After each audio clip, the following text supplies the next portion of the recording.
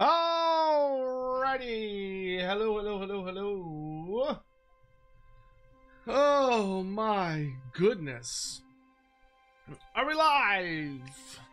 Can you see me? Can you hear me? If so, do let me know. Also, let me know how the music audio is. I'm seeing today's topic. I'm just gonna throw some like Three Kingdoms OST in the background. And there goes my phone. Oh, it's good to be home. Loud and clear. Excellent. We have so much to discuss, don't we? We have a lot to discuss. But yes, hello, I'm home. It's true. I have returned. I am back home. And the best thing is, I am not doing anything again for a hot while. The next thing that I think I might go to, I don't think it's until like November or December. So we've got a good bit to just relax, take a deep breath, and settle. So a lot of things to do. But we have a lot of lore to talk about. Obviously, we do have a lot of things to discuss. I'll probably do a stream tomorrow or the day after where I think I might talk about my trip a good bit. As for anyone that, well, we could probably talk about that while we're playing like some Total War or something, as we do have a Response campaign to finish. So we'll probably maybe do that tomorrow. But hoping to get a lot of things done. Anyway, so before we get too deep into the lore, two housekeeping things real quick. Reminder about podcast sites. Yeah. Where's my list on that? I'm almost caught up. Hold on, let me pull it up and see where. Okay. Yes. Yeah. Okay. Yeah, that's fine. Oh, that's right. I have to fix one of them. That's what it is. Yeah, we do need to fix one.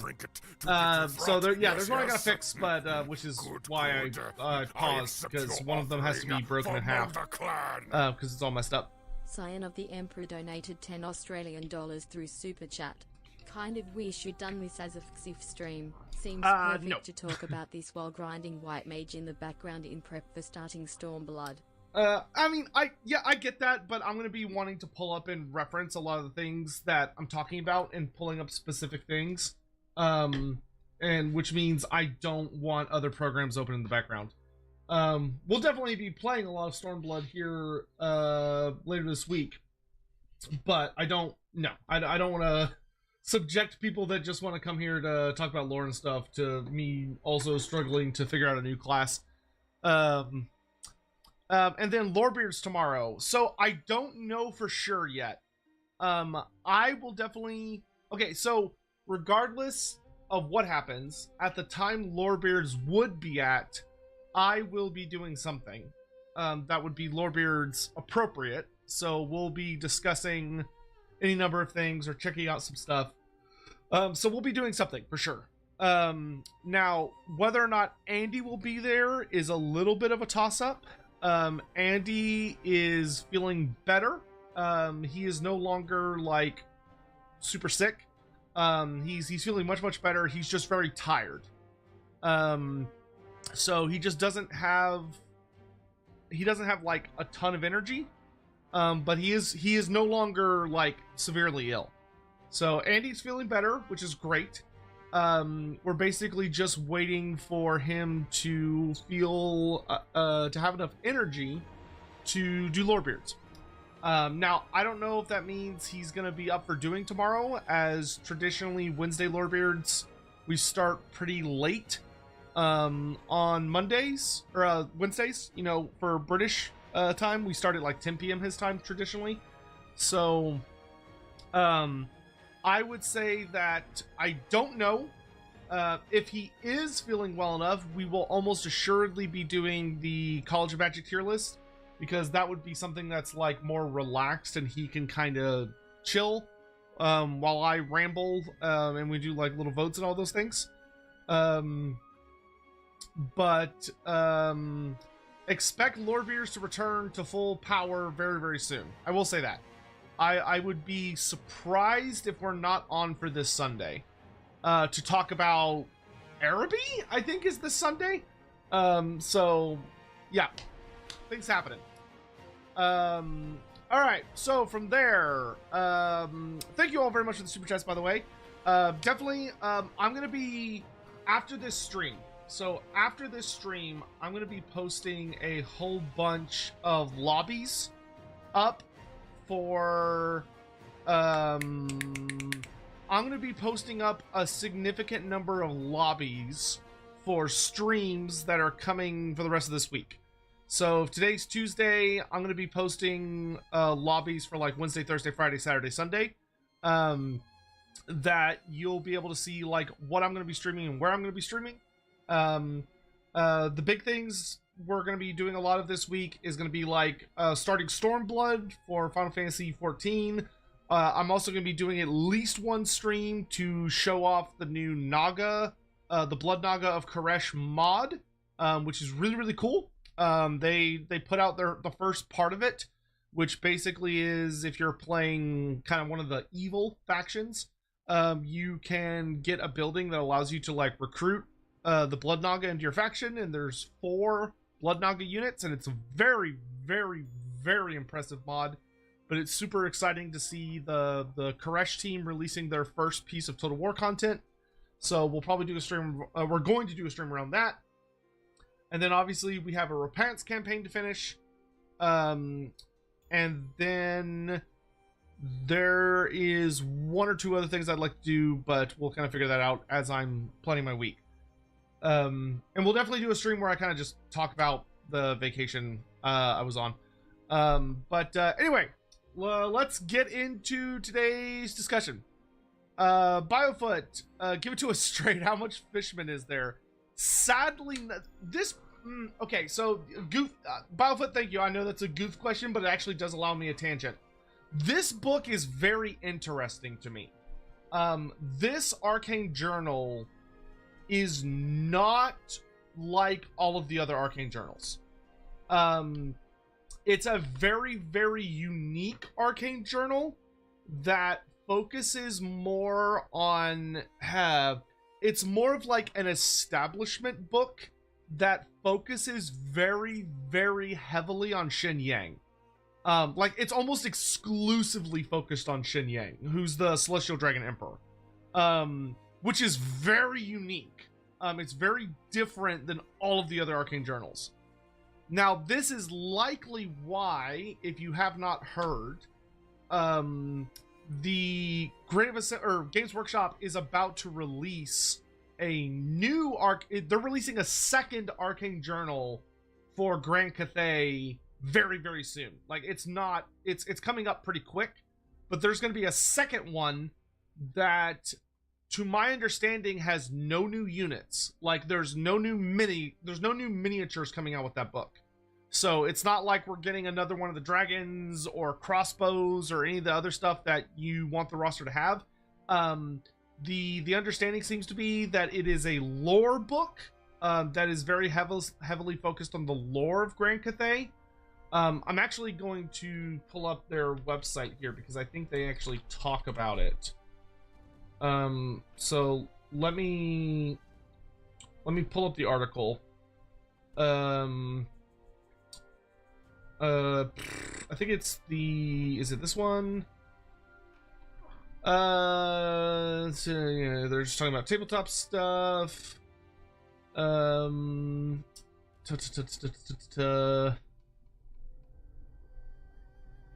know it's in one of the articles. I just have to figure out which article it's in. Here it is. So, pull this up. I need to get a Google extension that makes it where when I have white background screens, it makes it black instead. So right here, I'll highlight this. So it says, the second Arcane Journal will be released alongside Miao Ying and the individual releases from the Cathayan Battalion set. But there are no other unrevealed units scheduled. It's a very narrative journal. We focus on how chaos is affecting Grand Cathay and what makes the Storm Dragon decide to travel to the old world. We discuss Cathayan connections between the East and West, hinting at antagonisms between the Jade Fleet and the Elves of Ulthuan, and the continuing war in the Westerland. And then it also includes some other stuff, and then mentions the Jade Fleet, which is able to take Empire of Man units as mercenaries. So interestingly, it's going to add more magic items, and it's also going to add some other goodies. But this is super interesting. Super duper interesting. So basically, most of the Arcane Journals. The thing that's a little weird about it is that for the most part, the Arcane Journals are really, really tiny, right? They're super thin. So like here, I've got the Beastman one right here. So the Beastman Arcane Journal, it's incredibly thin. And there's not that much lore in it. Like it's got some good stuff, but they're incredibly thin books. You maybe get like 20 pages of lore if you were to kind of combine everything. But they tend to be very, very focused on what's happening now in the timeline. So the current year, I want to say, is 2287 or something like that. I think is where we're at right now. It's like 2287-ish. And basically most of the setting is focused on the War of the Westerland. So the War of the Westerland is the first major story beat of the old world. But while the War in the Westerland is building up, there are simultaneously things happening in other parts of the world. For instance, Cetra the Imperishable is leading an invasion force towards Bretonnia, both over land through up through the Badlands and then up into the Border Princes, but he's also leading a naval fleet towards Bretonnia. Then we have the dwarfs just took a focus point within Carrick 8 Peaks in one of their many attempts to reclaim it. And then we also have things like the Beastmen are fighting in the secret war against the Wood Elves, so Orion is leading an attack into the Larlorn to try and kill Kralmaw the Prophet, which is going to fail.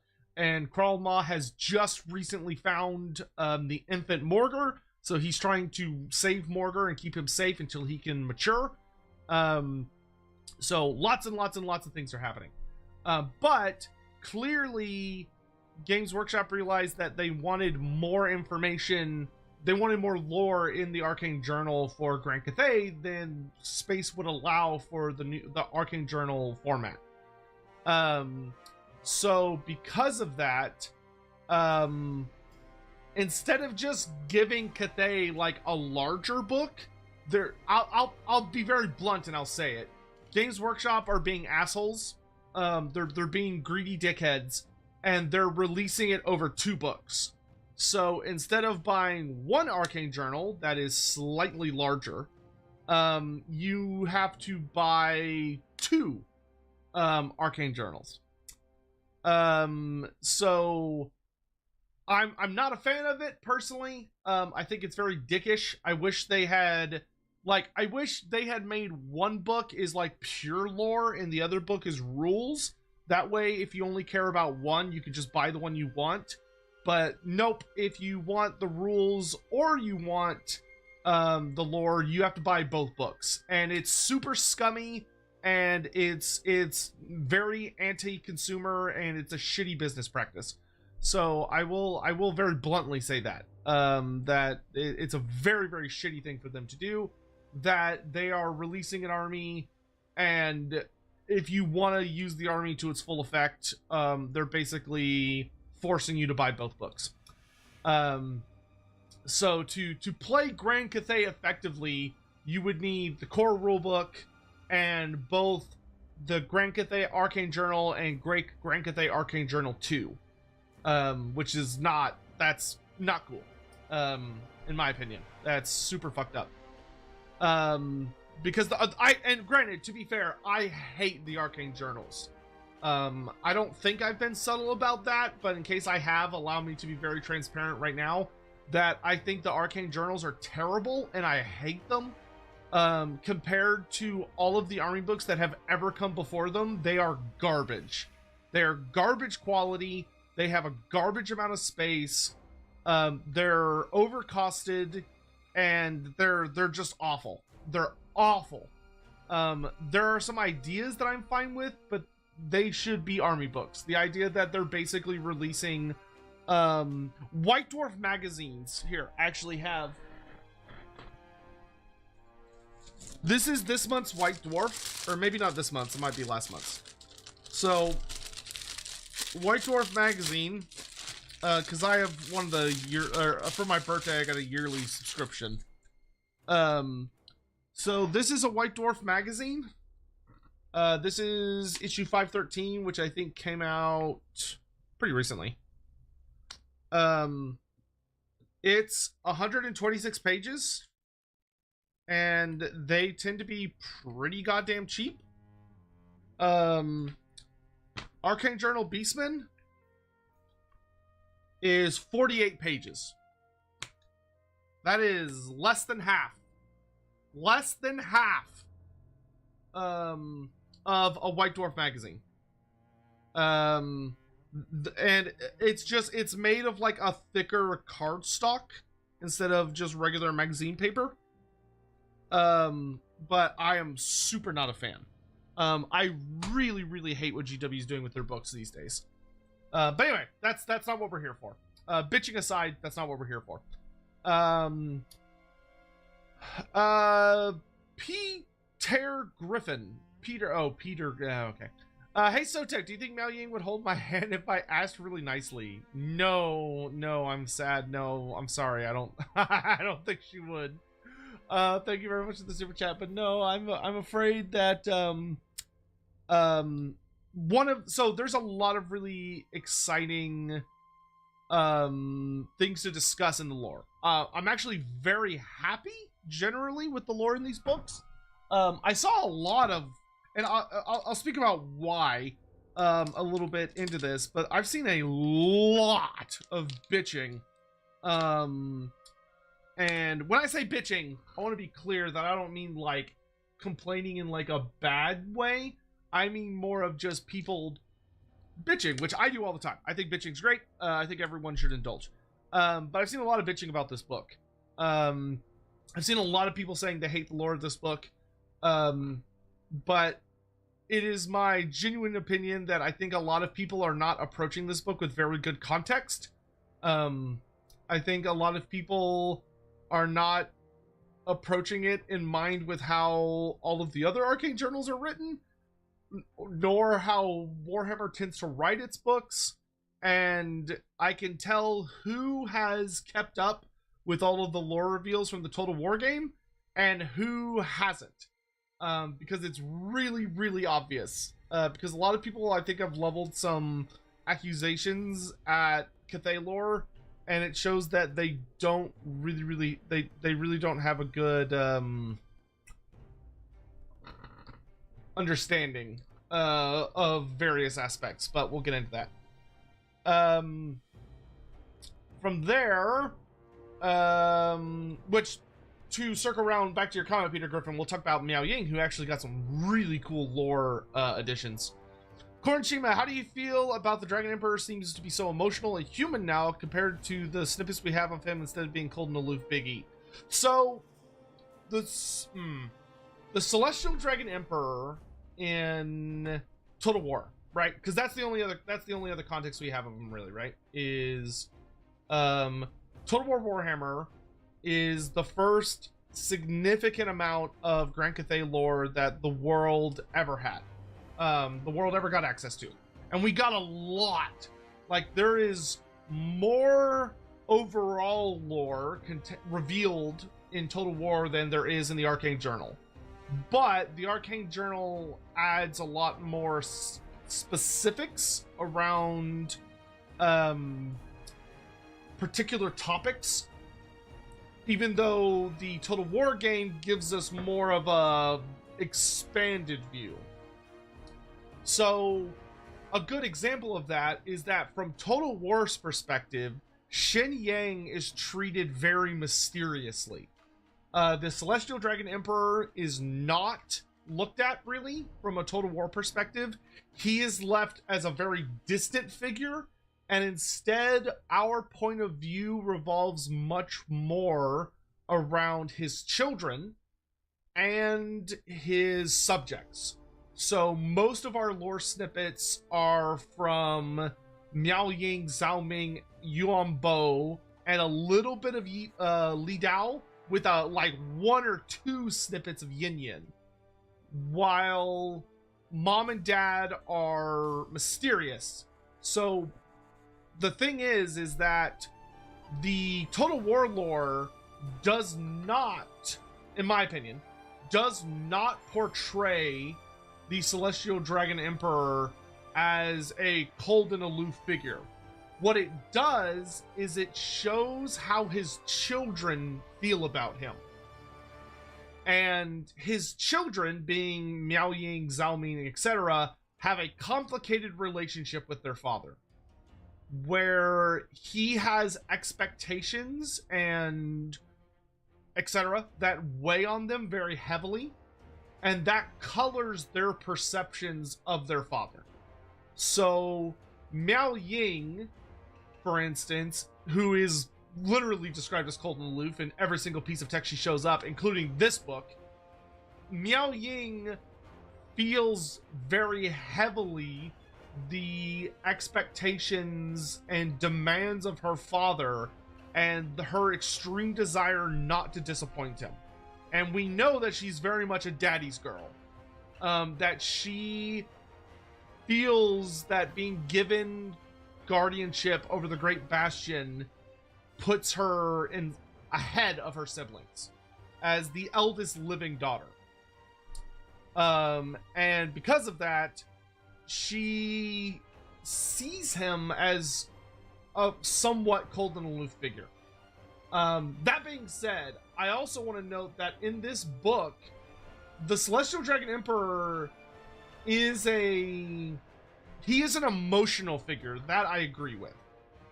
He does have very strong emotions, but if you read through it, one of the things you see is that he becomes progressively more and more distant as the timeline moves along. That Shen Yang used to be very involved. He used to be very present. He used to be very active. He used to spend a lot of time with his children. He used to spend a lot of time among his people. But as the timeline gets closer and closer to the age of Karl Franz, which is when Total War takes place, he has become more and more and more and more distant. So when we arrive in the era of Karl Franz, he is going to be much more of a Emperor of Mankind figure and much less of what he is through a lot of this book. Because most of the Arcane Journal takes place like hundreds of years before the Great War Against Chaos. Or millennia, most of the time, before the Great War Against Chaos. The vast majority of this book has kind of nothing to do with the War Against Chaos. It is an establishment book about Shen Yang and what he does, what he thinks about things. It removes a lot of the mystery from Shen Yang and gives us a much deeper understanding of who he is, what are his motivations, how does he feel about things, and all of that other stuff. Which is why they do some things in the book that I think have rubbed some people the wrong way. But I think if they understood the context of the book a bit better, they would maybe have more of like my feelings towards the book, but we'll get into that. And then Sean Schultz, am I a Dawi with all the grumbling? I'm too tall to be a Dawi. And my beard is too short. But I certainly sometimes have their heart in my chest. All right, so let's get into it. I took a lot of notes about this book. So basically what I'm going to do is I'm going to work my way through my notes, and I'm going to talk about the things that I found particularly interesting. So I noted all of the changes. I noted everything that is been altered. But one of the things that's really interesting is that going through the book a few times, nothing has been retconned from the Total War version, right? So everything that happens in Total War, we could say lore-wise, is still 100% accurate. It's still 100% canonical. Nothing is changed. However, a lot of things have been expanded on, and a good number of things have been added to. Though, one thing that is worth noting is that obviously, because this book focuses sort of on the grand history of Grand Cathay, it also tells us a lot more about how the Warhammer world has changed. Because the Warhammer world has definitely changed. Grand Cathay has been very heavily detailed as they are involved globally. They're not a super insular culture, though there are hints that they will become more insular after whatever is about to happen. Again, the Great War Against Chaos goes down. Because one of the things that's really interesting to me is that one of the criticisms I've seen leveled at this book, and I understand where it's coming from, though I don't agree with it, and I'll explain why.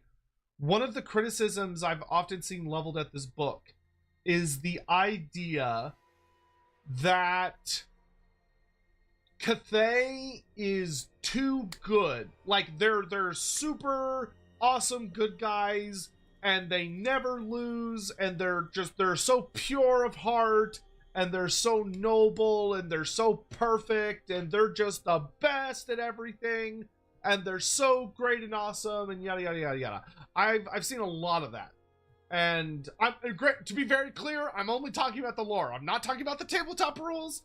Some of the Cathay tabletop rules are kind of nuts, but as the eternal phrase goes, models are forever, rules are only temporary. The rules will change. So if Cathay is too overpowered, which it very likely is, that will get toned down with time. But so just talking about the lore today. I don't give a shit about the rules because the rules change. But and they change quickly, I might note. So first of all, Cathay is not as bright, shiny, and powerful as this book portrays them to be. This book is 100 billion% propaganda type lore, which is not unusual in Warhammer. We have a lot of that. Now, granted, you wouldn't know that if you haven't played Total War and you haven't read all of the Total War lore. So if you're not aware of all the Total War lore, you're gonna miss all of the hints that are in this book that are showing how this book has or is propaganda coded. You turn your volume up a little, as in me speaking or as in the background music. Because I need to fix my camera because my camera's a little off center. But I could bring my mic closer if I need to do that.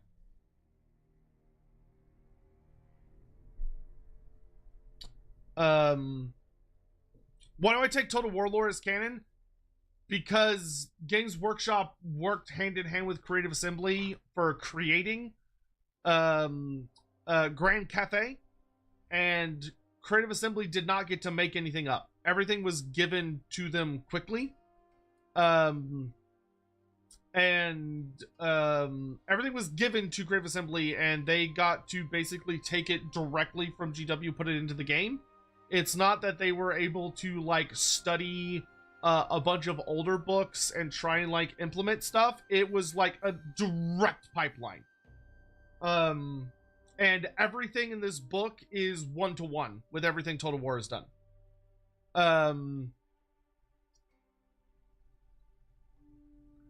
Hope you enjoyed California. Yeah. Oh yeah, Sariesco. Yeah, good to see you guys. So yeah, I'm really sorry I couldn't make it by, dude.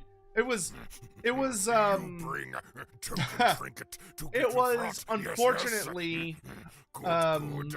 I accept your offering for Mulder Clan. man, I'm really coming to hate that alert. It's so long, dude. Kobold donated $5 through Super Chat. I have Was to change. anything I need to added change to help that. Zhao Ming's back from holding up Cathay's diplomacy with the Ogre Kingdoms after what his father did to them? Was anything added to help Miao Ying back from holding up Cathay's diplomacy? Necromancer Kobold, could you reword that a little bit? So the Quaddle Peak is canon? No, because that's Lizardman, not Grand Cathay, and that's different because that's an interpretation. But anyway, though I mean, you could, if you want, if you're someone that you're like, I prefer the Quaddles to have bird beaks like the Total War version does. I mean, you could say that. That's fine. I don't like that, and I'm not going to use that because it doesn't match with all the pre-established stuff. But I understand how CA ended up with the bird beak, which was that CA misunderstood a White Dwarf article from the early 2000s. In what way? Like, I don't understand what you're asking. Was anything added to help Miao Ying's back from holding up Cathay's diplomacy with the ogres? That, I don't understand what that means.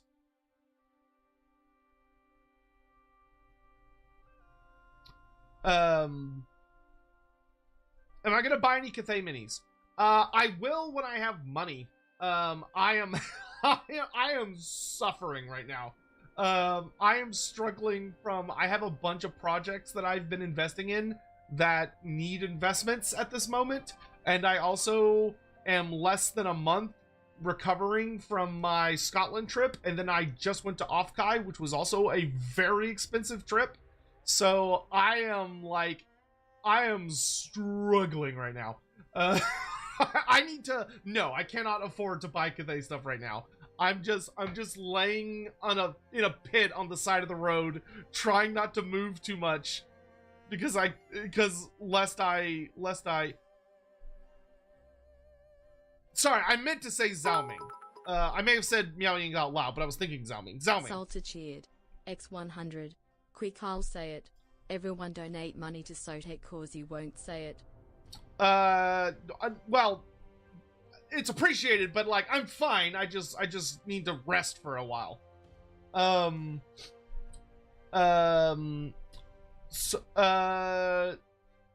just to be, I'm looking for Necromancer Kobold to explain what he meant, because he might have meant something a little different, but I'll wait for him to clarify.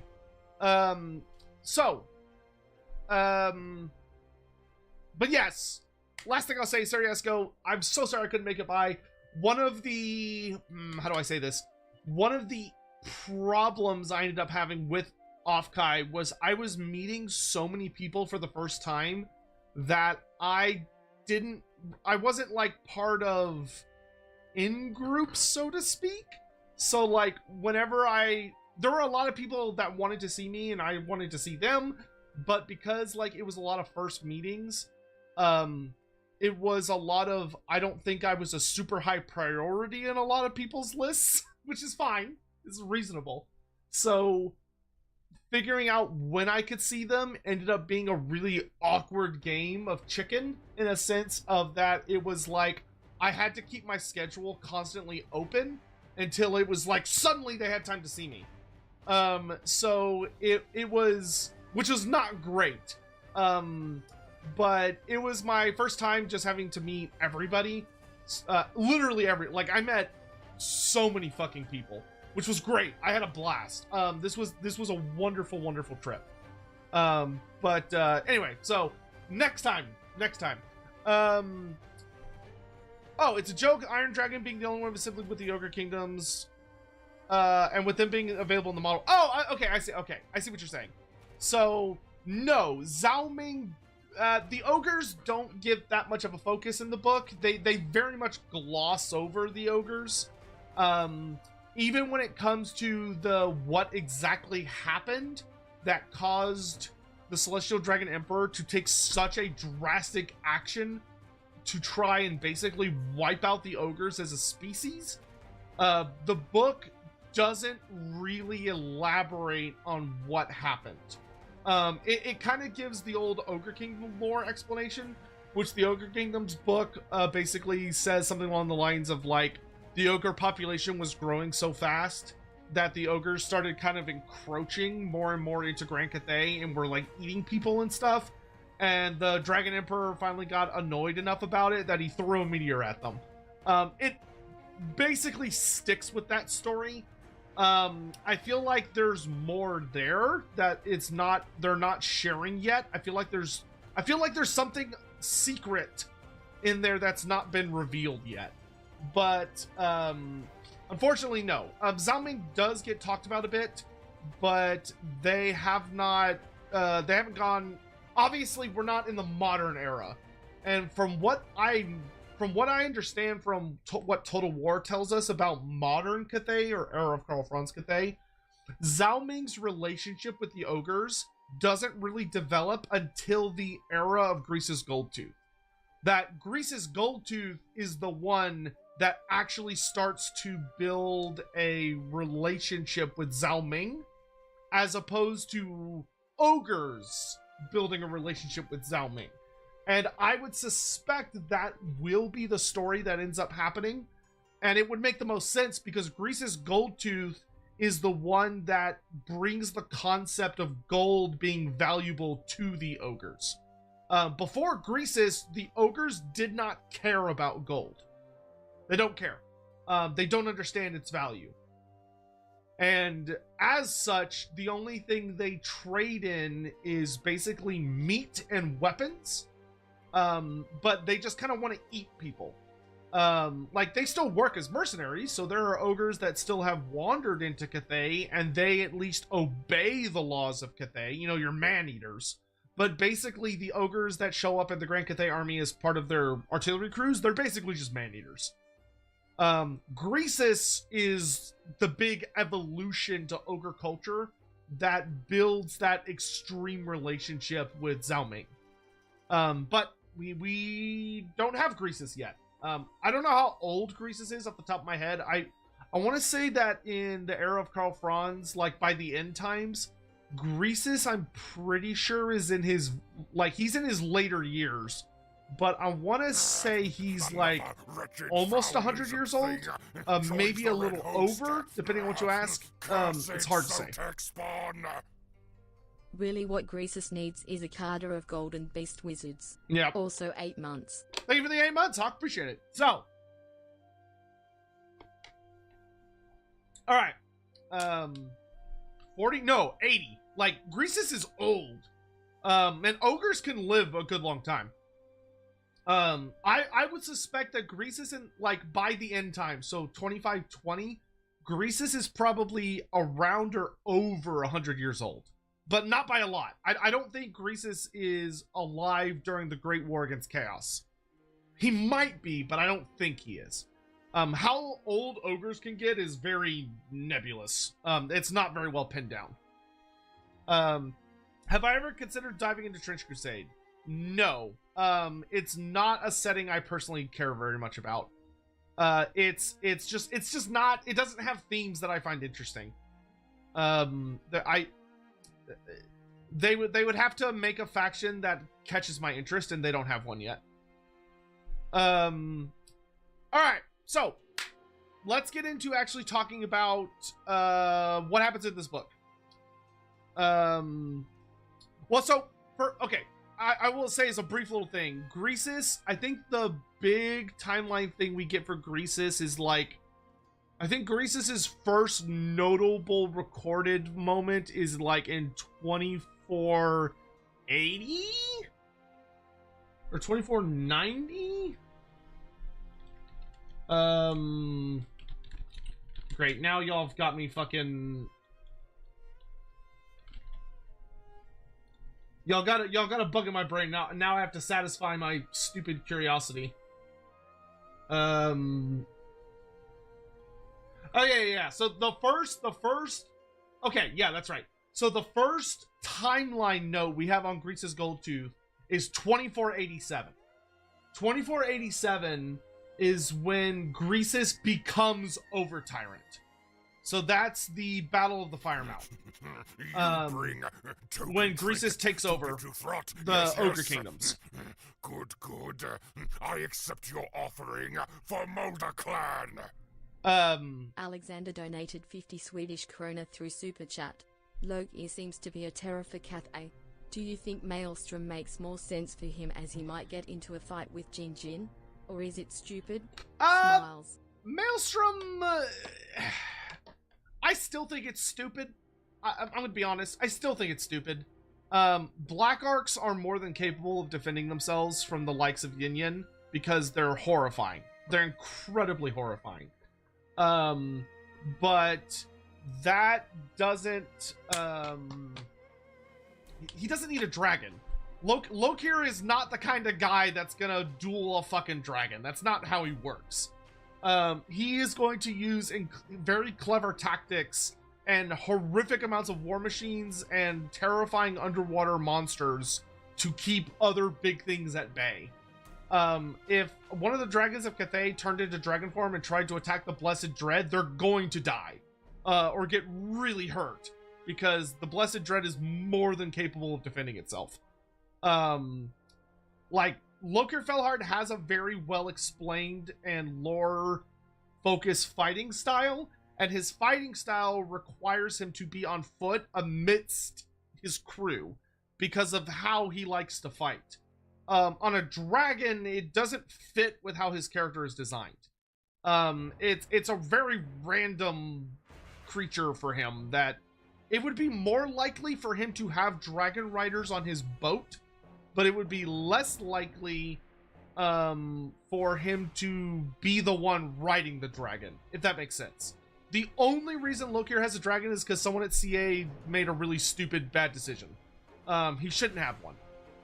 He just shouldn't have one. He should fight on foot, and that's it. Wretched foul lizard thing joins the Red Host.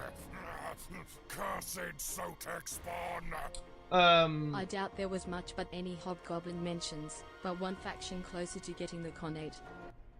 You guys love interrupting my trains of thought. We'll talk about hobgoblins in a bit. So all that to say, Greasus Goldtooth is super old. Greasus becomes Over Tyrant in 2487, and by that point, he's already been around and doing shit for decades. Because that was after he's already taken over the Goldtooth tribe and after he's already dominated a bunch of other tribes. So, we're gonna leave that. We don't need to talk about Greasus, so shush. Because stop distracting me. Alright, so, what does this book bring that, like, what all is different? Well, we have a list. So, working our way through the book, we get the following discussions. So the first big thing is the coming of the old ones, which answers a very critical question for us. Now, I can't show y'all the book on screen because I don't want to get in trouble with Games Workshop. As much as I love to throw stones at them because I wish they would be better. I am not going to draw a giant target on my back by just showing a book online. Without like them like sending me a copy to review or something, which they will not do. So with that in mind, Coming of the Old Ones is the first like sections of paragraphs we get. And the Coming of the Old Ones reveals a very critical piece of information to us that we did not know before. And the first is that we learn that Shen Yang did not chat with the old ones. So that is something that we have had like a lot of discussion about. Something that we've wondered about was, did Shin Yang actually like talk to the old ones? Did he treat with them? did any of that happen? And the answer is no, he didn't. It's revealed that Shen Yang did treat with and have some form of interaction, or at least like watched and observed the Lizardmen. So he knows about the Slan. He knows the Slan.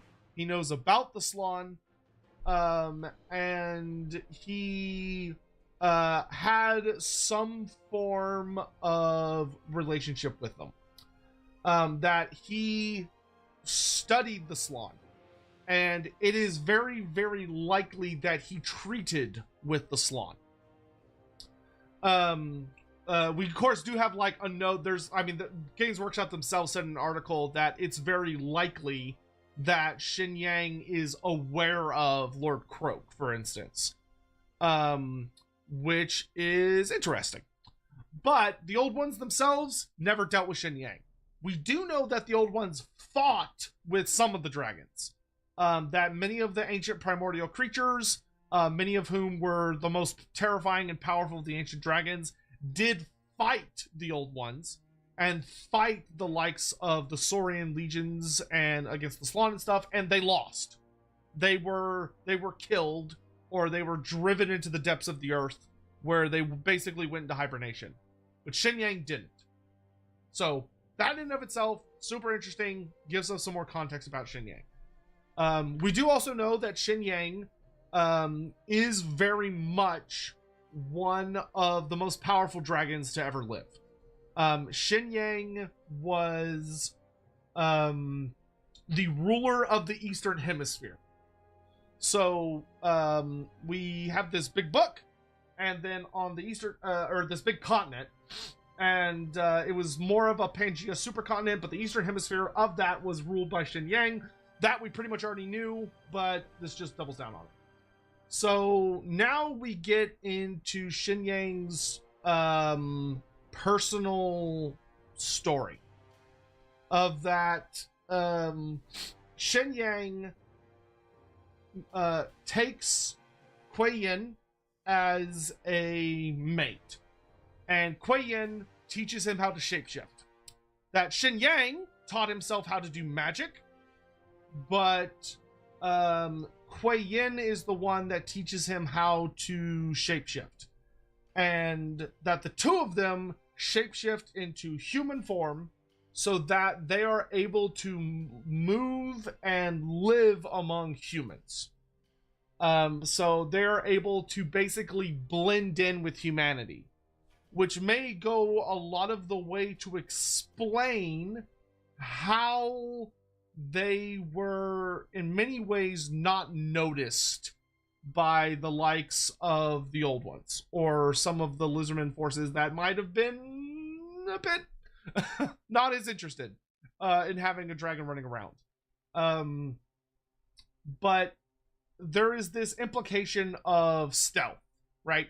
Of blending in to humanity and being people that come off as very powerful, very magically gifted, but are ultimately, they don't seem to do dragon form much at all. They seem to spend the vast majority of their time in human form among human subjects.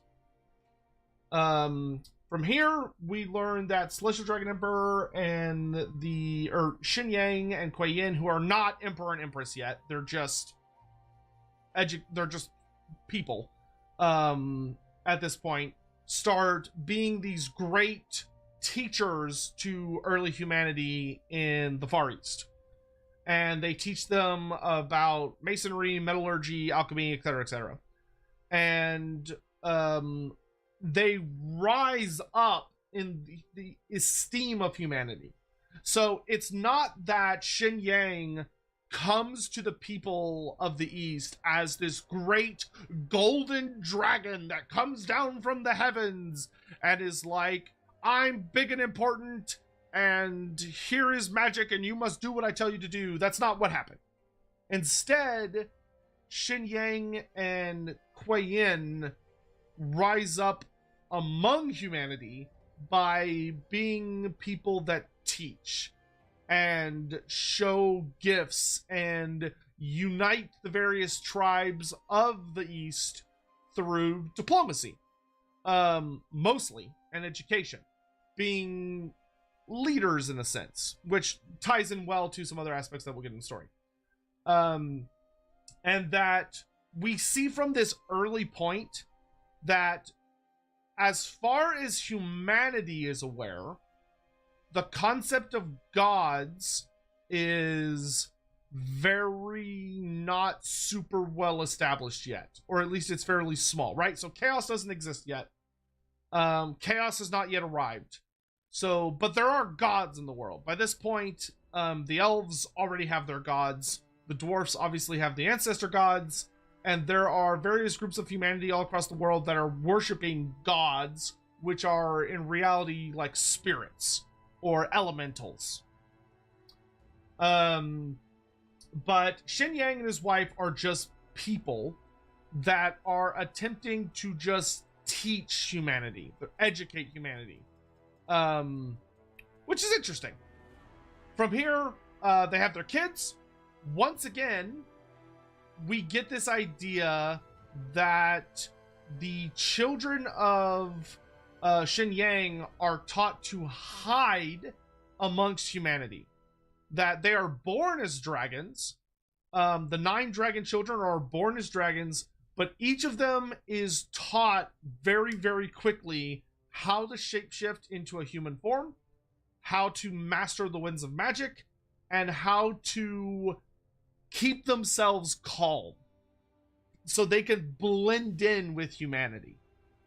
So they can stealth. The thing that I find really, really interesting about this is this idea that the 9 dragons and Kuei Yin and Xin Yang are stealthing among humanity. That they're well respected, that they're well educated. They are these great teachers who know about a lot of things humanity hasn't figured out yet. The old ones definitely seem to have a very hands-off approach towards humanity. And we see that from what we can tell, the Slawn, the Lizardmen also have a very hands-off approach towards humanity. And that humanity is just kind of doing its own thing at this point in the world. But among these humans, there is a group of humans that are in reality shape-shifting dragons who are rising up as leaders of enlightenment. All right? And their children are helping them with this.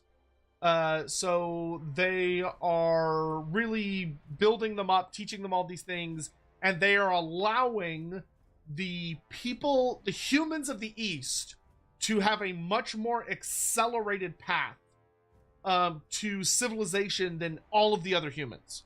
So where the humans of Nehekara, the humans of the Old World, the humans of the Eastern Steppe, the humans of what will become like the Old World and like the Chaos Wastes, they are just being basic bitch humans.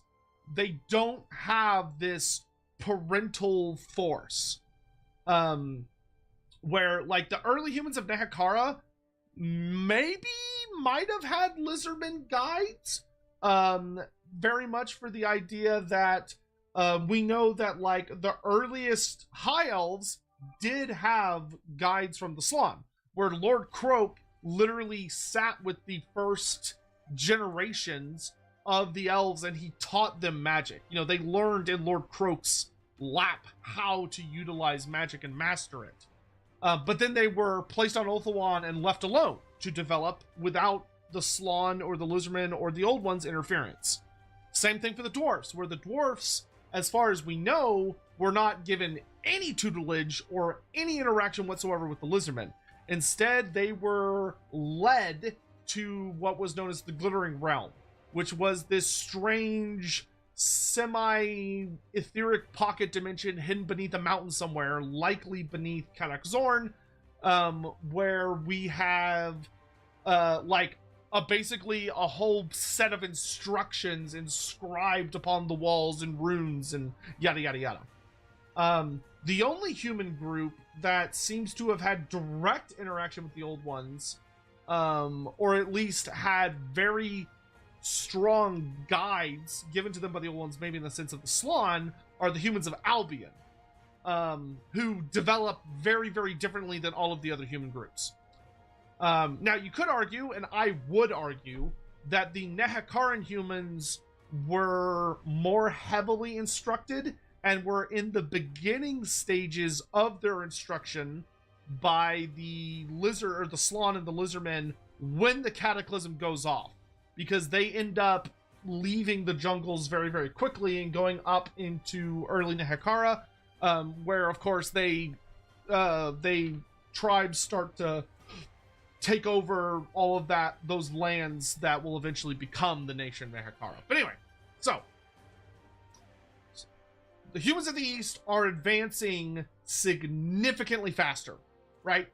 Now, it should be noted that Grand Cathay, one of the things that this book does that's not great is this book is very loosey-goosey about when Grand Cathay is founded. Because you'll note that in the book, it'll say, like, Grand Cathay is a roughly 5,000-year-old empire. Which, if you do the math on that, has Grand Cathay not being founded until, like, a good 1,200 years after the cataclysm comes to an end. So after the Great Vortex is created, roughly 1,200 years pass, and around 3,500 IC-ish, somewhere in that ballpark, Grand Cathay just kind of, like, appears. But this book doesn't really do a good job elaborating on that. It just, like, because in the earliest section, so even before Cathay exists, donated $5 through Super Chat. Something I'm confused about is their names. If Cathay and dragons are family, why do they all have different family names? I have no idea. I couldn't answer that for you. I don't have an answer for that. X100, please GW, let Cathay have some ranged infantry, as a treat. Them not being in the roster and no plans for units in the foreseeable is a bad decision in my view. I mean, there are plans for Cathay to get more units in the future, just not quickly. But Cathay has busted rules at the moment, so they're gonna be fine. Hello everyone. They're just, right now, they're very War Machine, and, fucking War Zeppelin, reliant. But they'll get more later. That being said, Sail Ship, I don't know. I don't know how Chinese naming convention works. I have no idea how Chinese names work, as far as, like, family names and all that stuff. I don't understand how it works. I know it's very, very different to what we have in the West. So, I could not tell you how that works, because I don't know. Axel Vergara, resolutely performed the duty bestowed on me by my divine father, said Miao Ying in the Cathay reveal. Is divine an error? Love your content. No, I don't think divine is an error, but I think it has a different connotation than what we would,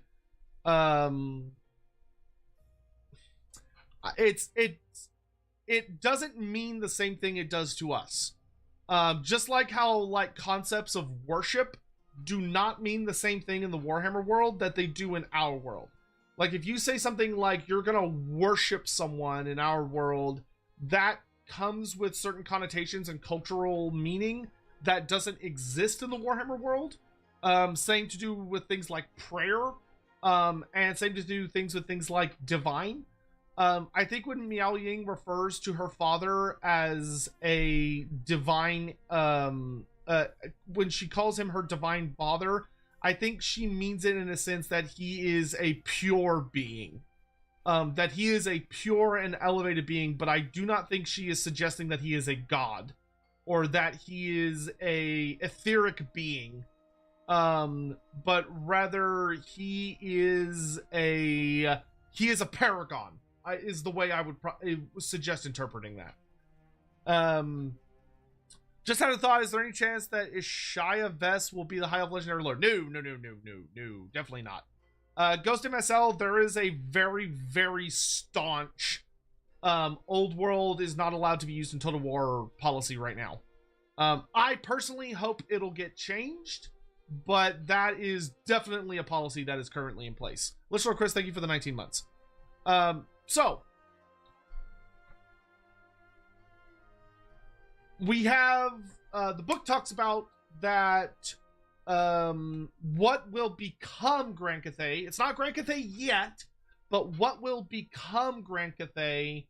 That it talks a bit about Shin Yang's experience with Chaos, which once again is very, very interesting. And this actually confirms some very interesting things. We actually get a huge lore confirmation here that I find really cool, which is that the gods of chaos, right, or the entities that exist, the predatory beings from the ether, start to make their move. Right? They start to rumble in the depths. And that the Celestial Dragon Emperor, as a very powerful being who has a connection to the ether, because he's able to wield magic and has studied it to such an extreme degree, that he, along with several many other powerful entities in the Warhammer world, start having their dreams mess with.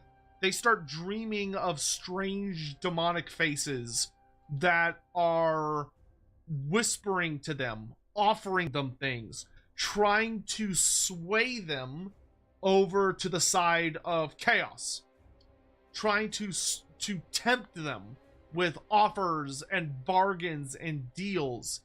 And this is where we have our situation of the Dragon Ogres are bargaining with Chaos. The Famir are interacting with Chaos. That the gods of Chaos are interacting with the various mortal creatures on the Warhammer world to try and convince these various mortal creatures to help them break the barrier between the ether and the mortal plane, right? Which is something we have suspected for a super long time and something that's been kind of suggested. But here we get like someone who it's actually happening to, where Shin Yang is actually having these dreams. Shin Yang is hearing these whispers. That power and all, unimaginable goodies are being offered to him by horrific entities if he will only assist them in either crossing this barrier or destroying this barrier. Which, fascinating. Very interesting, right? Because this coordinates with our understanding of the origin of the Famir, and their corruption, the corruption and the dark deal of the Dragon Ogres. And this also confirms the theory we've talked about on Lorebeards, if you go watch the Dragon Ogre episode, where we discussed the idea that the Great Gates don't just shatter by like random happenstance, or by the Chaos Gods just suddenly, magically, through for no reason, suddenly exploding the gate, right? That this was a pincer move by the Chaos Gods, of they are corrupting forces within the Warhammer world, and these various mortal groups within the Warhammer world are being corrupted and making bargains with these dark gods, starting to worship them as dark gods, and that is making the Gods of Chaos not only more powerful, but is breaking down the barrier between the ether and the material plane that the Old Ones put into place. And that barrier is being worn down, shatters, and that causes the cataclysm, right?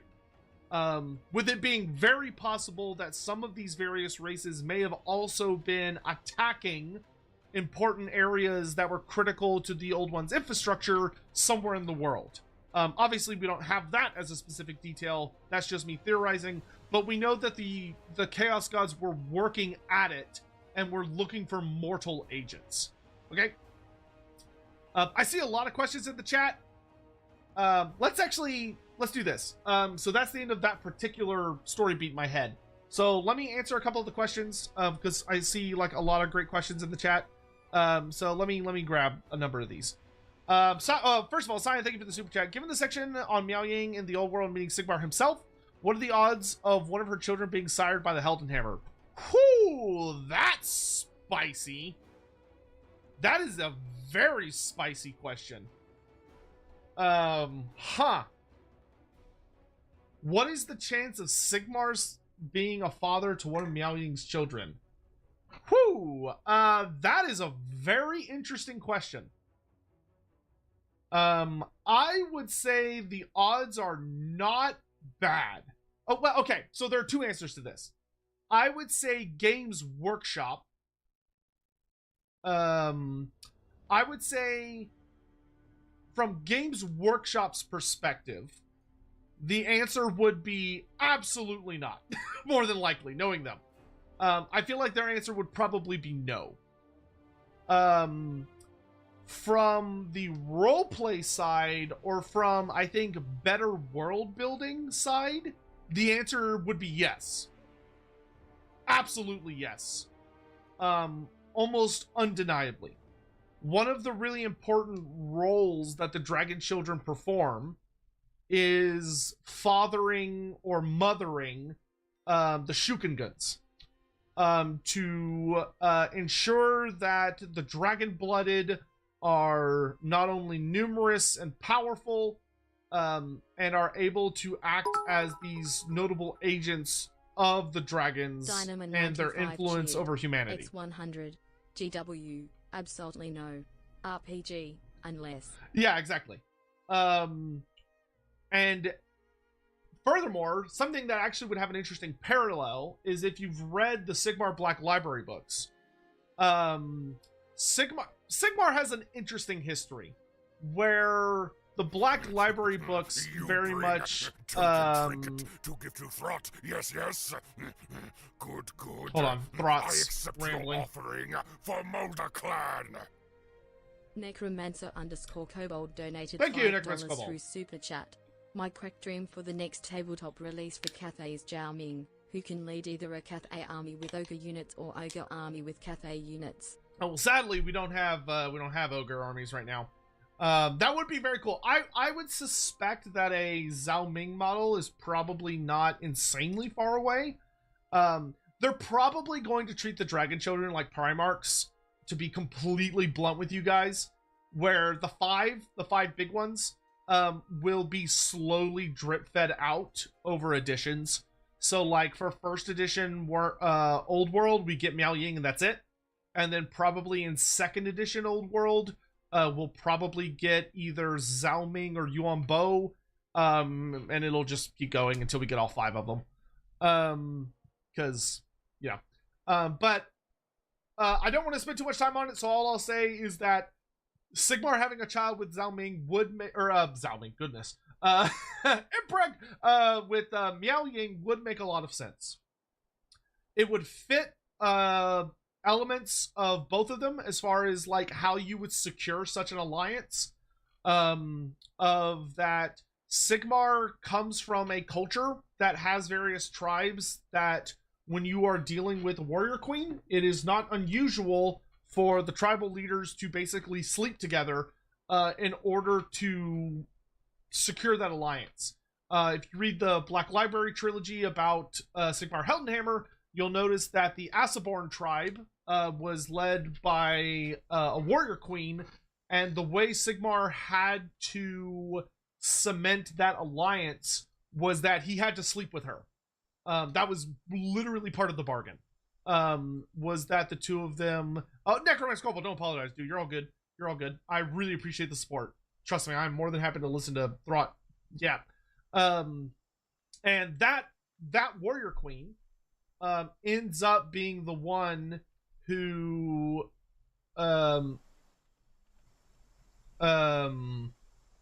has Sigmar's twins. So she has 2 sons, and both of them are sons of Sigmar. And they go on to have many children of their own, and that's how Sigmar's bloodline gets very heavily introduced into the Empire. But considering the culture Sigmar comes from, sleeping around is something that he would have done a lot more of. We know Sigmar never marries, because Sigmar loved one woman. There was one woman that he loved, which is the woman that's killed by Azazel before Azazel becomes a demon. So that was back when he was, I can't remember what the fuck his human name was. But that was back when he was like one of Sigmar's friends. He was going to be Sigmar's brother-in-law, but he murders his own sister before her and Sigmar get married. And she dies, and Sigmar, Ravenna, and Sigmar never takes a wife, because he never loved anyone as much as he loved her. So, Sigmar never takes a wife, but he does sleep with a lot of women. That's how his blood, like, gets around. We know, like, Volkmar the Grim is a direct descendant of Sigmar, for instance. Anyway, so, that aside, we'll talk more about Sigmar meowing later. Okay, so I just want to grab some other quick comments that I'm just seeing all over the place here. Why is Shiama's Standing Stone the Central Province is not in the Northern Province? Was it before the Northern Province was secured? So I would guess that its placement in the Central Province may have Shiama's Rest is purely a memorial type situation. I don't think it's correlated in any way, shape, or form to where Shiama was when she died or anything of the sort. I think it is simply an area that was deemed appropriate and peaceful and tranquil enough that that is where they decided to honor Shiama's Shiama. But as we'll talk about when we get to Shiama, we're not there yet. They would not, under any circumstances, actually put Shiama's gravestone where she actually died, because everything about Shiama's death is propaganda, and we'll get to that. It should not be where she died. So it's good that Shiama's Rest is not anywhere close to where she actually died, because the story that is told about her in the modern era is not what actually happened. So, we'll get to that. Let's see. I'm a little confused on the strength that the Dragon Children have. What are some of the characters and creatures they can take even 1v1? Because in Total War, they make seem like demigods. They are on par with Demon Princes, is probably the easiest way to put it. The Dragon Children are S+ tier powerful. They are extremely powerful characters. Which makes sense. Both of their parents are obscenely ancient. They themselves are incredibly old. All nine of the Dragon Kids predate Chaos. Every single one of the Dragon Children are older than Chaos as a concept. And in the Warhammer world, there is a direct correlation between how old something is and how powerful something is, with very rare exceptions. Notably humans, because when humans get old, they just get sad and then die. But not all humans, because there are lots of exceptions to that, being things like Chaos characters. But if something is pre-Chaos, that means that it's going to be bullshit strong. Like, it is bullshit strong. Each of the Dragon Children is one of the most powerful characters in the setting. Obviously, Dad is stronger.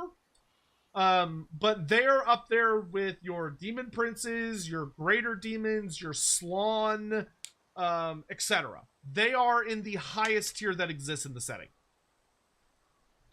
which makes sense, and that should not be surprising to anyone.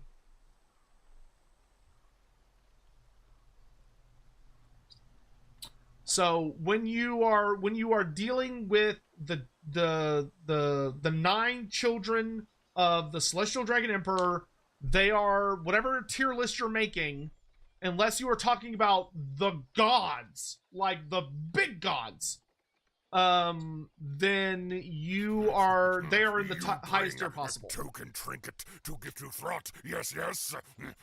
Good, good. I accept your offering for Molder Clan. From Igman donated $5 through Super Chat.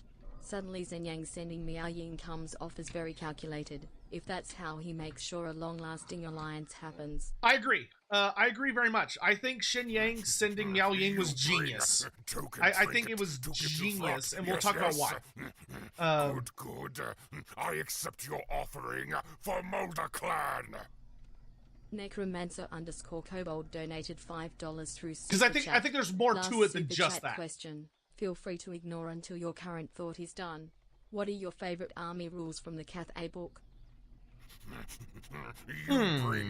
That's a good question. I'll think about that. To Throt. Yes, yes. Good, good. I accept your offering for Molder Clan.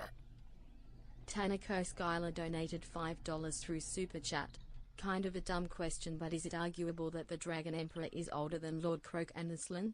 There are no stupid questions. There are some stupid questions, but that is not a stupid question. Yes, he is notably older than them. The Celestial Dragon Emperor is the oldest active character in the setting. Period. There's no one older. The only character that would be as old as him, potentially, is Krakenrock the Black, who is the father of the Dragon Ogres. But Krakenrock is not active. Krakenrock is slumbering, because there's almost sort of a vague curse on him that he will not awaken until the end times. Dynamo95 cheered. X100. Okay, 2 questions. Do you think they stopped having dragon kids after Chaos came to avoid corruption? No. And I thought the Moon Empress came down from the moon due to the coming of Kos. But if the children predate them, then why did she come down to... Then why did she come down to the planet? Okay, so, good questions. So obviously we don't know this for sure, but here are my hypotheses to your question. Number 1, do I think they stopped having kids after Chaos came to avoid corruption? No, because they had all 9 of their children, and their children were fully mature and adults well before Chaos showed up. None of the 9 were like children when Chaos showed up. They were mature. So I believe that Kuei Yin and Shen Yang had 9 kids, and then they decided that was enough. They decided that was it. I don't know why they stopped. I would guess that, okay, if you want a sinister answer, there's a simple answer and a sinister answer. The simple answer is they decided they were happy and that they had enough kids and they didn't want to have any more kids. That's the simple answer. But there's a sinister answer. The sinister answer is that either Shen Yang or Kuei Yin, or maybe both, wanted specifically 9 children for magically resonant reasons. And that one or both of their parents' plans for the distant future required there to be 9 of them. And that each of them was bound to one of the winds of magic, and then obviously there's a situation with the 9th one, which we'll talk about later. But it's up to your interpretation. And then the second part of your question, I thought the Moon Empress came down from the moon due to the coming of Chaos. We don't know why she came down. We know she came down before Chaos, way before Chaos, but we don't know why. The big thing we know is that the Moon Empress is the last of her kind because of Chaos. That when Chaos came into reality, whatever was going on with her civilization on the moon got like obliterated. She is the last of her kind. Is what Total War has revealed to us about Kuei Yin, is that she's the last of whatever the fuck she is. As to why did she come down, that's a great question. We don't know. Nowhere is it stated why Kuei Yin came down. We'll talk a lot about Kuei Yin here in a bit, because this book provides some very interesting insight on Kuei Yin. Because she is portrayed very differently than what we may have thought. I thought the coming of chaos somehow made them infertile. No, you're thinking of the dragon ogres. The dragon ogres made a pact with the chaos gods that resulted in them becoming infertile, but they acquired immortality. Though they could be killed in battle, but they can't die through any other means. And the other thing is, like, Kuei Yin may have come down for completely innocent reasons. It could have been that the old ones showed up and Kuei Yin was really fucking curious about what the hell was going on down there. That she sees all this shit is happening on the world. She's like, oh, that's interesting. So she came down. Maybe she was exiled from the moon for some reason. Maybe she did something terrible and was exiled. I don't fucking know. So yeah, I don't know. It's a mystery. But she is also like super ancient. All right. So next big thing we're going to talk about. Do we know if she came down post Old One arrival? Yes, she came down post Old One arrival. Because it specifically mentions that the Celestial Dragon Emperor was watching the Old Ones terraform the planet and introduce new species, and while that was happening, he encountered and took for himself the mate of Kuei Yin. Actually, you know what's interesting?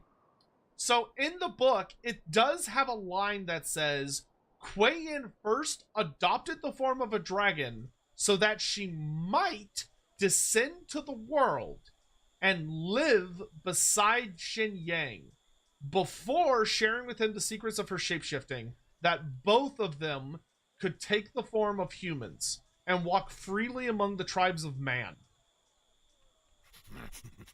You bring token trinket to give to Throt. Yes, yes. Good. That good. is very I interesting. Accept your offering for Mulder Clan. Scion of the Emperor donated 20 Australian dollars through Super Chat.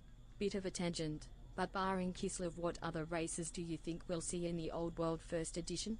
Dark Elves make Guys, you're killing sense me to with the come back tangents. with the Great War, but we have what so about much. new races? We have not even Who do gotten you think to the could be second possible? bullet point on my list, and I have so many bullet points. First edition, I don't think any races are going to come back. I don't think anyone's going to come back from first edition. I think first edition Old World is not going to reintroduce any legacy races. I think that'd be weird. I think second edition might introduce legacy races. I don't think it'll be first edition. Because we're almost done with first edition. Oh, sorry. You said what other races? You didn't specify legacy races.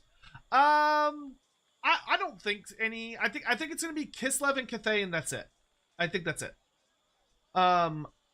Maybe Dogs of War. Dogs of War would make sense.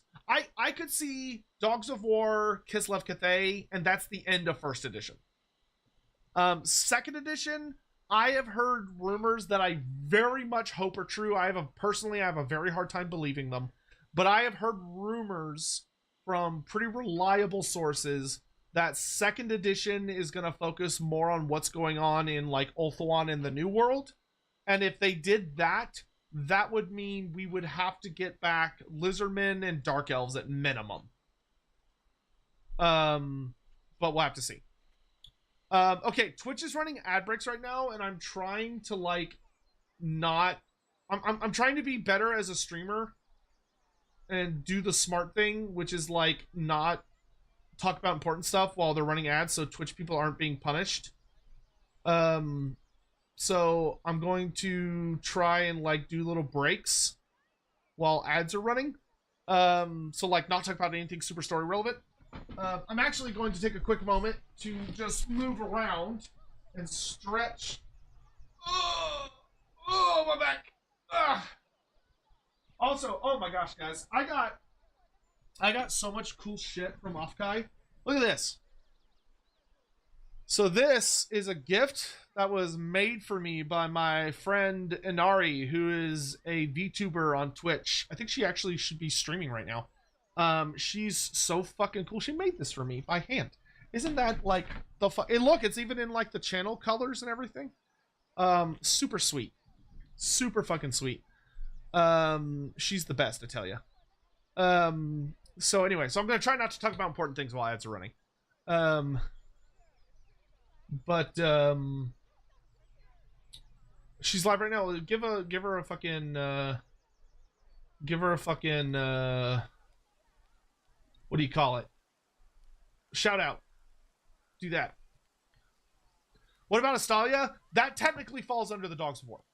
So Dogs of War, as far as Games Workshop is concerned, is Talea and Astalia. That is what Games Workshop considers to be Dogs of War. You could argue that it includes Araby and the Border Princes, but traditionally it is Talea and Astalia. What's my favorite color? Red. Though my favorite like color set is red, black, and gold. Skylar Martin, how's the Dragon Emperor like his tea? Shining and brilliant. So I don't know, what are bright colors? I feel like his is probably like insanely scalding hot. And he probably puts a surprising amount of stuff in it. I would bet. Another wretched foul lizard thing joins the red host. Well, I can answer what's my favorite of the new rules. Sotek spawn.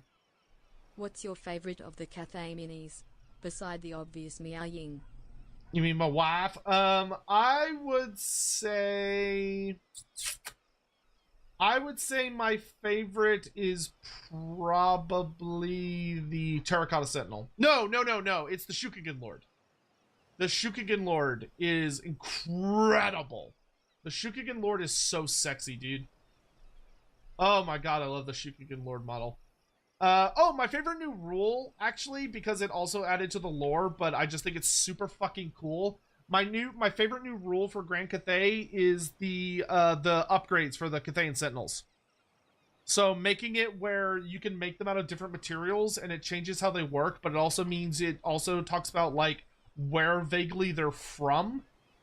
So you have like the Terracotta Sentinels are the ones that are more in the north. And are used like on the Great Bastion. The Jade Sentinels are more the ones that are around like the Celestial Court and further out east. The Obsidian Sentinels are those that are found in the distant south, and are like super anti-magic. And then the Granite Sentinels are found more up in the Mountains of Morn. And then the Warpstone Sentinels are out more in the Warpstone Desert, and that they're all like super cool and badass and shit.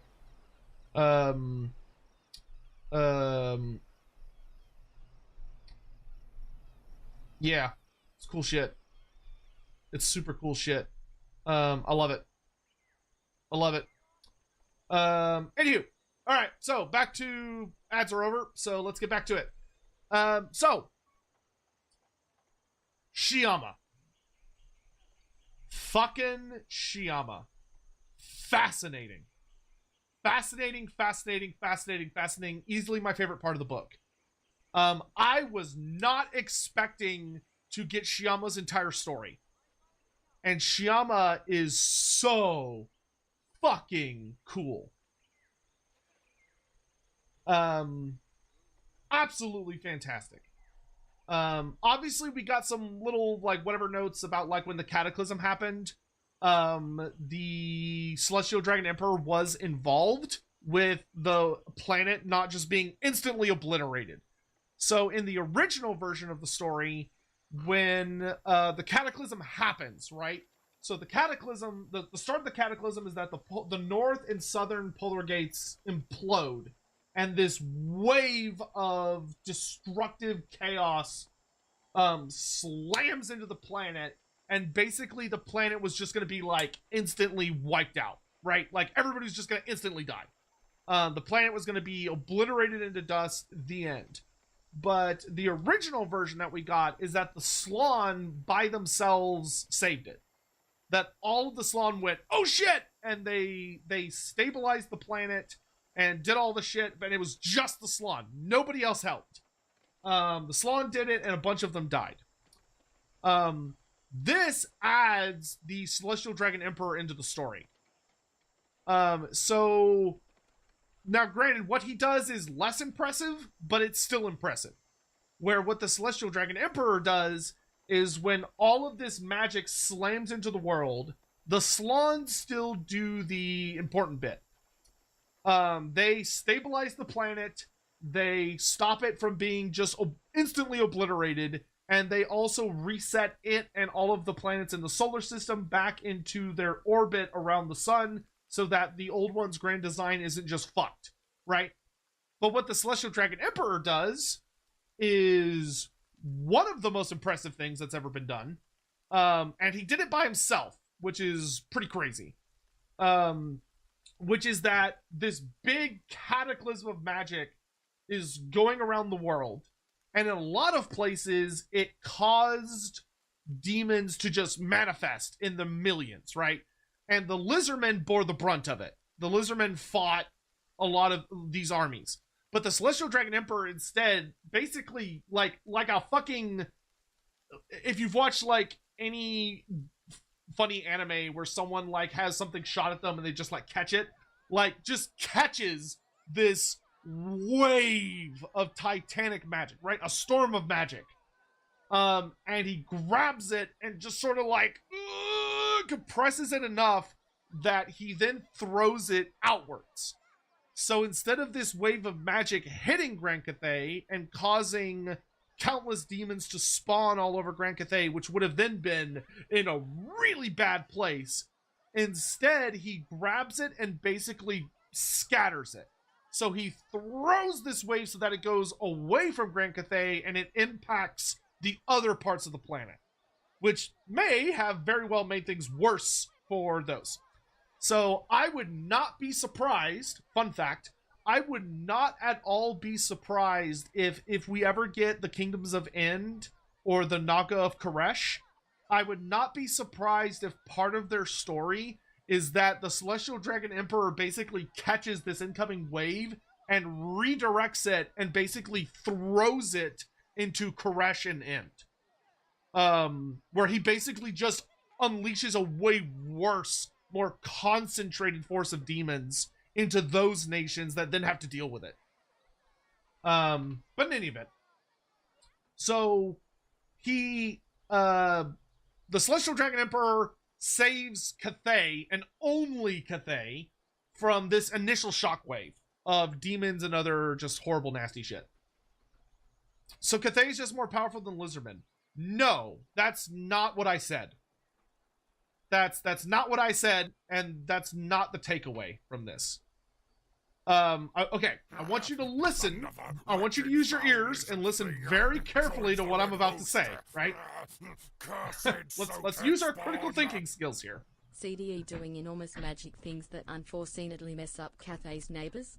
No, never, surely. Yeah, no, he's never done anything wrong in his life. He's totally innocent. Okay, so listen carefully to this. When the cataclysm happens, the Celestial Dragon Emperor, likely with the help of his wife, and his children, but Cathay, we'll just say it there, that Cathay manages to catch a small portion of the shockwave unleashed by chaos and they prevent it from hitting a particular country. All right? And they don't dissipate it. They don't dispel it. They basically redirect it so that it hits everybody else, right? So imagine if I shoot a gun at you, okay? So I pick up a gun and it has a bullet. Let's say a rocket launcher. That's a little better. I pick up a rocket launcher. I fire it at you. You see this rocket coming at you, and you manage to basically hit the rocket so that it turns into a bunch of small rockets that scatter around you in a circle. So you and everyone in your immediate high five range are fine. Y'all are great. The rocket didn't hit you. But everybody else just got hit not only by the original rocket, but also all the mini rockets that you were a douchebag and decided to deflect at them because you only care about yourself. That is an impressive feat. Let's not mince words here, right? What the Celestial Dragon Emperor did in this instance is impressive. Redirecting a storm of magic so that it misses Grand Cathay and it hits and it just goes everywhere else where everything's already on fire anyway. So what's, if everything's already burning, who really cares if you like throw a grenade on it already again, right? That's impressive. What the Lizardmen did though is magnitudes beyond that. The Lizardmen stabilized reality. All of reality was about to be absolutely torn to shreds by an infinite realm of potential and energy colliding into the mortal realm, which is a stable, finite space defined by physics. And this infinite void of infinite energy has basically just burst like a dam. And all of that buildup slams into it, right? What the Lizardmen did is the Lizardmen took infinity and basically said, no. And they compressed it back into just the North Polar Gate and the South Polar Gate. And they contained the explosion to the North and South Poles. So there are still openings in the dams. There are still fractures in reality. But instead of being the entire planet is now just in the ether and destroyed, the planet has been stabilized. The planet which got knocked out of its orbit, is now back in its orbit, as are all of the other planets in the solar system. As is the moon, Mansalib. And all of that potential destruction has been purely limited, thanks to the Slon, to the North and South Pole. That is infinite magnitudes more impressive than what Cathay did. What Cathay did was cute compared to what the Slon did. But they did something, right? The elves and the dwarves did diddly fucking squat.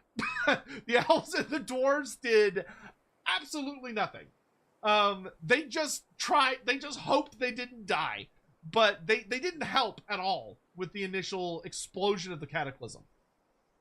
So, to come out and say, oh, Cathay, power creep, Cathay's so much stronger than Lizardmen. No, you're not understanding what the text just said to you. If you think that's power creep, you don't understand what the Lizardmen did. Now, granted, a lot of the Slon died due to the effort of doing what they did. But it's also so much bigger than what Shin Yang did. If they had just done what Shin Yang did, they would have been fine. Though the planet would have been destroyed because somebody had to save it. But you'll note that not all of the Slon died. Some of them died, but not all of them. There were still 5 first-generation Slon, which to our knowledge are the only first-generation Slon. All 5 of them survived doing that. because they ended up fighting in the Great War. That lasted for centuries after that. But Sotek, I don't want nuance. I want to be outraged. So let's not jump the gun and say that Grand Cathay's lore is trash because Grand Cathay is so overpowered. Let's take a deep breath. Let's work our way through the story, and maybe there will be parts of the story where Grand Cathay does overperform. But if so, we're not there yet. Let's take a deep breath. Let's in through your nose, out through your mouth. I know it may seem like a lot, but let's take our time, right? All right, so cataclysms happen. We now come to the war of the cataclysm. Dynamo95 cheered. X100. The lizard men stopped the building from collapsing. Cathay managed to deflect some of the rubble towards other people's apartments. Yeah, that's basically the best way to put it. Hazmat, hey, what are you doing? Hazmat's so cool. He's over in Twitch chat. If y'all aren't following Hazmat on Twitch, you should be. He's a super cool guy. I actually got to hang out with him in person at Offkai. He's awesome. He's a goat. All right, so we have the actual war against the demons of chaos. The forces of chaos, we'll say. So, chaos shows up. Chaos are being awful and yada, yada, yada. We get some notes that the dragons of Grand Cathay start battling the forces of demons. The dragons transform into their dragon form, and they start actually kicking ass and chewing bubblegum and all that stuff.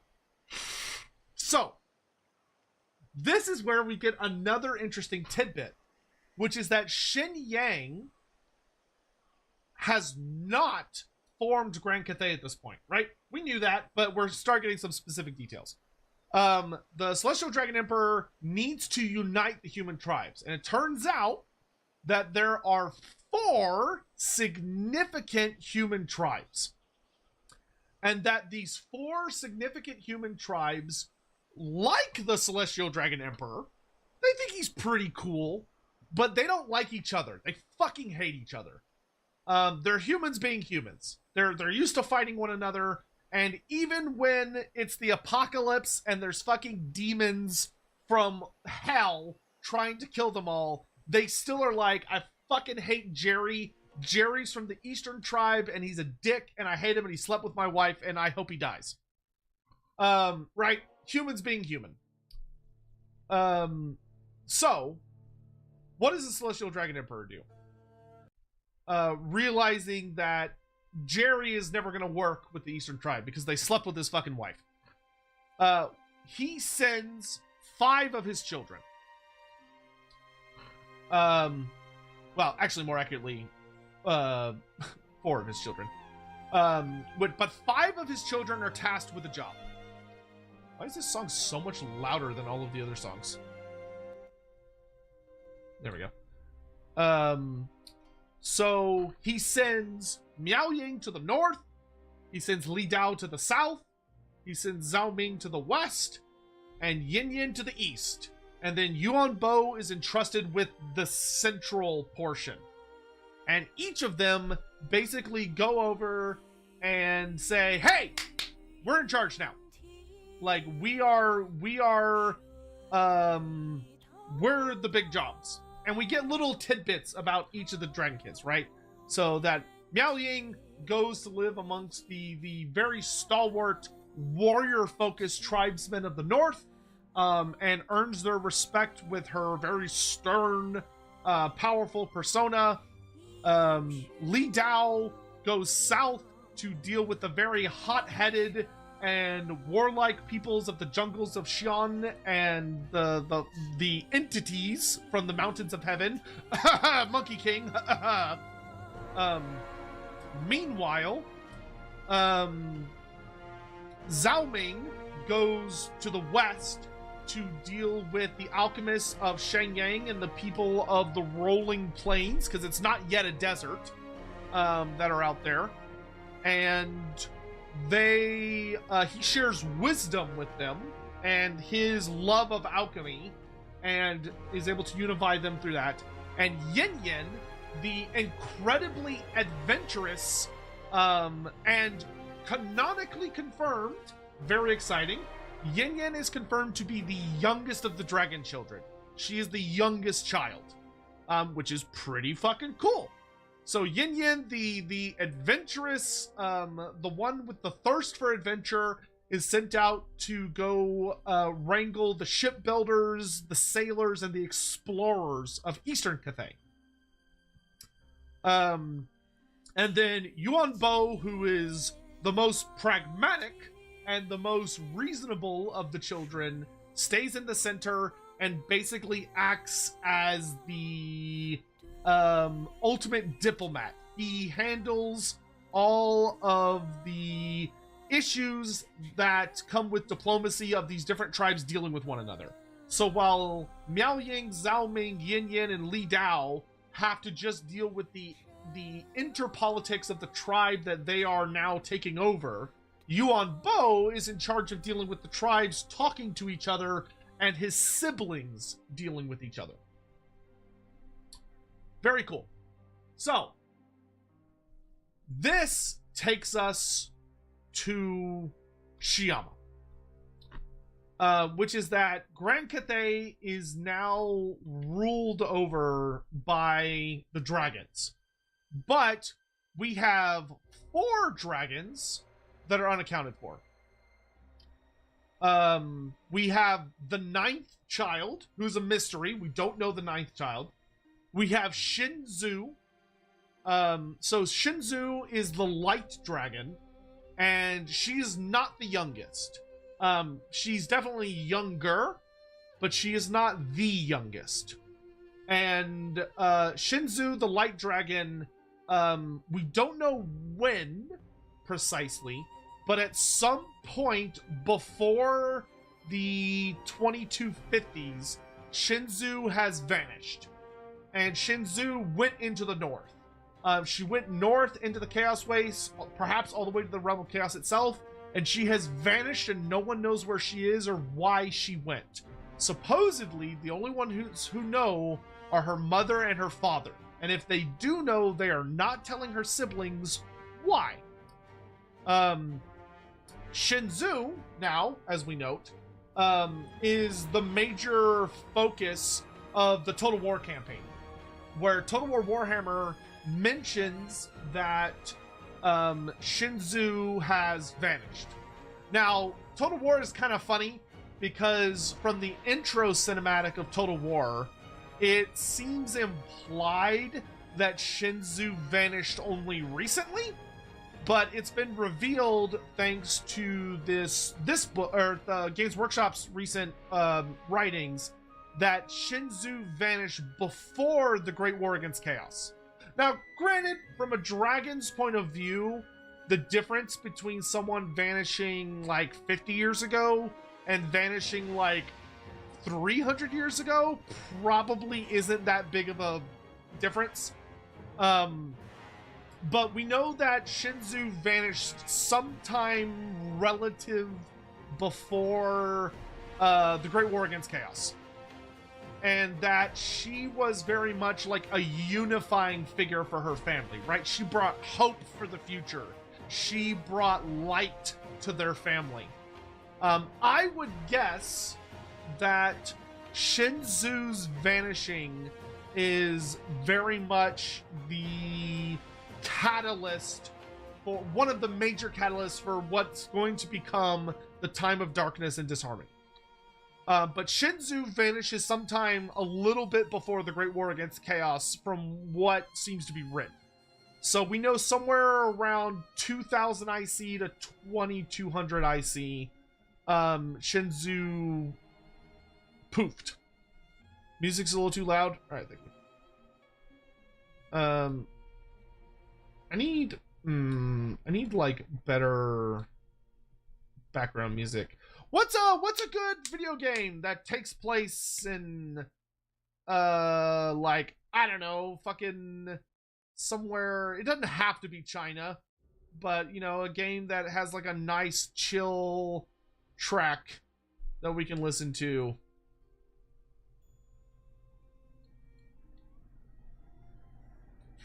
What, maybe like Ghost of Tsushima?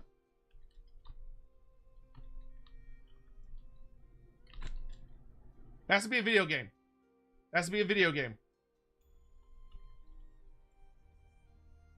Kenshi?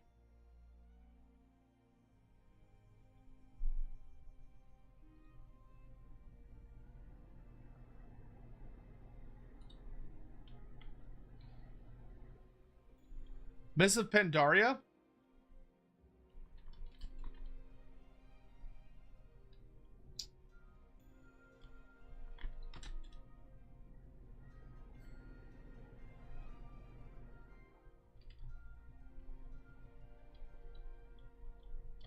I'm seeing a lot of Kenshi. Why don't we go with Kenshi?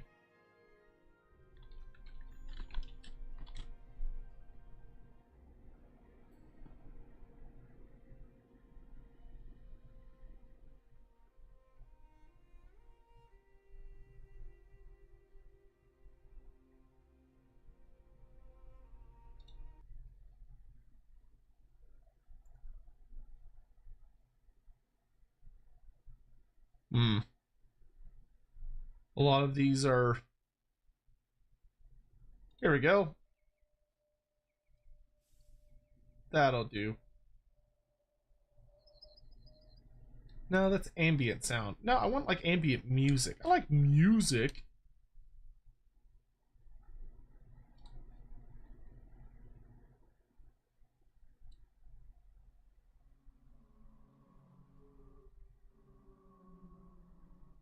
No, I don't want to do Skyrim Tavern music. That's what we always do. Genshin is unironically pretty good. Oh, yeah, Genshin's actually not a bad idea.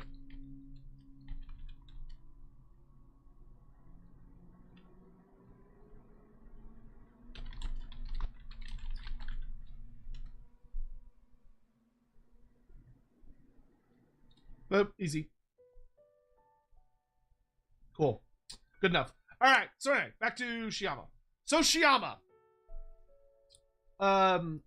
This adds a bunch of context. First of all, I want to say I was right, like I always am. I was right. And there were so many people that were giving me shit about this. Just put on Studio Ghibli. Yeah, that's great. But if I put on Studio Ghibli, this video would get copyright claimed, which means that I would be very irritated. So, no, it has to be a video game. We can't do movies because the current universe around soundtracks and stuff is obnoxious. But hey, Jacob Pedersen, thank you so much for becoming a member. I really appreciate that. Thank you. Cursed Sotek spawn. So, Shiyama is confirmed, like I said, based on the short story that was released to come alongside the Shadows of Change DLC. Shiyama is the eldest child. Period. She is the oldest. She's the firstborn child. So Shiyama is the eldest firstborn child. Which does not conflict with what Miao Ying says, where Miao Ying always says that she is eldest daughter, because Miao Ying is the eldest daughter that is alive, whereas Shiyama is dead.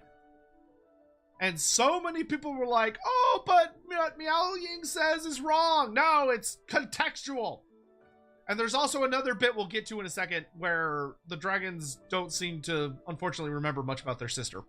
But the birth order of the dragons seems to be Shiyama is the eldest. Well, we know Shiyama's the eldest. Then based on what we know, it seems very likely that either Drifty's Manservant, thank you so much for the 26 months. Thank you. I really appreciate the support. The next two eldest are more than likely either Miao Ying and Yuan Bo. We don't know exactly what their birth order is. I would guess that Miao Ying is older than Yuan Bo, but we don't know for sure. So we know we have Shiyama number 1. Then we've got Miao Ying and Yuan Bo as 2 and 3. Courage to defend Hell Pit. Then for we have Li Dao will be likely number 4, and these are the dragons we know. I should clarify. Li Dao number 4, and then 5 and 6 are we don't know exactly what order, but the youngest son is going to be Zhao Ming, and the second to youngest daughter is probably Shin Zhu, and then the absolute youngest of the 7 we know is Yin Yin. So that is the order of the dragon kids that we are aware of. And then there are 2 mystery children, which we'll deal with them in a little bit. Oh, thank you so much for the raid, Mercy. Hey, thank you so much. How you doing, boss? Playing Mountain Blade? Very nice. Hope you're having a great night. Thanks so much for the raid. If you're raiding in, feel free to join us. I'm talking about all of the new lore that has come out about Grand Cathay.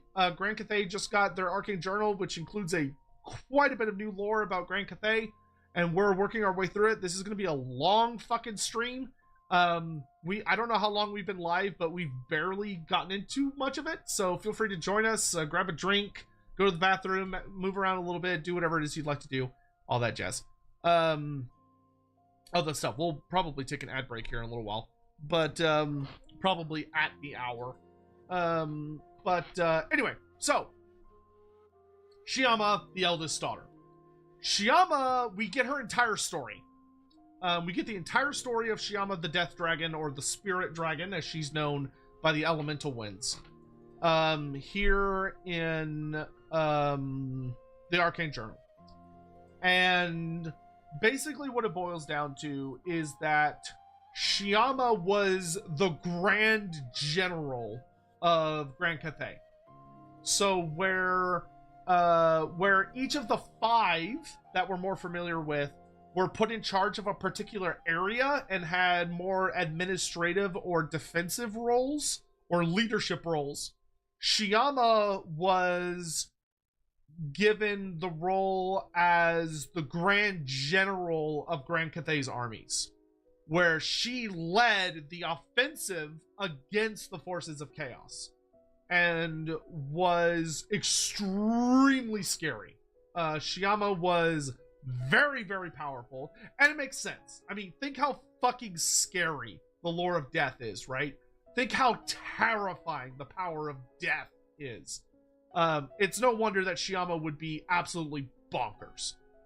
But Shiyama is revealed to have a severe flaw that her father was blind to, and her mother.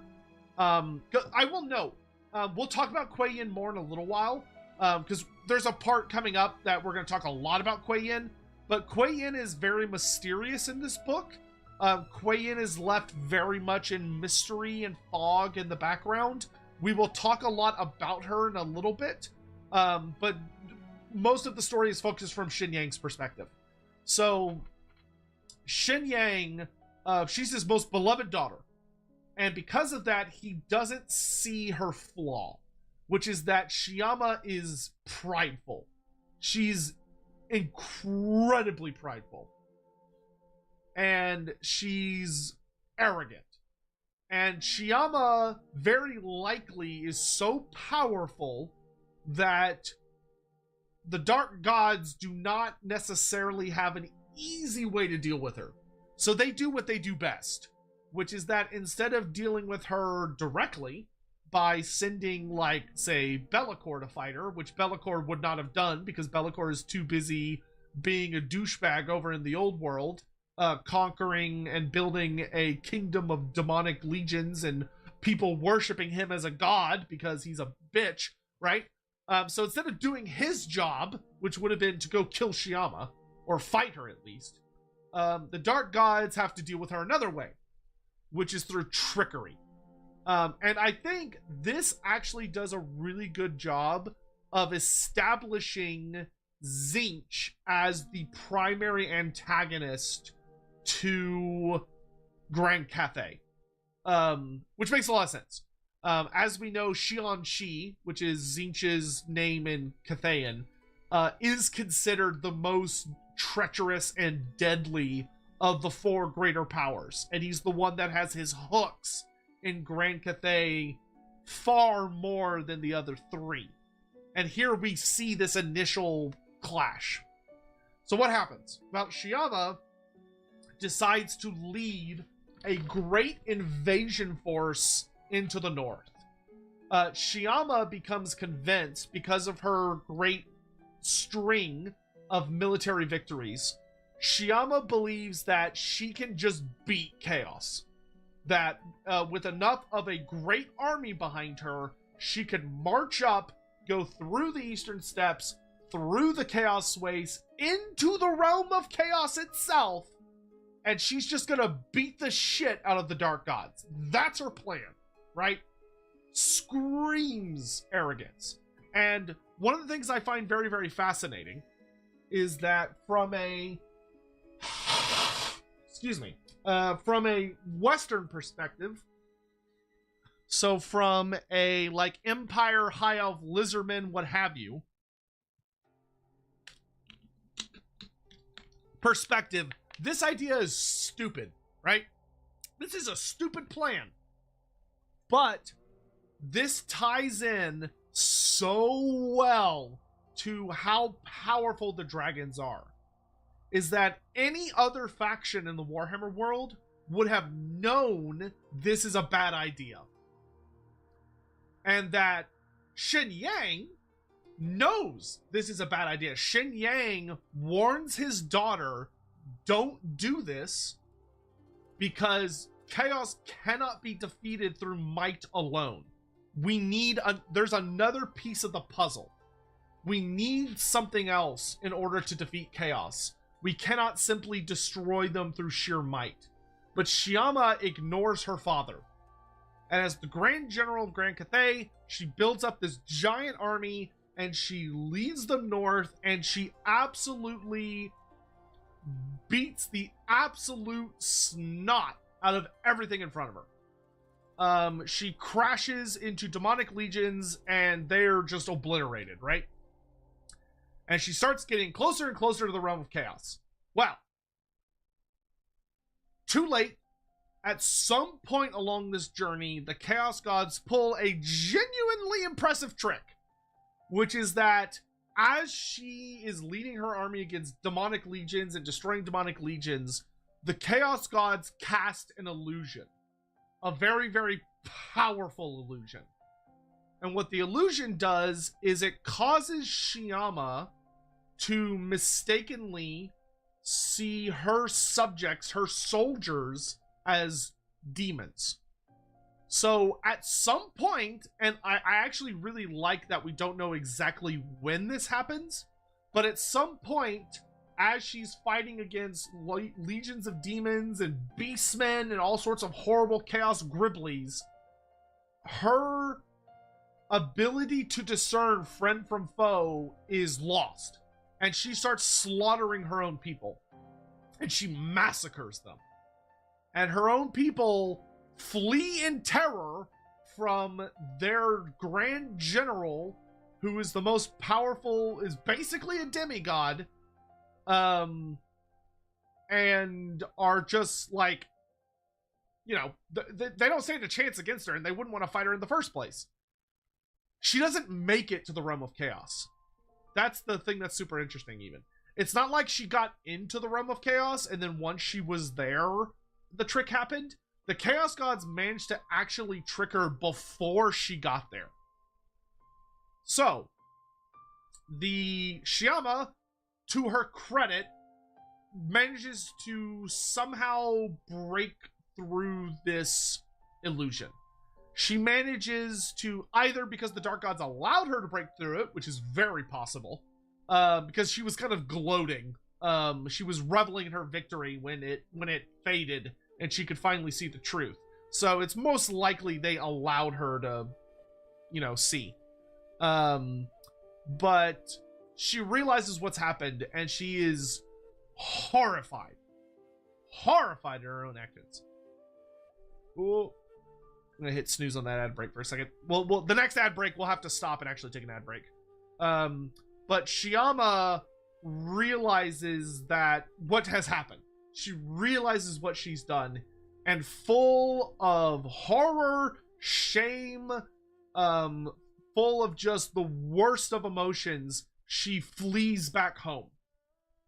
And the heartbreaking thing is that her army does not realize, A, that she was tricked, and B, that she's broken out of it.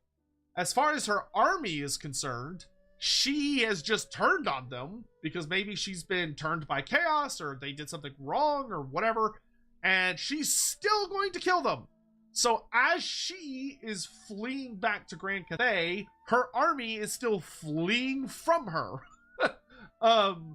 So her army pours in to start pouring towards the northern realm, right? And there's no Great Bastion yet. The Great Bastion does not yet exist. And the forces of chaos the gods of chaos unleash one more horrible spell, which is that they make the illusion extend. So now Shyama appears to be a horrifying greater demon prince, whatever. And her army appears to be a demonic legion. And sitting there in Nangao, defending the northern border of Grand Cathay, which does not have the bastion yet, right? So Nangao has to defend itself with what it's built of the 9 walls that will eventually surround it, but they have to go out there and just fight. They see this big old army heading right towards them because the survivors of Shyama's wrath and Shyama herself are fleeing home. And home is Nangao. So of course that's where they're going to go. But the illusion makes them look like an invading army. And so they are not trying to defend themselves. They are not trying to do any of that. They're just trying to get home. And Miao Ying prepares her defenses and unleashes hell. And Xin Yang, to his credit, especially being the celestial dragon, who is very intricately linked to the Wind of Heavens, which is all about foresight, senses what's about to occur and rushes to Nangao. But he's over in the Celestial City, which is really far away from Nangao. It takes a hot minute to get from one place to the other. So he rushes to Nangao, but by the time he arrives, it's too late. The armies of Nangao, which specialize very heavily in black powder and ranged obliterating the foe from afar, have massacred the army that was under Shyama's care, and they kill Shyama. And one of the things that's very, very notable here is that Shyama is not killed in some great epic conflict. She is caught by surprise, and she's murdered by her own sister. I love this story. I love this story.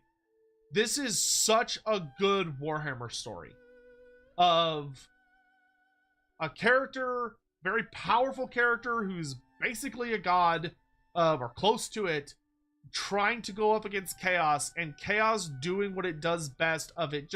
It just takes some what you would consider to be safe assumptions and twists them just a little bit to turn what would have been a great threat to chaos into a threat against itself. Why didn't Khorne fight Shyama? Khorne's a coward, dude. Khorne the Dark God is a cowardly individual. Go watch our Bastion, the Brass Keep stream on Lorebeards. Khorne is a god, an entity that likes to fight when he knows he's gonna win. But he's not the great brave entity that a lot of people I think he is. I would very much say that Korn is a coward.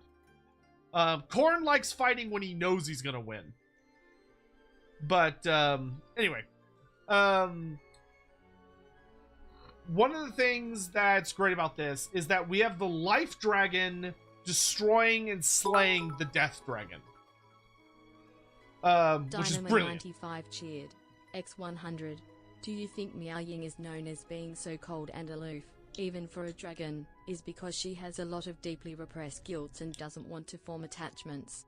Yes, though we'll get into that in a second. The horror, I think the trauma of this is what makes Miao Ying, and is so good for her character. Miao Ying, being this cold and aloof dragon that she stands apart from her siblings and all that stuff, I do think is because of trauma. But here's the thing that makes it worse, right? Here's the thing that makes it worse, is that she doesn't realize it. Because when Shiyama is dying, as she's dying on the battlefield, the illusion is broken. And Shiyama realizes that it's her sister that has killed her, and her pride that allowed this situation to happen. And then, oh my god. Fucking, Miao Ying is dealing with the horror that she has killed her own sister. And Shin Yang is holding his daughter as she's dying, and she's begging him to forgive her because that's all she could think. Oh, we got an ad. All right, quick ad break. Trying to be better about that. I'll have to. God, fucking Twitch, dude. It's an annoying thing of like we have to run ads a certain amount of the time, or else Twitch will insert pre-roll ads. So it's either we try not to do ads whatsoever, and then they set. So good random question time. This is a good random question time. Yes. Good. I accept your offering for Mulder Clan. From Igman donated $5 through Super Chat. Wonder how many Shagengan Miao Ying may have brought into the world. I would assume not many after Shiyama's death. I would disagree. I would actually argue that I think Miao Ying has probably brought in the most. Between her being the Life Dragon, and between I think that Shiyama would genuinely see it as being her duty. I don't think Shiyama falls in love. I don't think she does. I think Shiyama sees mothering children as something that she must do because it is her duty as one of the children of Shin Yang.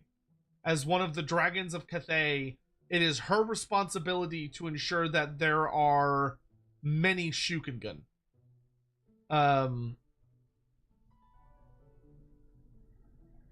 So I would say she probably has a ton. Dynamo95 cheered. X100. Since it's good random question time. Yeah, sorry, I if meant Miao Ying. Spellcaster, Butcher, or Firebelly falls to chaos, could they become a Chaos Ogre Sorcerer? Also, would you know what I meant. Shut up. Y'all know what I meant. I meant Shiyama. Oh my god. I meant Miao Ying. Because I said Life Dragon. I was talking about Miao Ying. If I said Shiyama, I meant to say Miao Ying. Or is she really considered dead? And why didn't Dragon Emp bind her soul to her body instead of Grand Cathay itself? Is it harder? Hold on. We still got 30 more seconds of ads. Since it's good random question time, is an ogre spellcaster, butcher, or firebelly falls to chaos, would they become a chaos ogre sorcerer? No. Would they lose? Well, I would say that would not happen because they're dedicated to the Great Maw. I would say that their faith in the Maw, because ultimately they are priests of gods. Firebellies are priests of the Firemouth, and butchers are priests of the Great Maw. They would not fall to chaos. Because to become a chaos ogre, they would have to abandon their faith. So I do not believe they can overlap. The only way you could get a Chaos Ogre sorcerer would be a Chaos Ogre that is blessed with sorcery by one of the Dark Gods. Alright, ad time over. You bring token trinket to give to Throt. Yes, yes. Good, good. I accept your offering for Molder Clan. Tanako Skylar donated $5 through Super Chat. Unless it's Sigma, then Miao Ying was hot and bothered for that man. No, I don't think Miao Ying loves Sigmar at all in the slightest. I would be willing to bet that she had a kid with him.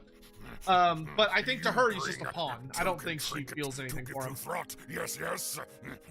Good, good. I accept your offering for Molder Clan. Firesnake 905 donated $5 through Super Chat. Now that Chimera is for Norska, what other unit do you think is for Slanesh? Basilisk.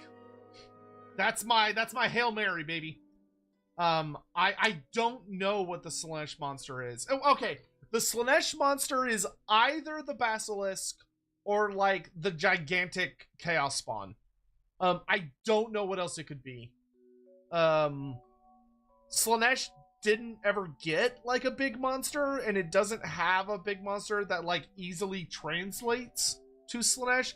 The Basilisk is the closest because at least it's a gigantic very fast reptilian creature that's venomous, and it's brightly colored, and it's very like crazy and stuff. Pratons aren't that big. They're pretty small. Like a Praeton's like roughly the size of a Manticore.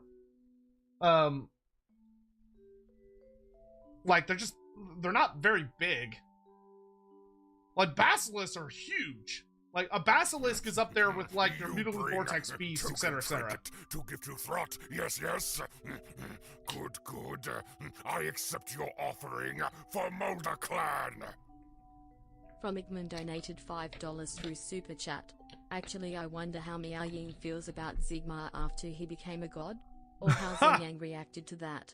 Given how dragons don't trust gods. Oh, dude, they would hate it.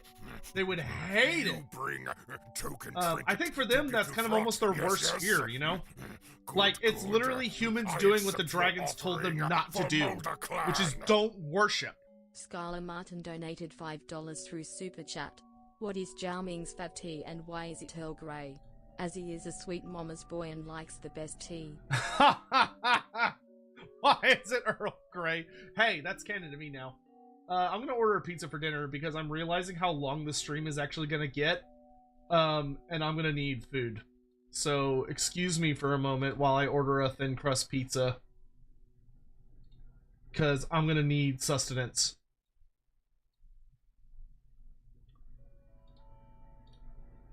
Because I am realizing that we're gonna be yapping for a bit. Because I'm not splitting this stream. We're hashing this shit out. Wait, what? Is my delivery place already closed? That cannot be true. It's only fucking 9 p.m. Are you fucking serious? Hold on, I may have to call. Their website is like fucking garbage, dude. Hold on. I want food. I mean, I have leftovers downstairs, but why not take away Chinese food? Because I have to go get it. I don't know any.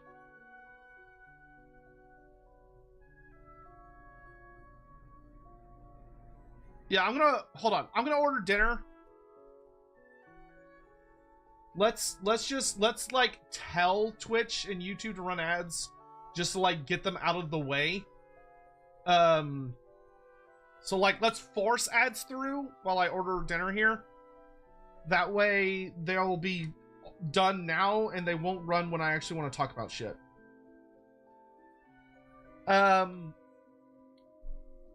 From Eggman, we'll talk about that in just a moment because that's super interesting. Zhao Ming loving Earl Grey, that's canon to me now. But yeah, I'm very much expecting Basilisk.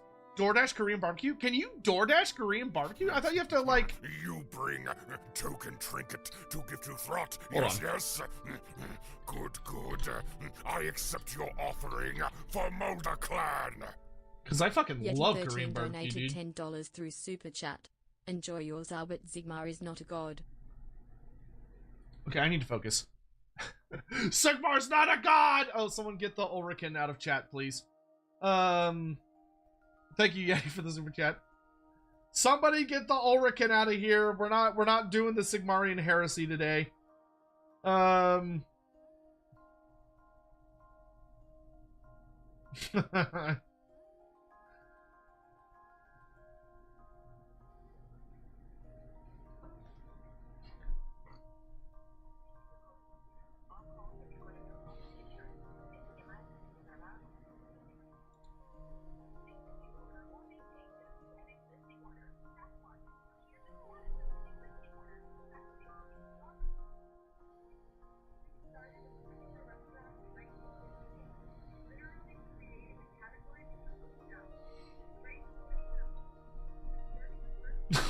Which hunters can we ban this guy? That's funny.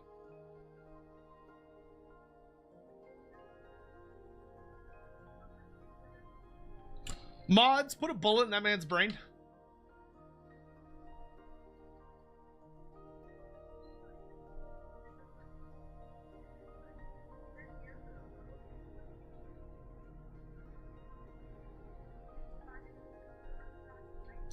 How do dragons feel about elves worshiping the gods? We'll talk about that.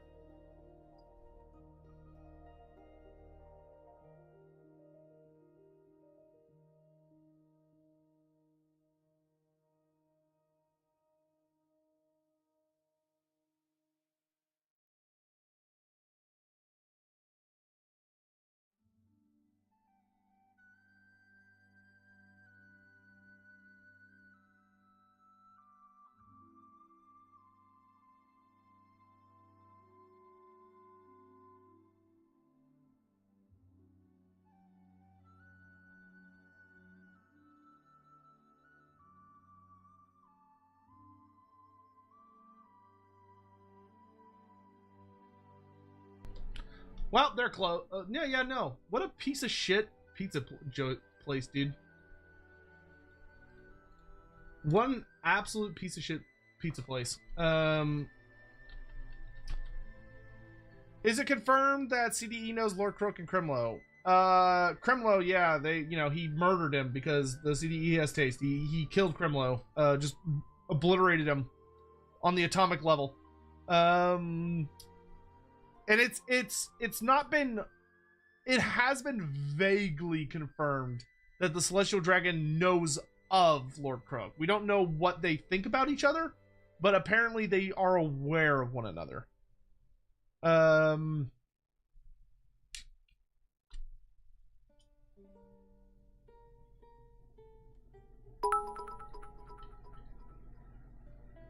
Dynamo95 cheered. X100. No Croak has fallen. The delivery of pizza has failed. Well, I could get from a different joint, but...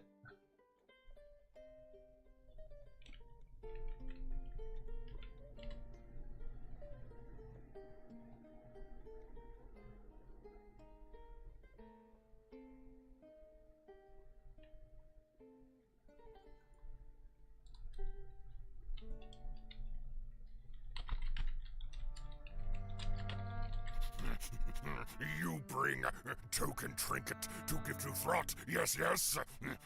Good, good. I accept your offering for Mulder Clan. For Mulder Clan. Orangville donated $10 through Super Chat. Well, thank With you. Loron dragons fighting the old ones, does it seem likely Flamfang is a noodle dragon that hid from the old ones, then was caught by chaos given the two unknown Cathay children are for RPG purposes? I disagree. But we'll talk about why. We're not there yet. Well, okay. So how do I put this simply? I still believe that Flame Fang is one of the Celestial Dragon's kids, and that he's the ninth, right? So that when I say ninth, I don't mean the youngest. I mean ninth as in each of the dragons of Grand Cathay corresponds to one of the winds of magic, but there are 9 of them, right? So you have the 8 winds, but then there's a bonus dragon. The bonus dragon, I would heavily suggest, represents essentially magic undivided, and is doomed to fall to chaos. That it is the one child that falls to chaos. And it was probably the most powerful, or was certainly unique. But I believe that because it wasn't tethered to any one of the individual winds, it was vulnerable in a unique way. And that dragon child ends up becoming Flame Fang later.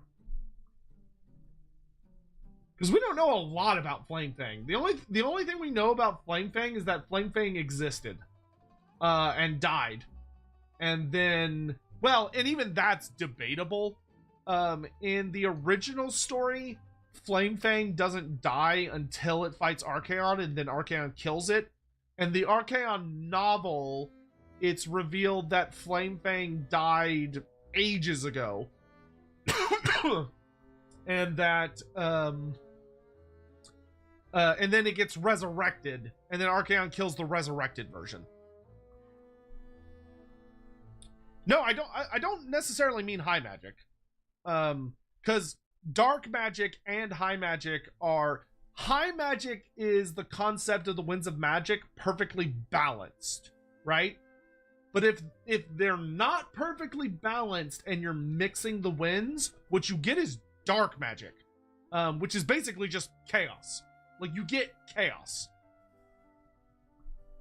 So if that child was not in balance, then it would be doomed to fall to chaos. Which is likely what happened.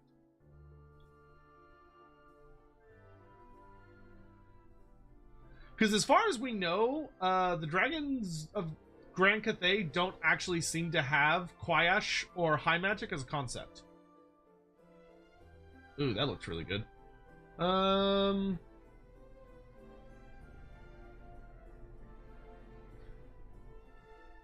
37 minutes, 33 minutes.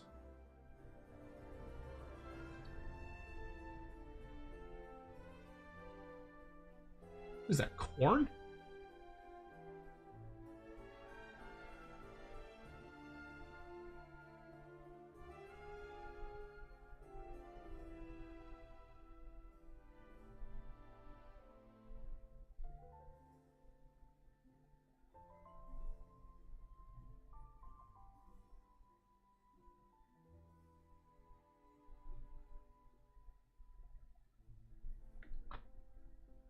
Ugh.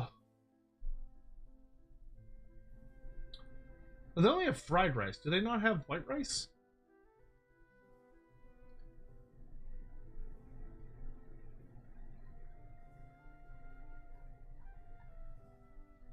I'd rather have white rice than fried rice.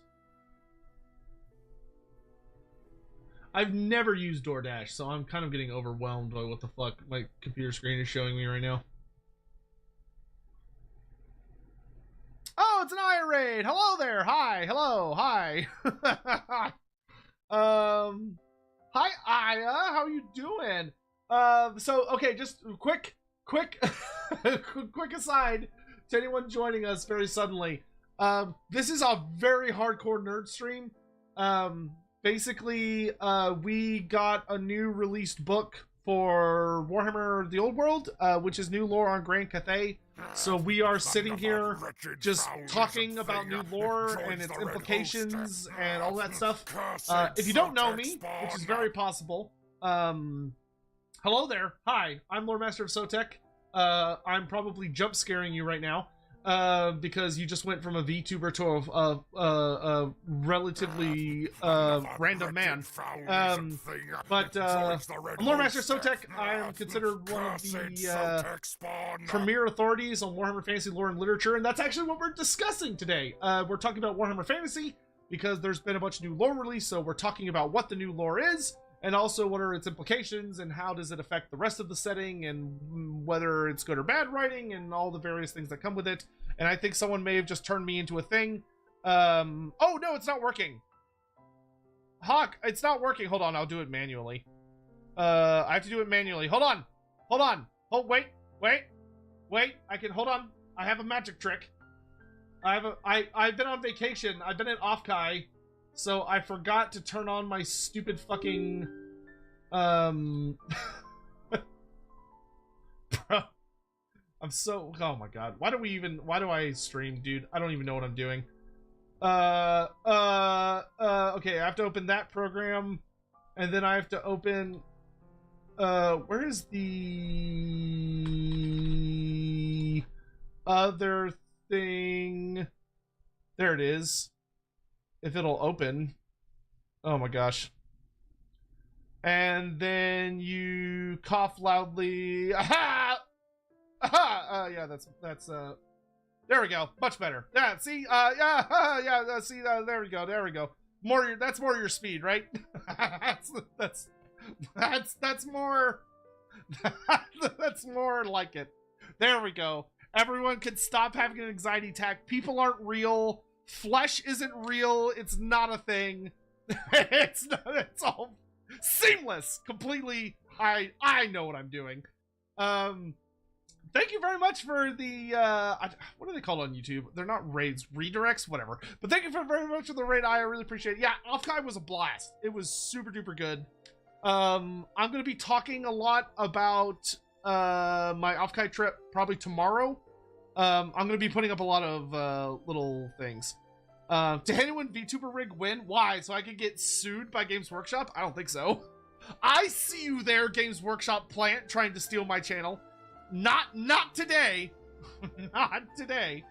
But thank you very much. By the way, if y'all don't know you should be fucking subscribing to her on YouTube. I don't know what you're doing here with your life. She's only literally the best. I actually got some really nice Ayamara merch over at Offkai. I got a little thing on my backpack. Hold on, wait. I can get it. Hold on. It might show up a little weird. Hold on.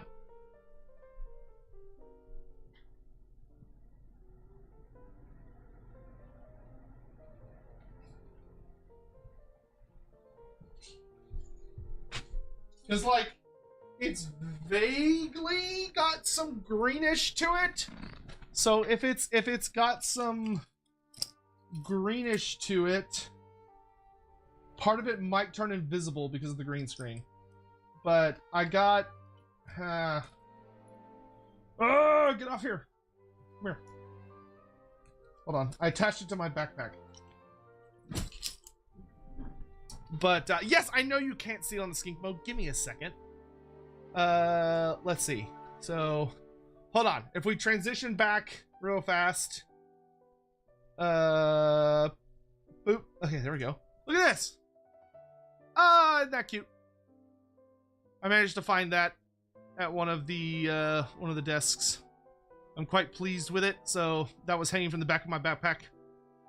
Because I was using a backpack the entire time. But it turned out super well. I've got that artist's card around here somewhere. I don't fucking know where. Yeah. Anyway, very cute charm. Yes, it is. I was just about to order food, and then y'all managed to do a great job distracting me. Pinkerton, thank you very much for the gift sub, by the way, and also Jesse Benson, thank you. Appreciate that. Thank you all so much. I is the best. She's a wonderful friend. And if you're not following her and supporting her, then you're dead to me and I don't know what you're doing with your life. Anywho, so time to start saving up for 26, 27 Australia. Dude, that's going to be so expensive. Trust me, I want to go to Australia and New Zealand very, very badly. But just going to like California and back is like, oh my god. But Jesus, what we really need is like for some company to do something in New Zealand or Australia, and then they'll pay for me to fly down there. That would be grand. But yes, I would very much like to come down there at some point. All right, so God, I was gonna figure out dinner. Fuck me. It's too much happening all at once. I hope you all had a lovely stream. I don't know what Aya was yapping about. I stopped by for only a little bit, but I didn't catch the full thing. I was trying to figure out if I was gonna use an app to order some food. Token trinket to give to Throt. Trip Yes, fund? yes. No, don't do that. Good, You're not, good. listen, you're not I accept funding your a trip. offering All you're for doing, Mulder all Clan. you're doing. No one donated $9.99 through Super Chat. No! Trip Fund. No! No trips for the rest of this year. I'm doing no more trips the rest of this year. Maybe in 2 years. Which I guess is what Scion said. No more trips this year, dude. I'm so tripped out, and my dog, Sadie, would be so upset if I was to go somewhere again. I've already been on way too many trips. I was in the fucking UK less than a month ago. Okay, hold on. Can I order this? Does it come with steamed rice? It can come with steamed rice. It also comes with... I needed to order dinner because I am going to be sitting here yapping for a ridiculous amount of time. Broccoli, yes please. Ooh, bell peppers would actually be nice. I think I'd rather have red bell peppers so you can get a little sweeter. But anyway, so if you're interested in just lore random yapping, feel free to stick around. If you gotta go to bed or gotta go do other things, that's no problem. Please have a lovely time. If you want to stick around and you're like, I've heard of this Sotek weirdo, but I want to see what he's like when he's actually doing his job, then feel free to stick around. Yeah, this should be good.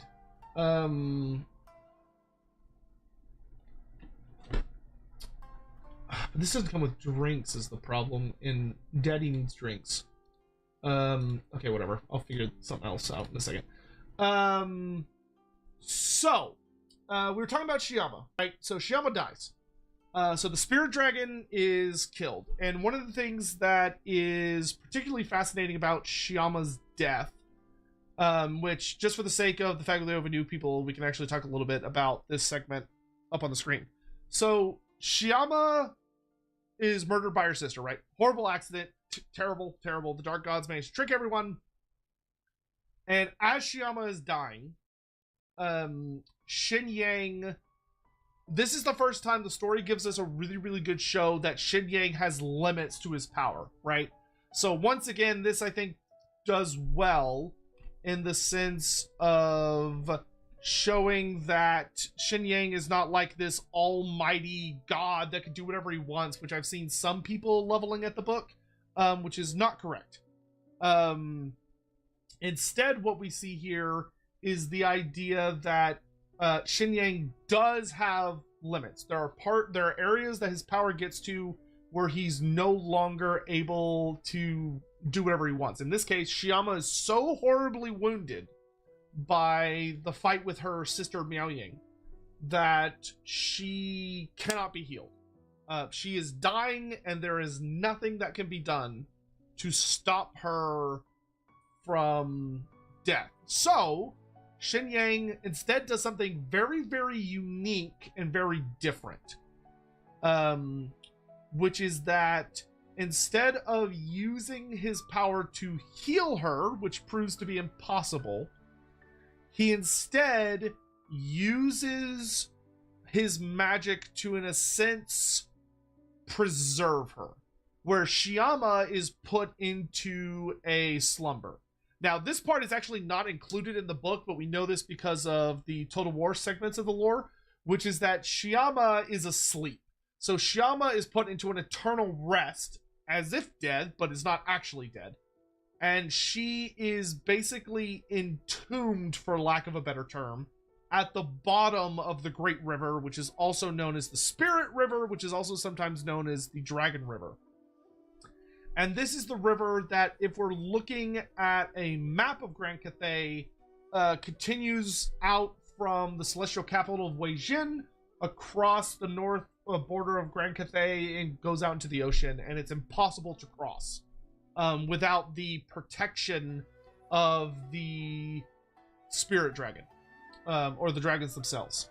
So, but in this, Xinyan does something truly incredible. And it's actually more likely the magic of his wife, Kuei Yin, than Xinyan himself.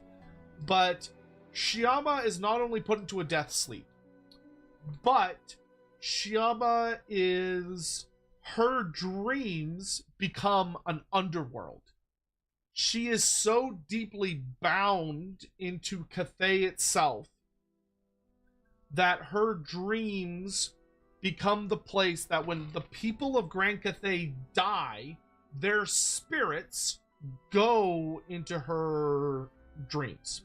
Their spirits go into Xiama's realm, where the spirits of the ancestors remain.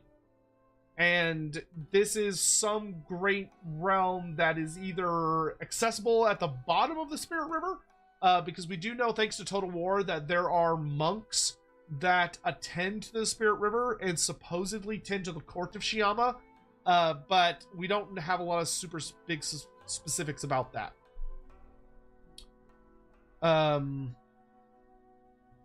So, the big thing that's in this that I absolutely love is then, of course, what happens next in the story, which is the next big piece of the story tells us that rumors begin to spread about Xiama's death, which is obviously not good, because the story sounds pretty awful. According to the story, what has happened is that Xiama, who was the Grand General of all Grand Cathay, went north, got tricked by the Dark Gods, the Ruinous Powers, into attacking her own army. She massacres the people of Grand Cathay in her army, and then realizes that she's been tricked, runs back home, and her and her army are murdered by Miao Ying, her sister, the Storm Dragon, because the Dark Gods once again use an illusion to trick Miao Ying and the forces of the North into believing Xiama and her army are an invading army of demons. And so, defending Grand Cathay, doing what they're supposed to do, they accidentally kill one of the dragon children. Terrible tragedy, right? You bring token trinket to give to Throt. Yes, yes. Good, good. I accept your offering for Mulder Clan. Scion of the Emperor donated 10 Australian dollars through Super Chat. Who would win, Miao Ying versus Shinryu? I mean, I would probably guess Miao Ying, but I haven't gotten to see what all Shinryu is fully capable of yet. But I don't know. It'll depend. I imagine I'm going to be seeing a lot more Shinryu and Stormblood, so we'll see. But in any event, we have this horrible trauma, right? So we not only have the trauma of that the dragons are fallible, which is really bad. So when you have a bunch of humans that make up your nation, borderline worshiping the dragons as these enlightened, borderline perfect figures that lead them in the concept of harmony, right? And you know, how to live and how to do all these things. The idea that the dragons are fallible, that the dragons are corruptible, and can be turned against them, is really, really bad. That is not good, right? That is going to cause significant issue. Furthermore, you have the trauma of the Storm Dragon and her armies have murdered their own brothers and sisters. Miao Ying has killed her elder sister in a brutal fashion. So what do? Well, rather than allowing the nation to destabilize, Xin Yang turns to his wife. And this is really the only thing we really get to see Kuei Yin do in this book, is that Kuei Yin, the moon dragon, uses the lore of Yin, the magic of Yin, to unleash an absolutely just incredible ritual where Kuei Yin uses her magic to basically make everyone forget how Shyama dies. So she removes all memories of Shyama's death. She clouds all memories of Shyama and instead replaces it with a new memory. This new memory being that, oh, Shyama has always been the guardian of the underworld. No, this is the first arcane journal for Grand Cathay. There is a second one coming out, but this is the first one. So Shyama, any memory of her as a physical entity is removed.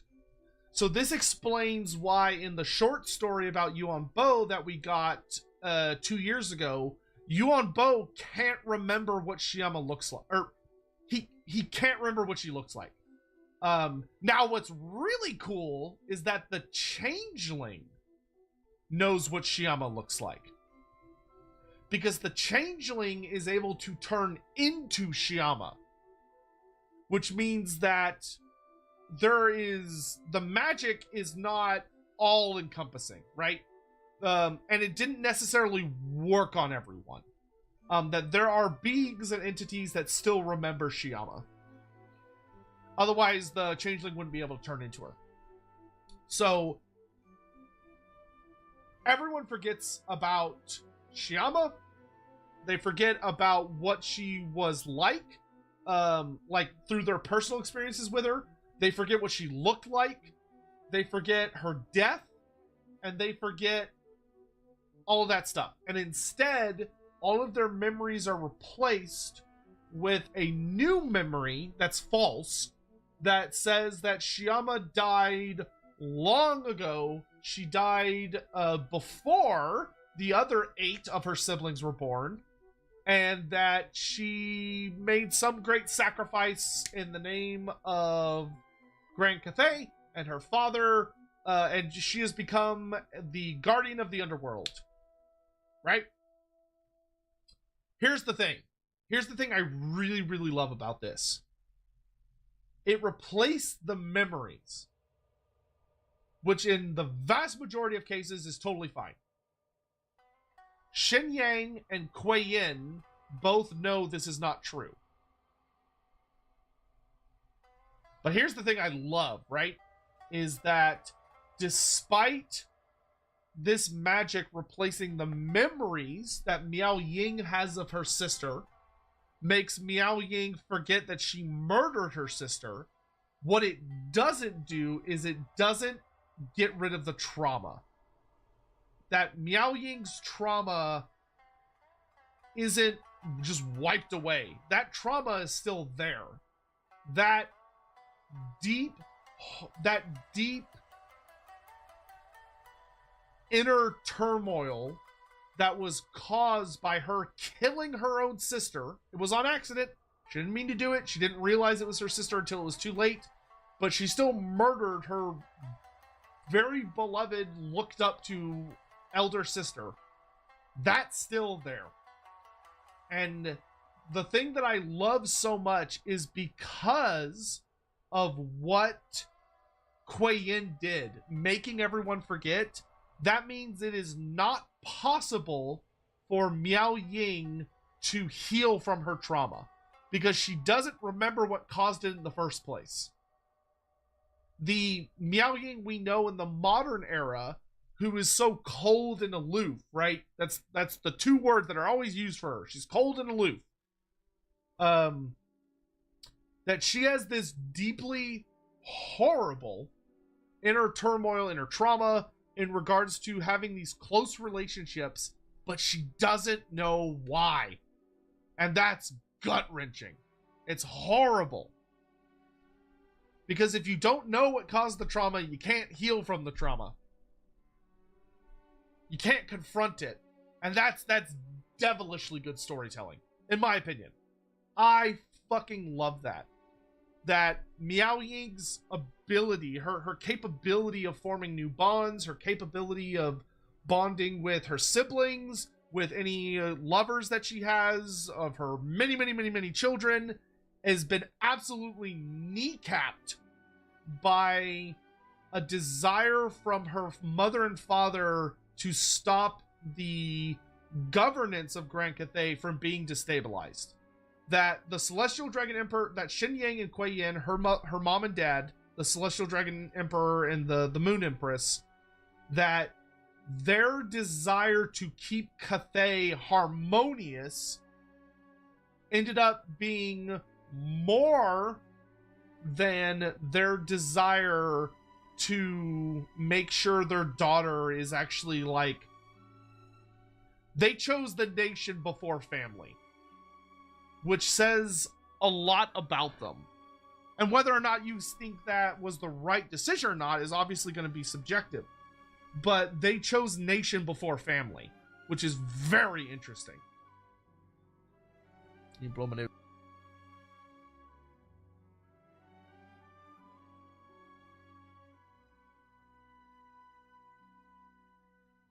Excuse me.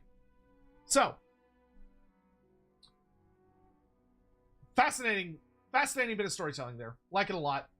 There's a lot you could do with it, a lot you can mess around with it. But from there, we then go on. Let's see. Wouldn't the magic just affect normal people and not chaos? I assume the changeling might have been better in person. It's possible. We don't know the scale of the magic. It's the spell simply says Kuei Yin used her magic to obfuscate the memories of those that have witnessed Shiyama's design and spread the legend of the spirit dragon. Though all would know Shiyama's the guardian of the underworld, none in all Cathay would remember when she walked among them in physical form. So, could be that, demons that fought her would still remember, but it's not really super important.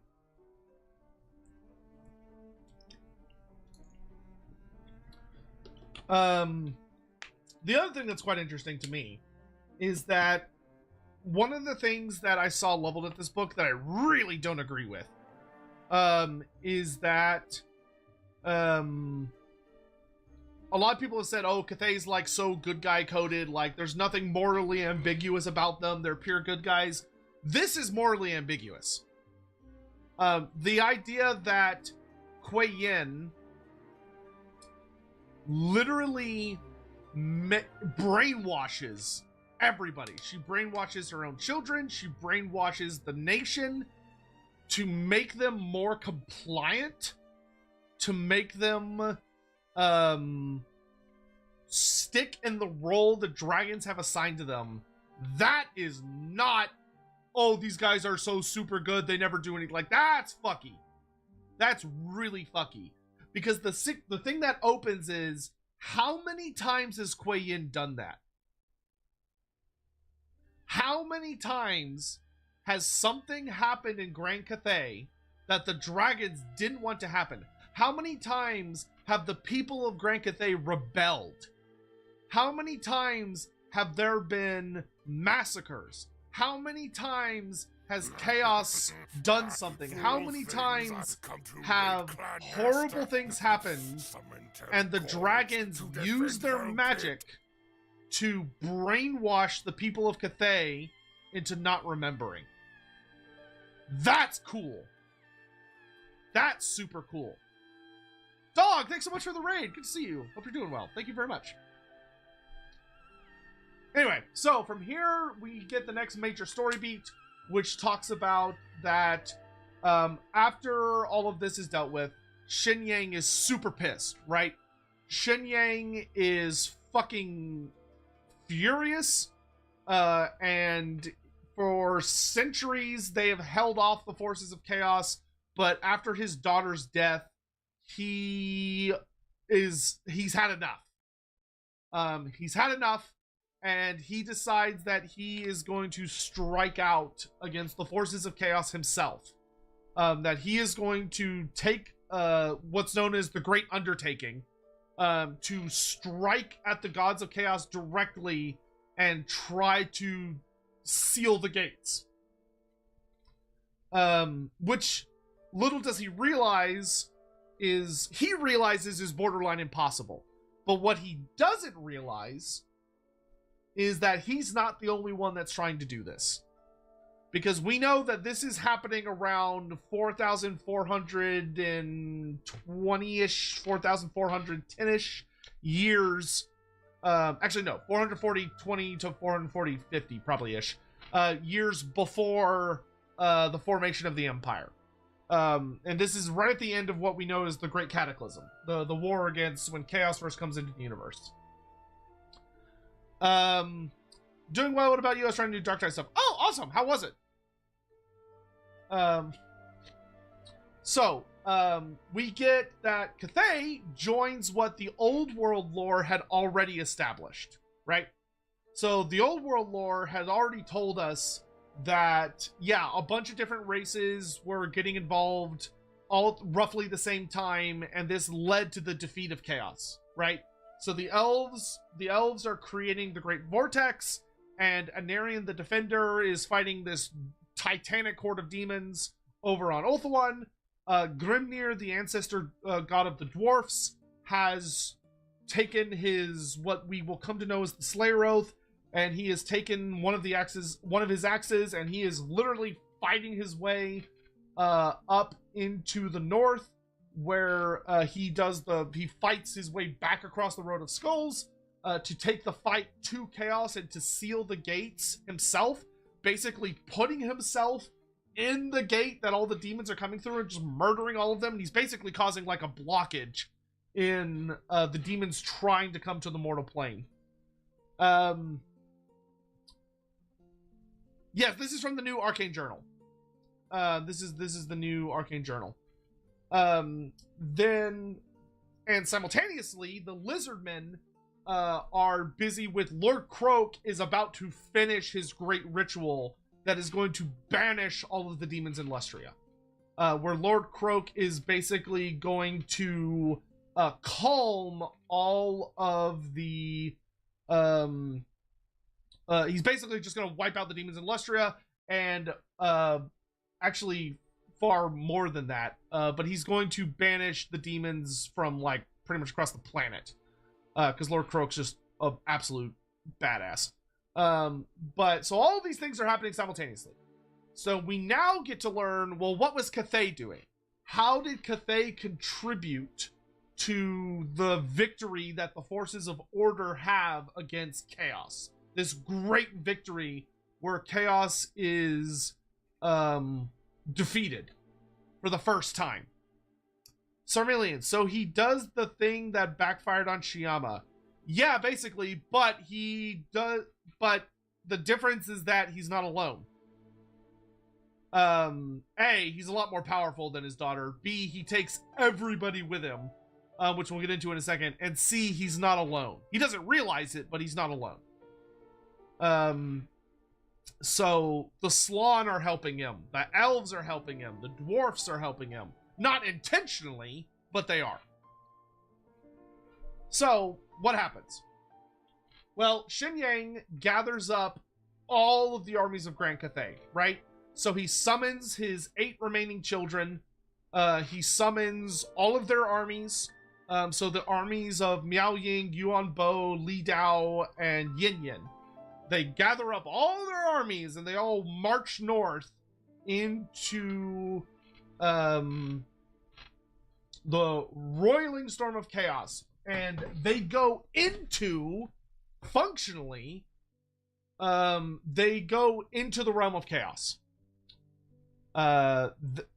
which is bonkers, and also shows that this is a really, really, really powerful force, that they march into the realm of chaos itself and have this titanic, epic battle. and we get an absolutely colossal army of demons unleashed by the Chaos Gods, because the Chaos Gods go, oh shit! Because this is a problem of that the Celestial Dragon Emperor, his wife, the Moon Empress, the Moon Dragon, and then their 8 remaining kiddos are pretty fucking powerful. And they are enough of a threat that the gods actually have to deal with them. And so the Dark Gods unleash this horrifying legion, and they unleash demons the likes of which the world has never seen and will never see. One of the things that I find particularly interesting is that the demons that are able to be unleashed here are so much. This is like every single one of these demons are exalted, right? Because they're not fighting in reality. They are fighting in the realm of chaos, or like just at its border. So the demons that are being unleashed do not need to worry about being like compressed under the laws of reality, which most demons do. Even during the cataclysm, there are very slight limits that the demons have to kowtow to in order to manifest in reality, to manifest in the mortal realms. Now granted, those limits are not very much, because magic is so fucking everywhere that the chaos, the Warhammer world might as well just be in like the fucking Eye of Terror from 40k. This is the most powerful form of chaos ever seen in any of the Warhammer settings. And we get this big old final. And the dragons are ultimately victorious. The dragons are ultimately so strong that this initial wave of demons that the Dark Gods send against them loses. This initial horde of exalted greater demons and all of their minions is defeated. And the Dark Gods go, well, shit. And they have to commit more and more and more resources. So basically what we're seeing is that if you're looking at the Warhammer world as a globe, right? You have the vortex in Ulthuan, which is roughly in the center of the planet, right? Very, very close to the equator. A little bit north of it, but not by much. So you've got Ulthuan is near the center of the planet, and Ulthuan is where the elves, they're not high elves, they're just elves, where the elves are building up a great ritual that is going to unleash what we know as the vortex, or the Great Vortex.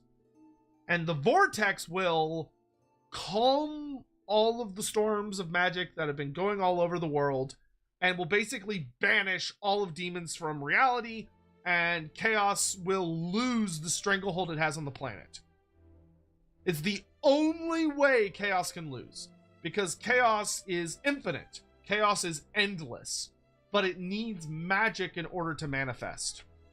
So by removing the vast majority of the magic from the world, chaos cannot manifest, and demons just can't exist.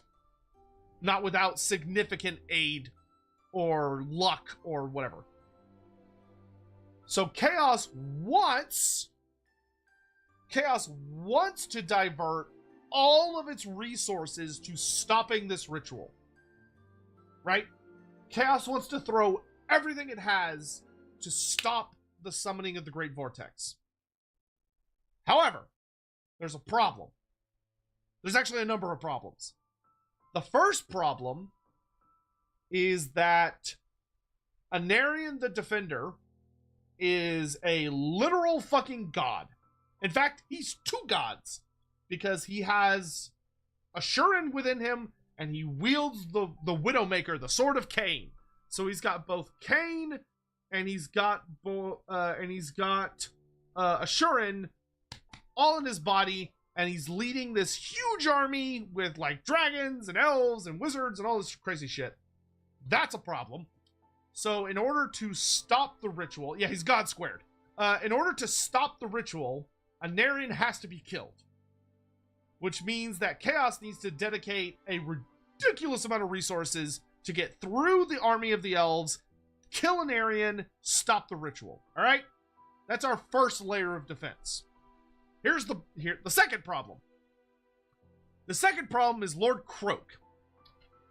The Legions of Chaos were supposed to have this titanic army of billions upon billions of demons all across the planet that would be able to redirect towards Ulthuan, where they could surround the elves and kill them all, because the elves would just drown under this tide of demons. But the second layer of defense is the problem. And the second layer of defense is the Lizardmen, where the Slann in Lustria and the Southlands have been unleashing these titanic rituals.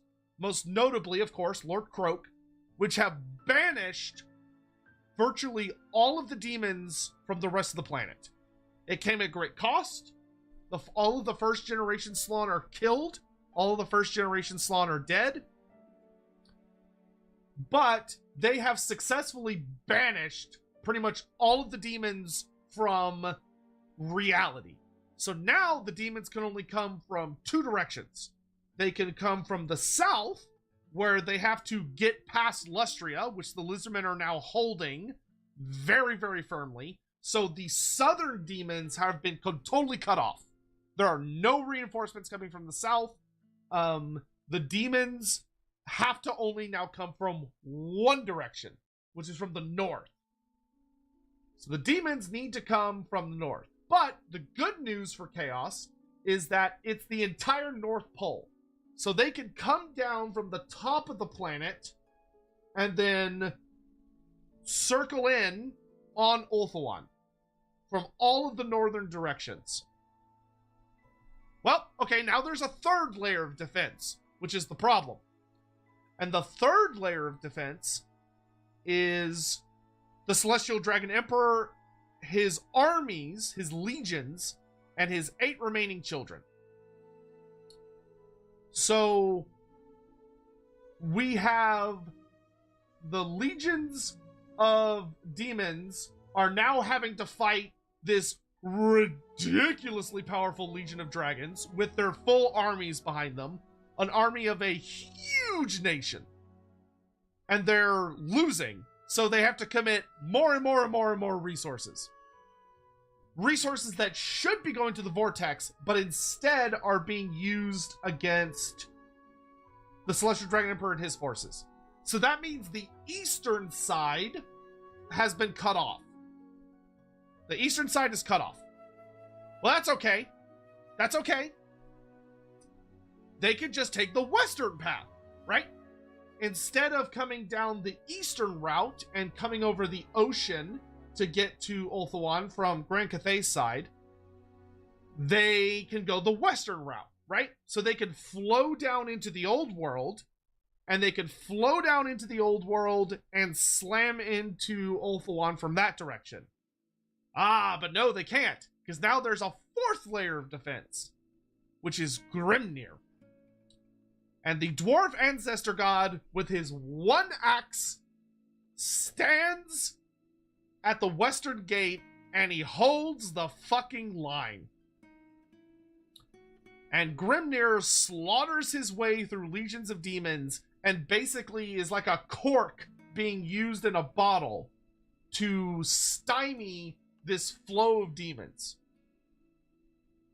So now Chaos only has a trickle, which is basically the demons coming from the south that managed to get around the Lizardmen forces,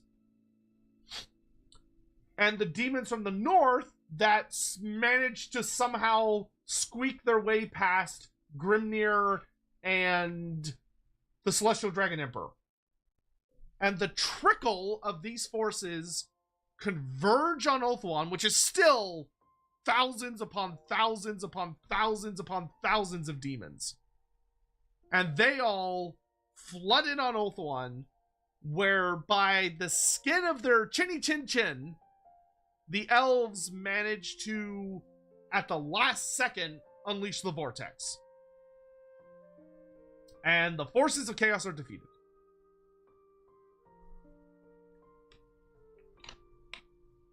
And one of the things that I find very funny, which a lot of people in chat are pointing out, is that Chaos could have won, theoretically, if Be'lakor had gotten off his ass. But Be'lakor, the first damned, the first demon prince, was too busy fighting with all of the other demon princes and trying to make himself into the fifth god of chaos. Basically jerking himself off. He was too busy. 95 cheered. X100. And just didn't get involved. Imagining Grimnir stood there seeing an army of dragons and humans approach on the other side of the portal and be like, how do? FYI, that's Yorkshire for sup. Mm. So, with this, chaos is defeated. The storm of magic is brought to an end with the creation of the vortex. And Cathay retreats. Where Cathay, Xin Yang, and all of the dragons, with how magically attuned they are able to sense the creation of the vortex, and they are able to retreat. Now, one of the things that's very, very interesting to me is that Grand Cathay successfully retreats, right? So the Celestial Dragon Emperor, what remains of his army, who likely suffered catastrophic losses, and the 8 remaining children successfully pull back from the realm of chaos and return to Grand Cathay. What's interesting and adds some just, a fun dynamics to the story is that Grimnir doesn't. Grimnir does not make it out. Where the dragons are able to say, that's enough. We've done what we can. Something has happened. We must go home. Grimnir says, nah, fuck that. And as the gates of hell are closing, he jumps in. And continues to fight until the end of the world. Because Grimnir doing Grimnir shit. Captain Nathaniel, did the Dragon Emperor even know about the vortex? No. From what it tells us in this book, it was a suicide charge. It was basically the Celestial Dragon Emperor was so angry over the death of Shyama, and he realized that chaos was only growing more powerful with each year, that the longer time went on, the more power chaos was getting. He realized that it was now or never. And they decided now. And he led everything they had to throw at chaos. And for the people, once again, I cannot reiterate this enough, for the people who are like, oh, Cathay's so OP, chaos so overpowered. No, it's not. Because if Cathay had been super overpowered, they would have been able to do it by themselves. If Cathay had been so overpowered, they would have closed the northern gate. They would have closed the gate. Because they were right there. It literally says that Xin Yang and the armies of Grand Cathay were beneath the great rent in reality. They were in the realm of chaos. If they were so overpowered, they would have closed the gate. They couldn't do it. They didn't have the power. Even with Xin Yang, his wife, and the 8 dragon kiddos combining their effort as a unified force with the creation of the vortex, with the Slann initiating the Great Warding, with Grimnir fighting his way through, they still couldn't close the gate. They couldn't do it.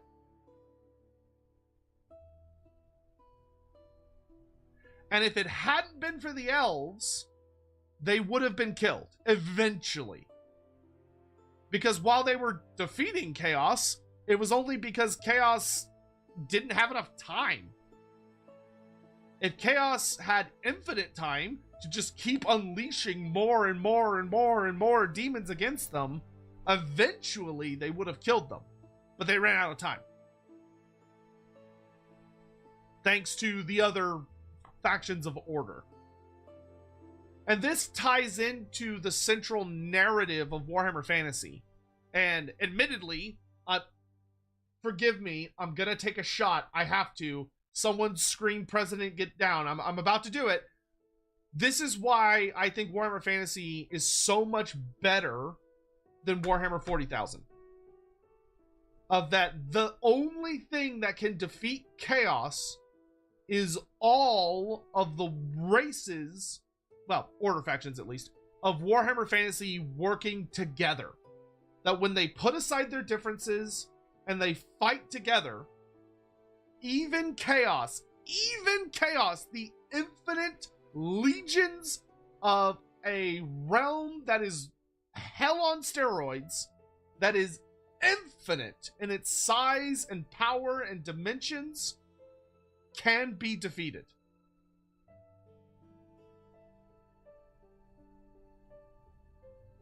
That it's not one guy, it's not some dumbass weirdo who made his kids in test tubes and then lost them because I guess he's not cool enough of a god that says he's not a god even though he is a god, and if someone calls him a god, he abuses them because he's an asshole.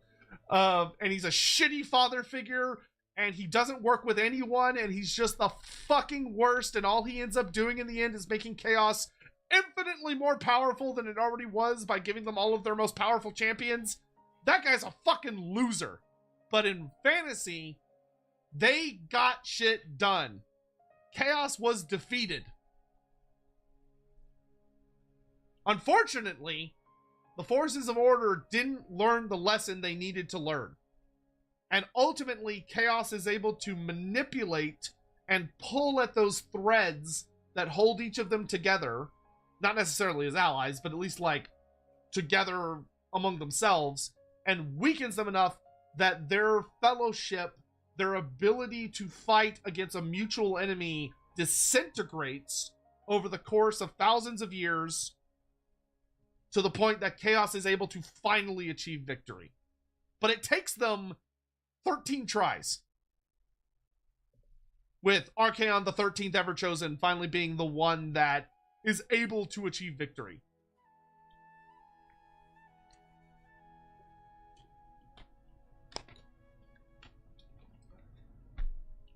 Because ultimately, without the ability to close the polar gates, chaos can never be defeated. It can only be held at bay. Dynamo95 cheered. X100. But Sotek. Having any sort of hope ruins my grimdark, and I need my super soldiers to be the most badasses ever. Well, so, yeah, there is all that to say that, like, Warhammer Fantasy is grimdark, right? Because we know how it ends. We know how it ends. Warhammer Fantasy ends with chaos victorious. Warhammer Fantasy ends with the world being destroyed and the laughter of the dark gods ringing hollow in our ears as everything we did to try and stop them ultimately falls apart. Mostly because the various good guys of Warhammer Fantasy are not able to put aside their differences and work together.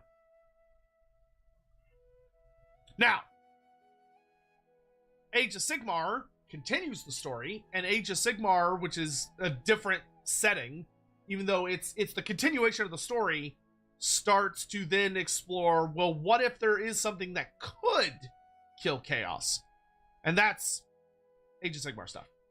40k is grimdark in the sense that, like, nothing really ever changes, and everything is in an eternal stalemate that just kind of sucks. It just sucks. It sucks to be there, and everything is garbage, and it's not really the fault of chaos, it's more the fault of the people who are making it shitty for themselves, but they're so entrenched in their ways they don't know how to be anything but shitty. And they've convinced themselves that being shitty is the only way to survive, so I guess that's just what we're doing now. 40k is a different kind of grimdark, in my opinion. 40k is grimdark in the sense that there is no hope. Right? Like, when you look at it from an objective standpoint, 40k's entire point is that there is no hope. There is zero chance. Everyone is so fundamentally broken that there is zero chance there will ever be a good ending. Fantasy is more like a grimdark in the sense that there is hope. That maybe the story will turn out different this time. Maybe if just something changes a little bit. Maybe if a couple of people just make a slightly different choice. Maybe chaos could be defeated. But that's not what ends up happening. Right? So they're different kinds of grimdark. In my opinion. You don't have to agree with that. That's just my opinion. Also, you know, the whole thing that 40k is just like a human drama. Whereas fantasy is actually about like everybody. 40k, you don't really matter unless you're the Imperium.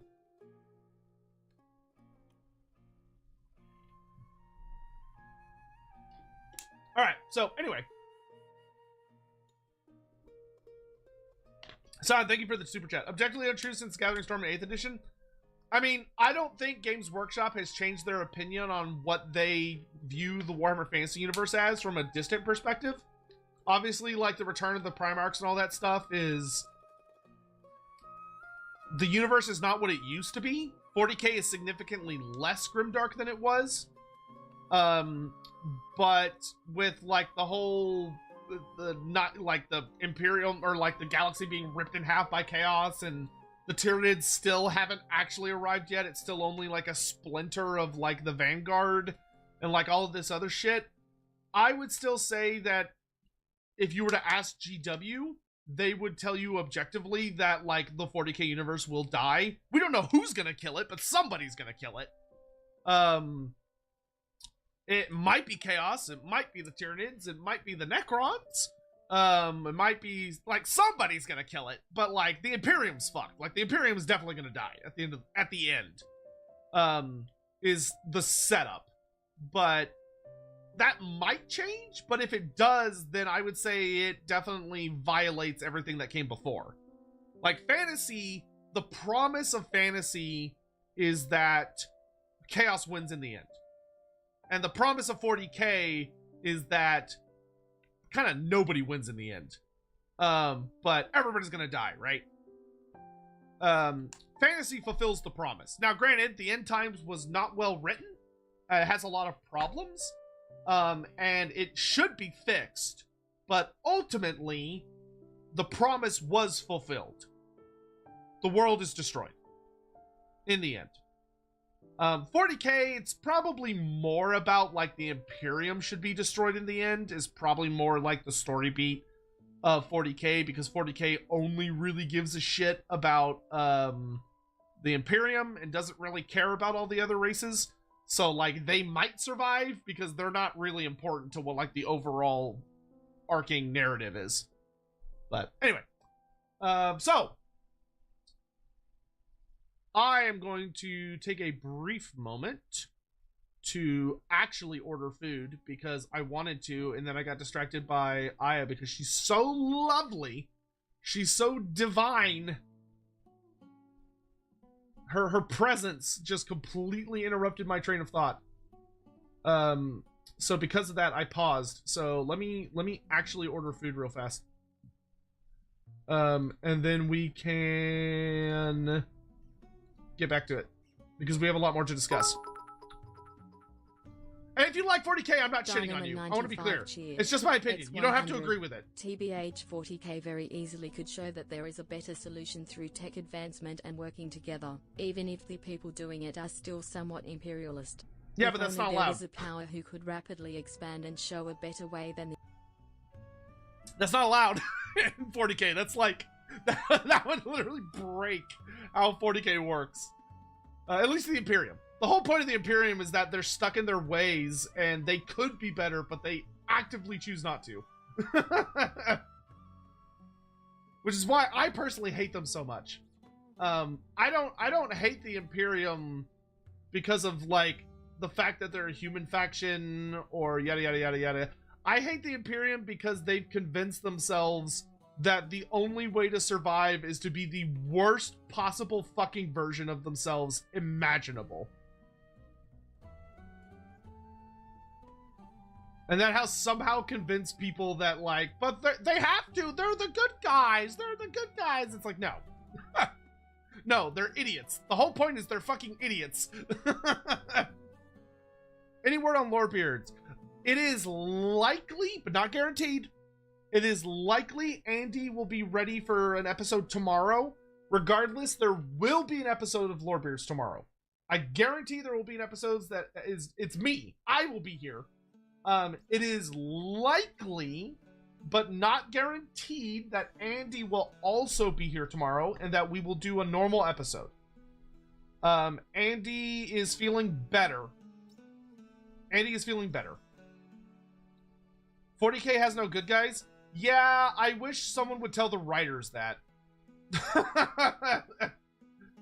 I feel very strongly that the writers do not agree with that, and they very much believe that the Space Marines are the good guys. But what can I say? I have literally had a Games Workshop employee. How do I say this? I have had someone that works at GW in a very prominent position say to my face that the Space Marines are the good guys and should be treated as such. And I went, I don't.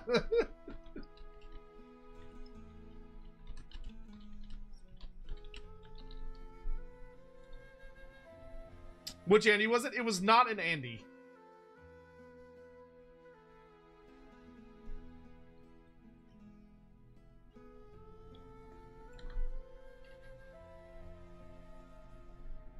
They really don't know their own lore then? Yeah, tell me about it.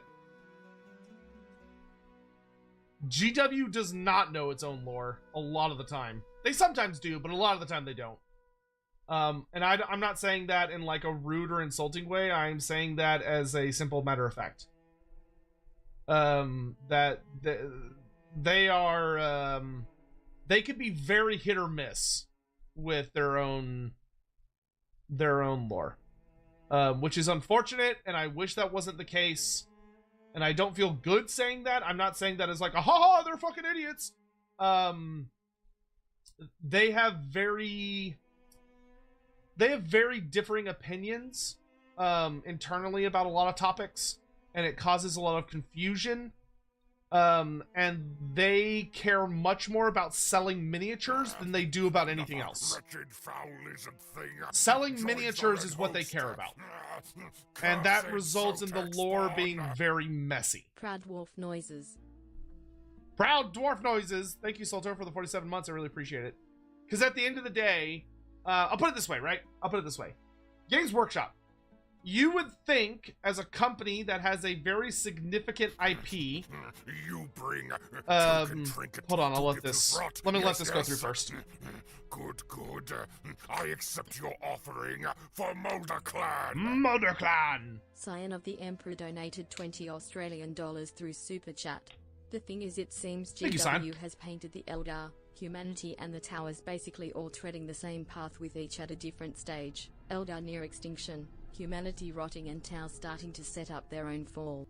That's a cool idea. I like that. I think if they were to lean into that more, that would be really cool. I think that's a good story. I think that's a genuinely interesting story. I don't know if they're gonna go that way. But I'll say this before I want to get back into the Cathay stuff. But I'll say this before we move on. Of that, ultimately, right?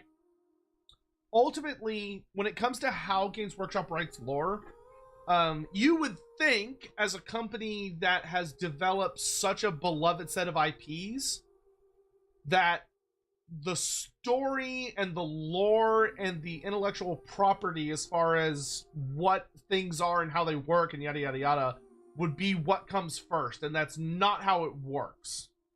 The way Games Workshop works is that the models come first.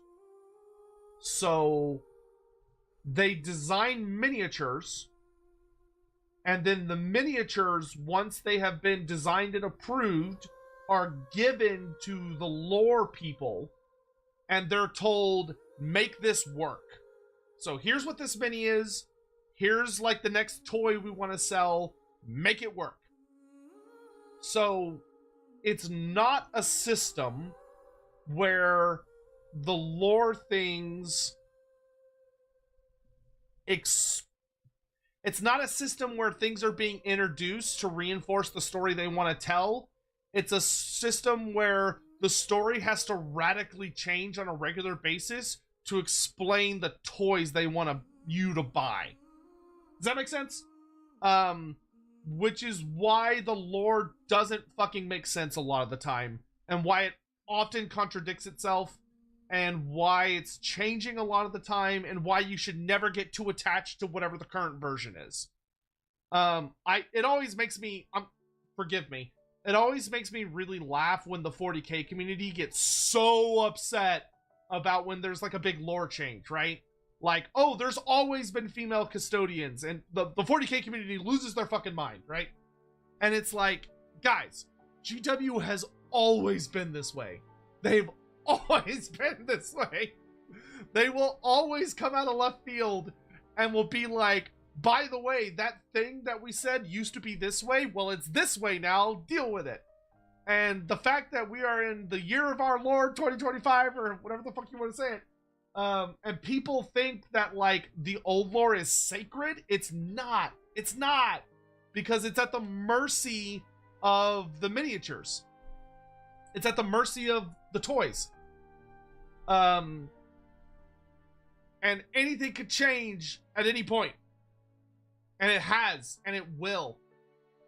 Like, go look at, like, Warhammer 40,000. Like, go Google Warhammer 40,000 first edition, like, core rulebook or faction, and read the lore.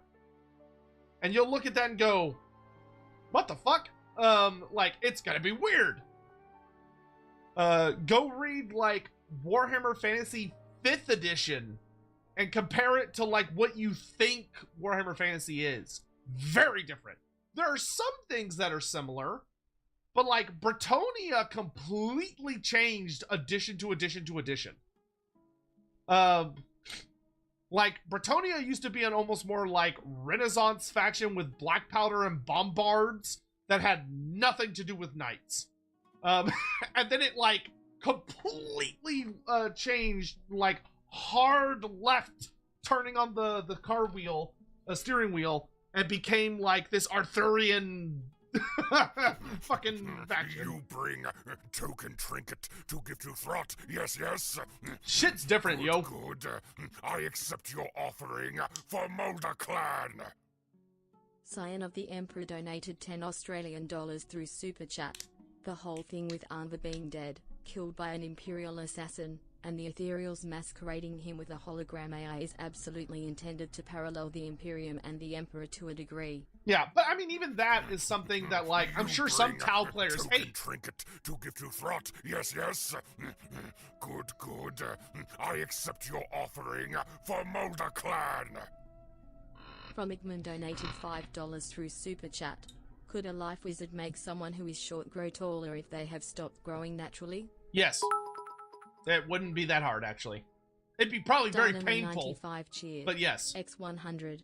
I think ultimately the main issue with having no good guys but having the ultra-authoritarian state have the most badasses ever kind of implies that by doing ultra-fascism, you get to be the most badasses ever. Which is a bad message. Yeah, I would concur with that. I mean, granted, I'm very I don't like the Imperium. I think the Imperium is problematic. For several reasons. Yeah. Anyway, let's get back to Cathay. I've rambled enough about 40k, and all I'm going to be doing is bitching, and that's not why we're here. Alright, so, where are we? We finished about Kuei Yin and all that jazz, so we are on to... okay, so we have the creation of Yin and Yang through the secret arts of Feng Shi.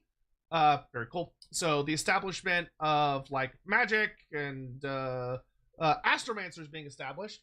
one thing that I found actually quite interesting about this book is that this book establishes that the astromancers tie back to right after the cataclysm, right? So the Celestial Dragon Emperor is teaching regular humans magic by this point. Cool, fine, whatever.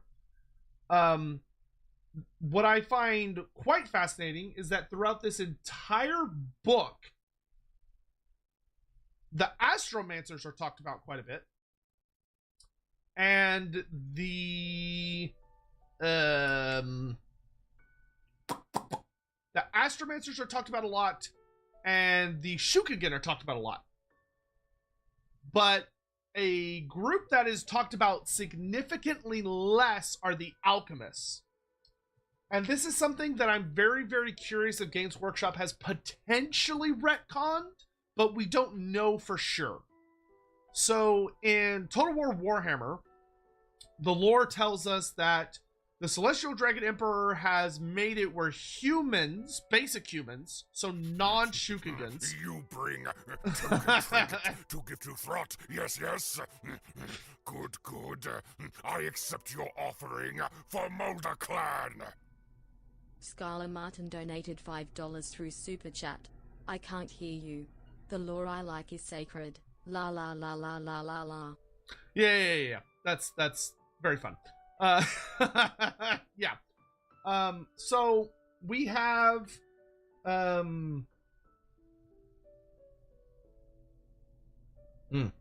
brain. What we have is that in Total War, we're told that regular humans, so Shukagans, for those unaware, Shukagans are mostly implied, not exactly, but mostly implied to be a dragon blooded. You bring so token trinket to give to Throt, yes, yes. Good, good. I accept your offering for Mulder Clan.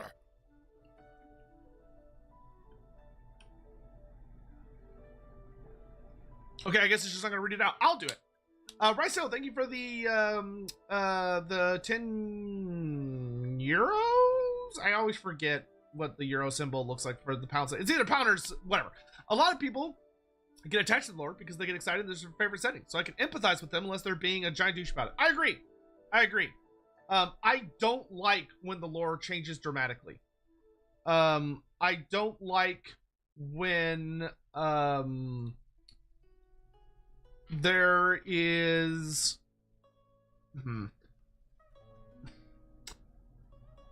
I don't like when there are significant changes without an explanation. I don't like when they say that something has always been one way without delving into why it's always been that way and why we didn't know prior. It sucks. And I will always be there to discuss it.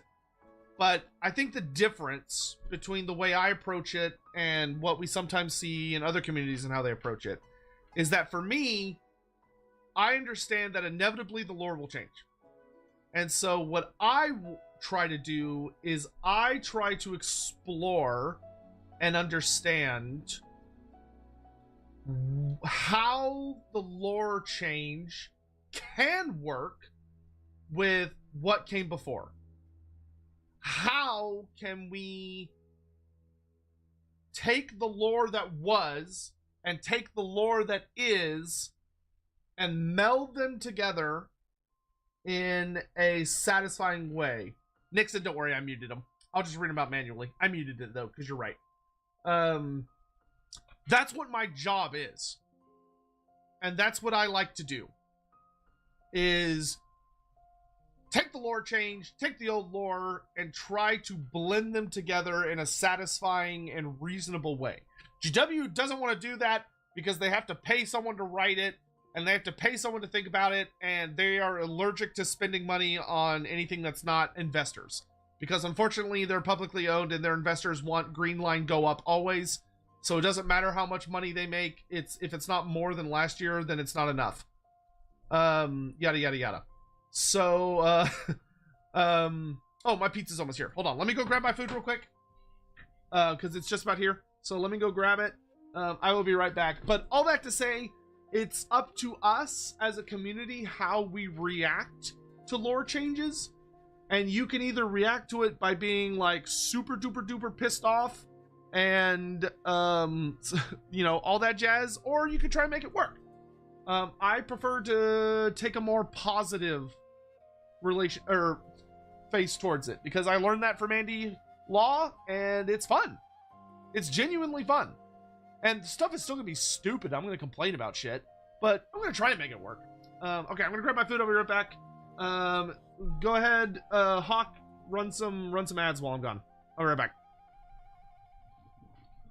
Oh, I wonder where my dog is. My dog!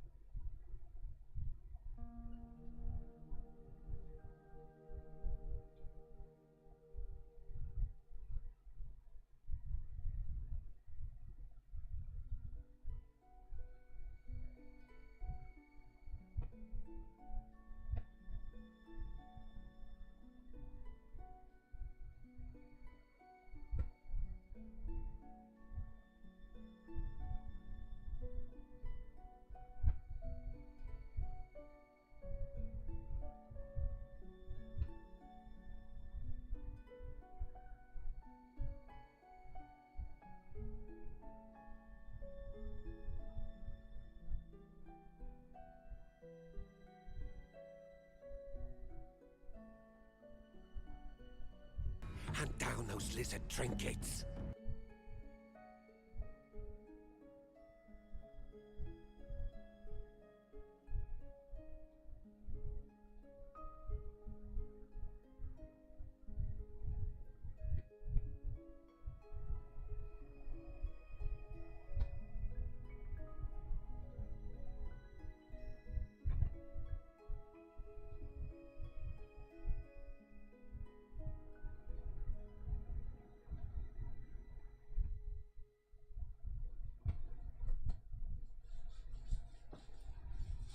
I'll tell y'all what, Sadie is so goddamn funny. Oop.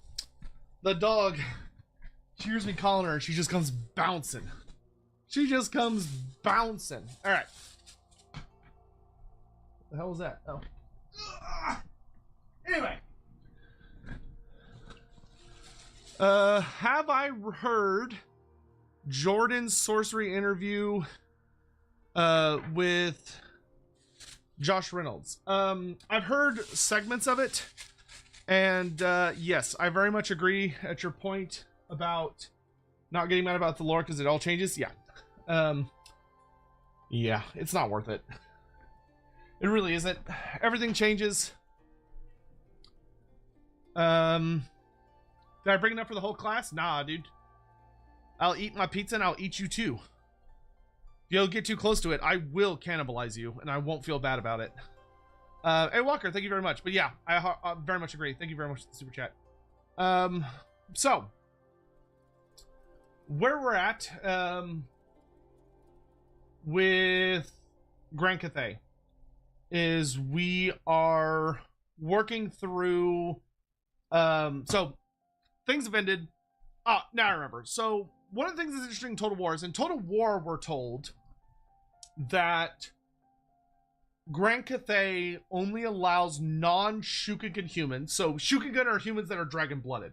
So they are descended from one of the dragons, because for those unaware, the Cathayan dragons such as Miao Ying and yada yada are able to have kids with humans. They shapeshift into human form, and when they are shapeshifted as humans, they can they can basically have sex with a human, and it will produce a human child. So Miao Ying, the storm dragon, can lay with men and have children. Though being a life dragon, she could probably impregnate other people if she wanted to, because you could do that with life magic, but that's neither here nor there. Whereas Zhao Ming has fathered many children, Yin Yin will have had children, etc., etc. And these children, depending on what generation they are, will be dragon-blooded, which means they will have notable sorceress powers and magical ability in addition to various physical prowess. They're better than humans. Typically, they're going to be more long-lived than humans, but they're just kind of superior to humans. But those children can also go on to have their own children. So if you have like a Shukengun, who is let's say, a direct child of Miao Ying and some guy, right? That kid can then have a child with a normal human, and their child will also be a Shukengun type, a dragon-blooded, but their dragon blood is diluted. So instead of being a half dragon, for instance, they'd only be a quarter dragon. And that continues down the line. So the more children they have with regular humans, the more diluted their dragon blood comes. Now, this obviously opens up some very interesting questions, lore-wise, that we don't have the answers to. For instance, what if you took someone that's a child of Miao Ying and they bred with a child of, say, Shiyama? Does it, like, give them something different? Does it dilute further? Does it just remain the same strength? We don't know. But that's a, interesting question for the future. Hey, Inari, what are you doing? Inari, how are you not... Hold on. This is important. Un momento. Can we get a shout out for Inari? Hawk, are you still here? I don't know if you're still here. She snuck in here. Hold on. I have to go to... Inari is super fucking cool. If y'all don't know Inari Reiju on Twitch, you're wrong. And you should go follow her right now, because she's literally the best. One of the coolest people in the world. And she made this for me. She made this thing for me that I'm wearing, that I showed y'all earlier. And she's the best, and I adore her, and she's super cool, and yada yada. There you are. Got you. Boop. Boop. So go follow her and check her out. She's super duper cool. And yeah, cannot recommend enough. Her content is fantastic as well. She's not just a good friend of mine, but she also makes amazing shit. And she's like friends with fucking... has a lot of good friends. Which says good things about her, I think. Anyway, so but what's interesting is that when you're dealing with the regular humans of Grand Cathay, right? So not dragon-blooded. We're talking normal humans. Dragon-blooded are allowed to study all of the winds of magic, because this is how they eventually learn the lores of Yin and the lores of Yang. which are combinations of certain amounts of the winds of magic. But regular humans, it was decreed by the Celestial Dragon Emperor through his son Yuan Bo, who acts as the overall ruler of Cathay in his father's absence, because his father's usually too busy doing other shit, that humans are only legally allowed to learn one wind of magic. And that one wind of magic is Azir, which is the wind of heavens. Which to the Cathayans is known as the elemental wind of stone. So the elemental wind of stone is the only lore that is supposed to be learned by humans, because it's the only one that is considered pure enough that humans can learn it without doing stupid shit or whatever. However, we do know that there are regular humans that practice another lore of magic, which are the alchemists from the House of Secrets. So the House of Secrets over in Shenyang, which is the city that good old Zhao Ming rules from, they rule from or they study the wind of Shaman, which is the wind of metal.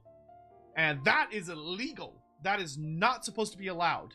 But Zhao Ming kind of ignores the edicts from his brother, Yuan Bo, and it's kind of like, yeah, whatever, shut up, dude.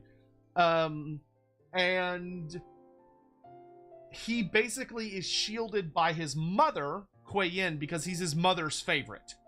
Zhao Ming gets into trouble, but his mommy basically protects him from the consequences. Because he's a mama's boy, which, you know, good for him. Now, what's interesting is that the army book, the Arcade Journal, does not get into this.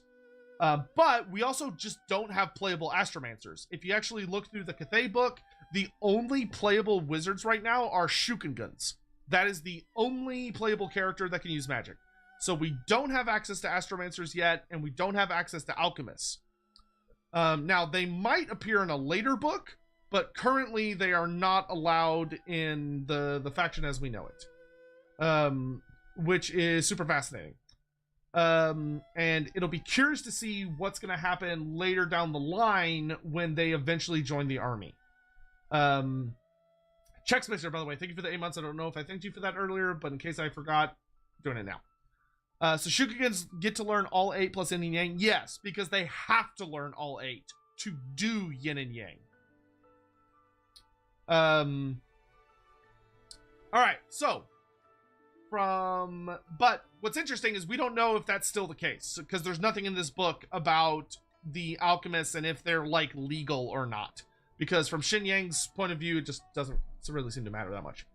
Alright, so anyway, the next big thing that we get as Xin Yang is busying himself studying magic, where this I actually really like, we start to see more and more of Xin Yang's obsession. So Xin Yang is developing an obsession with studying magic, where he gets more and more and more and more insular as time continues to pass. He's not quite to the level of extremism yet, but eventually he will reach a point, as we will see later, where his obsession causes him to retreat from the world, where the Celestial Dragon Emperor stops having much of an impact in like the day-to-day of Grand Cathay and kind of fades into the background. Also, Albert Moore VT, welcome to the stream. Hope you're doing well. But Grand Cathay starts to explore the world, right? They meet the elves of Ulthuan, the dwarfs of the old world, and the men of ancient Nehekara. So here we get our confirmation that the Nehekarans had a notable relationship with Grand Cathay, which is fantastic. That's awesome. That's very, very good. Are yin and yang forms of high magic? No, high magic is a form of high magic. Anything that is not high magic is not high magic. Hopefully that makes sense. High magic is you take all 8 winds of magic and you perfectly balance them against one another into a pure form that sits at the top. Yin magic is the magic of, oh god, off the top of my head, I want to say it's life, shadow, what? No, I don't think it's life, is it? No, it's metal, death, shadow, and beast, I believe. Fused together. Now, from what we have, it seems to be suggested that the Shukagen must learn high magic, and then they are taught the secrets of yin and yang, which then allows them to find the particular version that they more heavily specialize in. Though it does seem very heavily suggested that they all know how to cast yin and yang. That yin and yang is known to every Shukagen. There's just one that they tend to specialize more heavily into. But they can cast both, which means they need to know high magic, generally speaking. But high magic has very, very different properties than yin magic does or yang magic does. Yin and yang are not necessarily weaker than high magic, they're just different. Yin is metal, shadow, beast, and death. Yeah, that's what I thought. Okay. So then yang is life, fire, light, and heavens. Alright, anyway, so Grand Cathay establishes a big relationship with Nehekara. And it's also around this time that we see the Celestial Dragon Emperor build the Great Bastion. So in 1800 years before the formation of the Empire in the Old World, the Great Bastion is built. This great wall along the northern border of Grand Cathay that stretches from the tippy top of the, kind of like the ancient giant lands slash Mountains of Morn, but the city of Nangao up in the mountains, kind of at the edge of that big fucking mountain range that's basically impassable because it's just like sheer fucking cliffs and stuff. All the way, the Great Bastion stretches from Nangao all the way across to the Celestial City, where then the Celestial City connects to the Great River, aka the Dragon River, aka the Spirit River, which goes all the way out to the bay, to the ocean. And both the Spirit River is literally uncrossable. Anyone that tries to crosses it dies horribly, unless they have the blessing of Shiyama, who is the spirit dragon that rests at the bottom of it.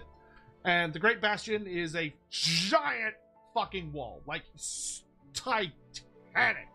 It's absolutely huge, so much bigger than it has any right to be. And according to legend, Shen Yang pours a significant amount of himself, of his very essence, into the wall in order to make it truly powerful. And it's also built with the help of 3 of his sons, or no, 2 of his sons, where Li Dao and Zhao Ming contribute heavily to the construction of the wall. But in any event, they build the wall, and this is where we actually start to get some interesting notes about Grand Cathay. The big one is that Grand Cathay discovers black powder. And it's said in this book that Grand Cathay discovers black powder first. They're the first nation in Warhammer Fantasy who discover black powder, and that their black powder, being the oldest, is also the most superior. That their black powder is the finest in all the world, even though the dwarfs would never admit to it. I personally do not have a significant problem with this. Ultimately because I've seen some people be like, oh, how dare they, like, blah, blah, blah, say the dwarfs are shitty or whatever. I do not think it is bad for Grand Cathay to be the best at black powder, because ultimately Grand Cathay pigeonholes itself with black powder technology. And like certain alchemical technology. The dwarfs, however, do not pigeonhole themselves. Because the dwarves, funny enough, are not the great masters of black powder.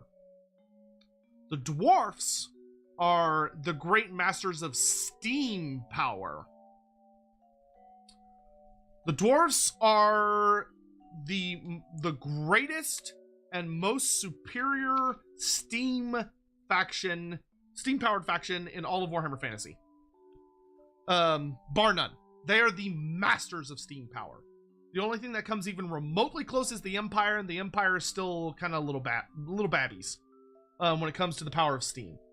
But the dwarves have mastered it. They've created great flying mechanical marvels through steam. Massive machines that are able to burrow and tunnel through the earth. And they're also the masters of runic magic as well. The dwarfs don't need to be the big bosses of black powder, especially because a lot of dwarfs don't even like black powder. There are entire holds that look down on black powder as an inferior, unreliable, newfangled technology. Why would the dwarfs be the best at black powder? Right? Dwarfs are stubborn and slow to change, and many dwarfs look at black powder as garbage. You have like Alric Ranulfson, the king of Katakirn. He hates black powder. He thinks that it is absolute garbage, and that it wasn't good enough for the ancestors. The ancestors didn't need it because the ancestors did not discover black powder. Later dwarfs did. And if the ancestors didn't need it, then fuck it, they don't need it. He thinks that they are perfectly fine relying on runes, bolt throwers, and catapults, just like the good old days. Right? Catch Mixer, are the Arcane Journals Word of God or more cultural perspective? More cultural. There's a lot of notes that, like, you could take them as mostly factual. But whenever it says that, like, someone is the best at something, or it states something comparatively, I would take it as, like, more propaganda.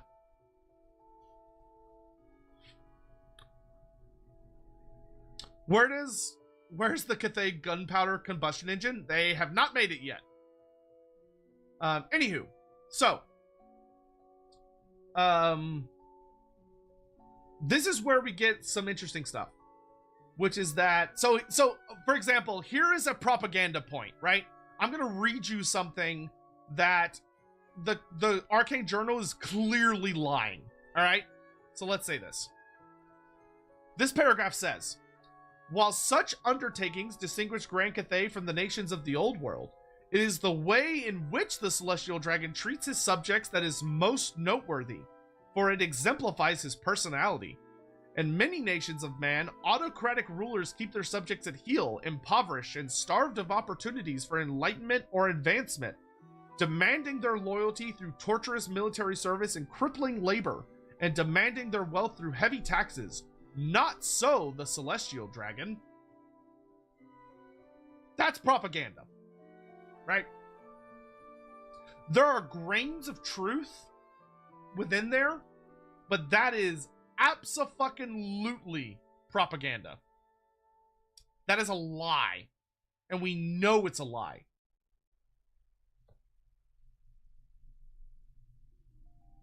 Because if this was true,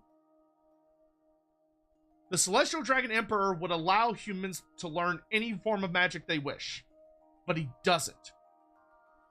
The Celestial Dragon Emperor only allows humans to learn one of the 8 winds of magic. Legally. If this was true, the Moon Empress would not possess the ability to force people to forget things. If this was true, the Dragon-Blooded would not be the ruling elite class. If this was true, they would not require the Onyx Crowmen, which the Onyx Crowmen are a horrifying group of created elemental creatures made of yin magic that run around and disappear people because they're made of yin magic, which is the magic the Moon Empress uses to make people forget things. The Onyx Crowmen, the way their magic works is that if a normal human were looking in the direction of an Onyx Crowman, they would feel a compulsion to just look away. They won't even understand it. They won't understand. They won't understand that it's not like they are like, oh, I can't look that way. They just feel just a slight tugging at their consciousness that makes them go, oh no, I should look this way.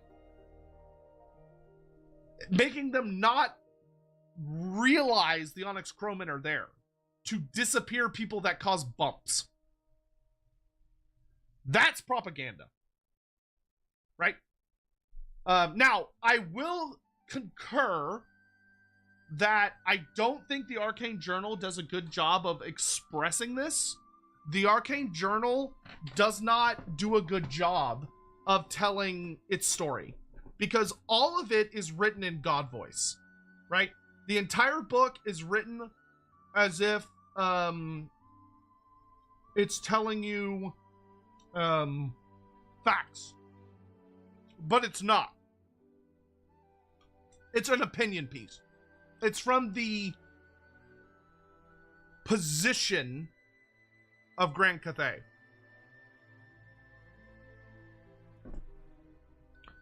Which causes the issue of when people read it, they're like, oh, well, Grand Cathay is so overpowered. Grand Cathay is so not a Warhammer faction.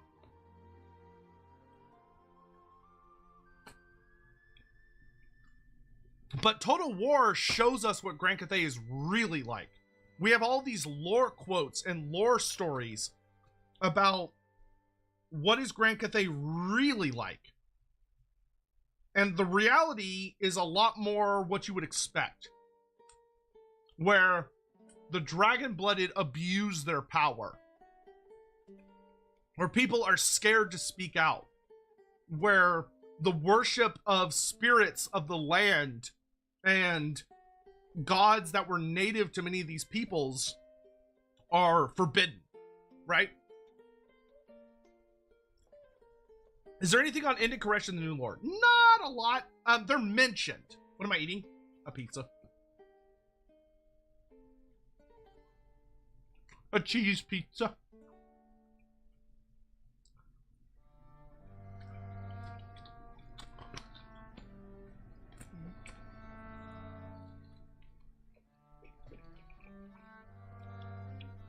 What about Life Wizards and Shadow Wizards? So the Jade Sorcerers and,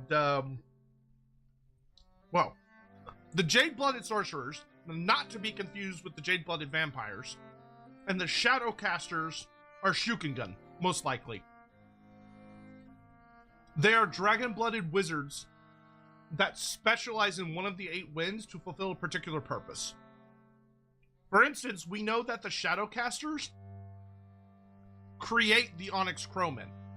But to create Onyx Crowmen, you have to use yin magic, not just shadow magic.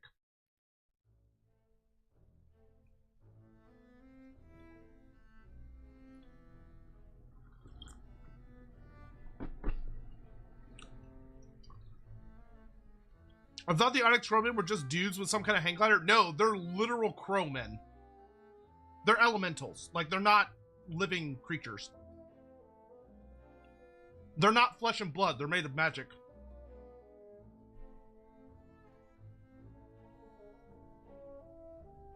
They're as real as a demon is. I'll put it that way.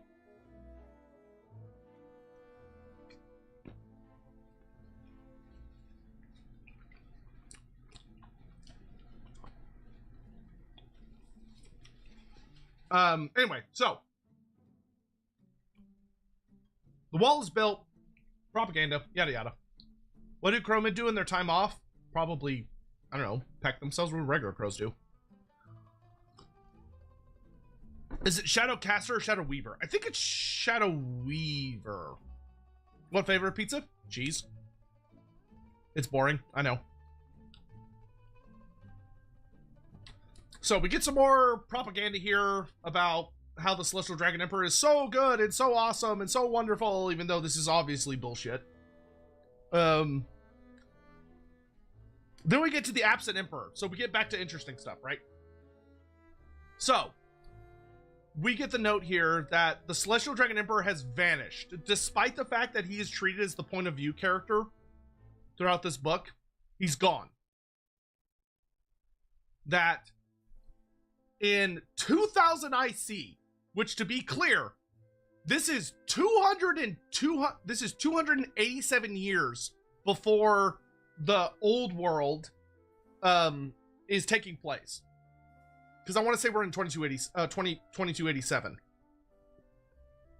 So for almost 250 years, the Celestial Dragon Emperor and the Moon Empress have been missing. Nobody knows where they are. They're completely gone. And it's caused a degree of turmoil and disharmony. Shit's going down. And the old world's only going to get spicier, right? Because what we're about to go into over the course of the old world timeline is we're going to go into, as we get into the 2300s and start heading towards the 2400s, what's going to happen is known as the Age of Darkness and Disharmony. So keep in mind when you're reading this book and when you're looking at Cathay lore, the time of darkness and disharmony has not happened yet. It's about to start, but it hasn't happened yet. Okay? So, Celestial Dragon Emperor and Moon Empress, who it notes have left before, like, they leave for, like, years at a time and such. But this time they've been gone for an extended absence. They've been gone longer than they've ever been gone before. And they're not coming back for a while. If I recall correctly, I don't think the Celestial Dragon Emperor and the Moon Empress return until like 2390 or like early 24 something. Like they're gone for like at least another century. And we're about to go into the Age of Darkness and Disharmony. So what happens in the Age of Darkness and Disharmony? Civil war. So all this bullshit this book is giving you, all this bullshit about how, oh, Cathay is so harmonious and everybody treats each other well and they're so enlightened and introspective and philosophical, and Cathay, everyone throws themselves into the service of the Celestial Dragon Emperor, yada, yada, yada, yada, yada. It's bullshit. It's all a lie. And what proves it's a lie is what's about to happen, which is that when he's not there, thumbing the scale, when dad's not home, making people do things, when mom's not home, erasing people's memories about rebellions and anything that makes them look bad, shit hits the fan. And what we get is the time of darkness and disharmony, which is civil war.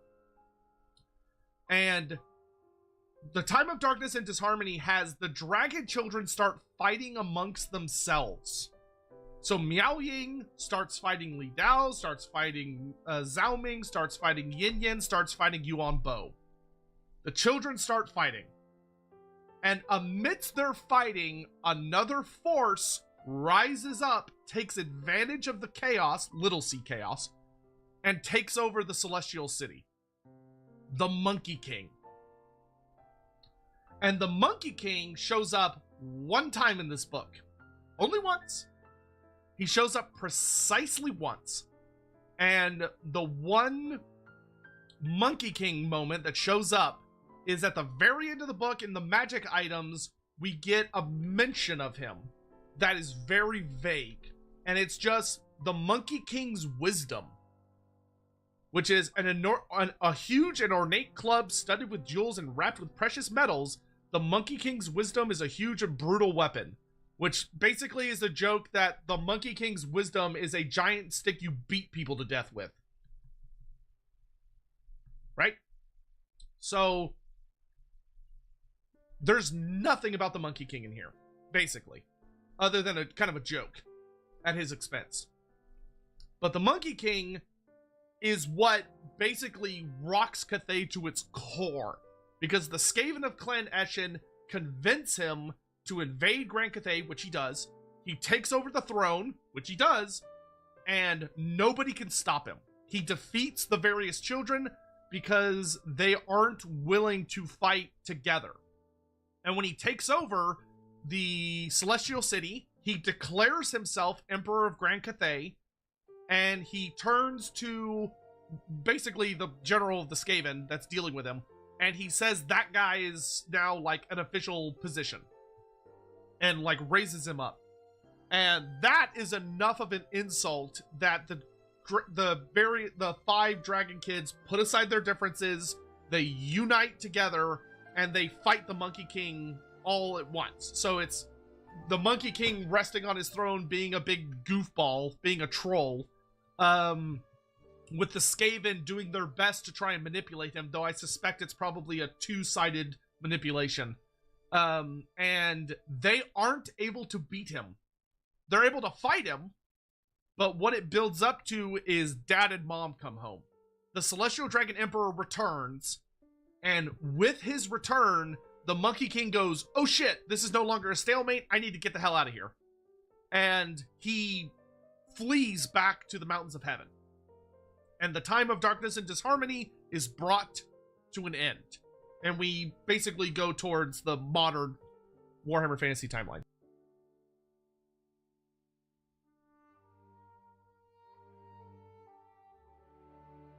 So the big thing about this book is it's all set up about, look how good life is in Cathay, basically to build up for, look how shit life is about to be in Grand Cathay.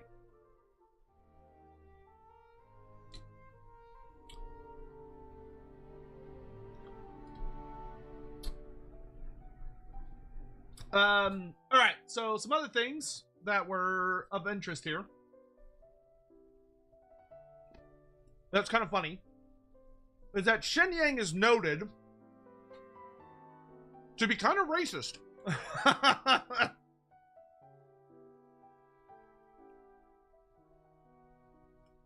Shenyang is revealed to be very speciesist. He does not like elves, and he does not like dwarfs. But he loves humans. You know, it's noted that he hates the dwarfs because of their slaughtering of the other ancient dragons. And to be fair, the dwarfs are a very anti-dragon species. One could argue that the old ones explicitly created the dwarfs to kill dragons. And the elves literally fucking turning dragons into beasts of burden, creatures that they ride on, and they're arrogant little shits. Right? The Celestial Dragon Emperor is watching this and being like, ew. Ew. But humans? Humans are interesting. He likes humanity. Honestly, I think the reason he likes humanity is relatively easy to dominate. They're relatively easy to shape.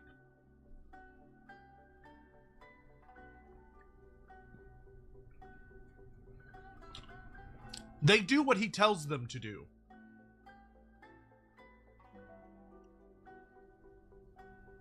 They're controllable.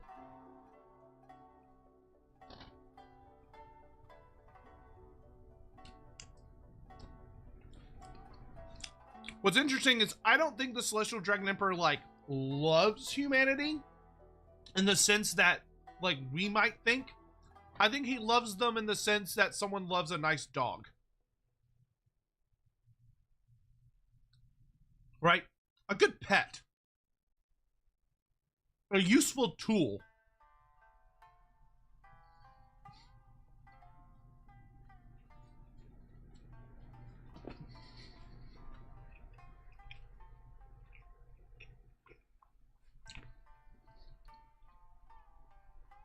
But we also learn that he hates the ogres.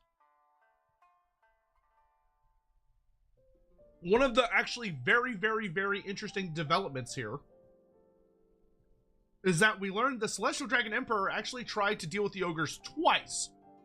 The first time failed, which is that the Celestial Dragon Emperor turned to the Sky Titans, and he gifted the Sky Titans with technology. He taught them the secrets of black powder and forging, and basically gave them the knowledge to create their insane weapons. Now, he didn't ally with them. He didn't, like, fight alongside them.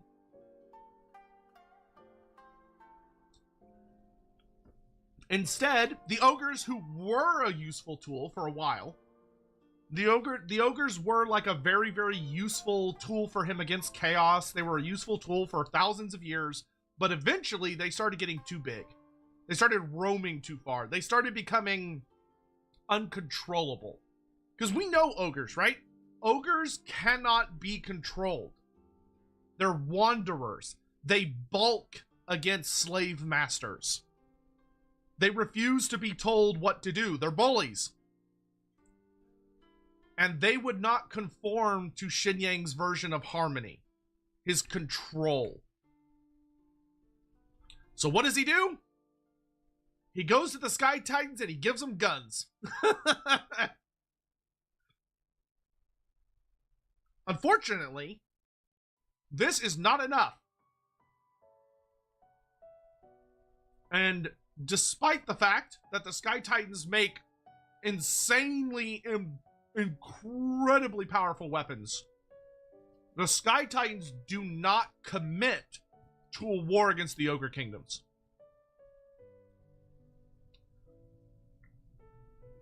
They defend themselves, but they don't go out and, like, try and exterminate the ogres. They don't start a war that occupies and culls the ogre population. So then, Xinyang calls down a comet. Now, what I still find very interesting is that Xinyang turns to a very extreme decision. From the lore that we have, it doesn't, like, we know that his armies were fighting the ogres, trying to contain them. So what seems to be suggested here is that the ogres were growing so powerful that they became too strong, and that Xinyang and the dragons couldn't handle them. Yeah, this was before the comet.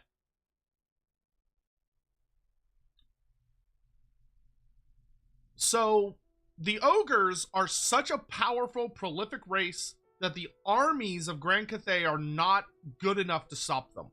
And this may also explain a bit of why Zhao Ming is not well liked by his father. Why he's a bit of a disappointment to dear old dad. Because they're to the west, they were Zhao Ming's job, right? Zhao Ming's literal only fucking job is to control Xinyang and the alchemists and deal with the ogres. And he fails. Because the ogres become such a problem that he was supposed to be controlling that Xinyang literally goes for the nuclear option. He literally calls down a nuke, the likes of which our world has never seen. And he summons down a comet. But not only do they call down a comet, but they fuck up and they call down a comet of pure warpstone. It's pure warpstone. They basically grab a giant chunk of Morslib and throw it at the ogres. Nuke them from orbit. And this obliterates the ogre homeland, and it turns the west, the area just outside of Western Cathay and a lot of the area of Western Cathay into a inhospitable hell desert and creates a new god. Very likely this is Tzeentch's fault or some other power where they meant to grab a regular comet, but fucking Tzeentch fucks with them and they end up grabbing a more fucking nasty ass warpstone comet. And this creates the Great Maw.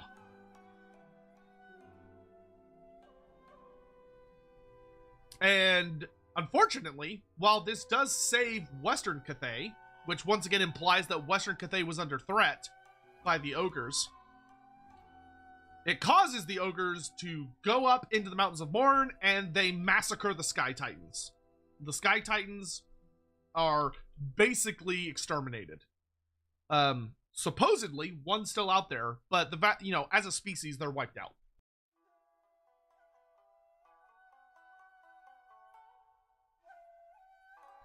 Which is also hilarious because it means all those guns and super weapons that the Celestial Dragon Emperor gave to the Sky Titans now are in the hands of the ogres.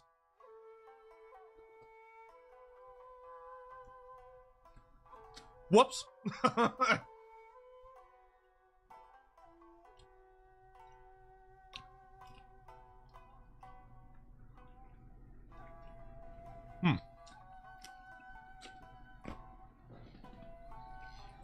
Now, whoa, okay.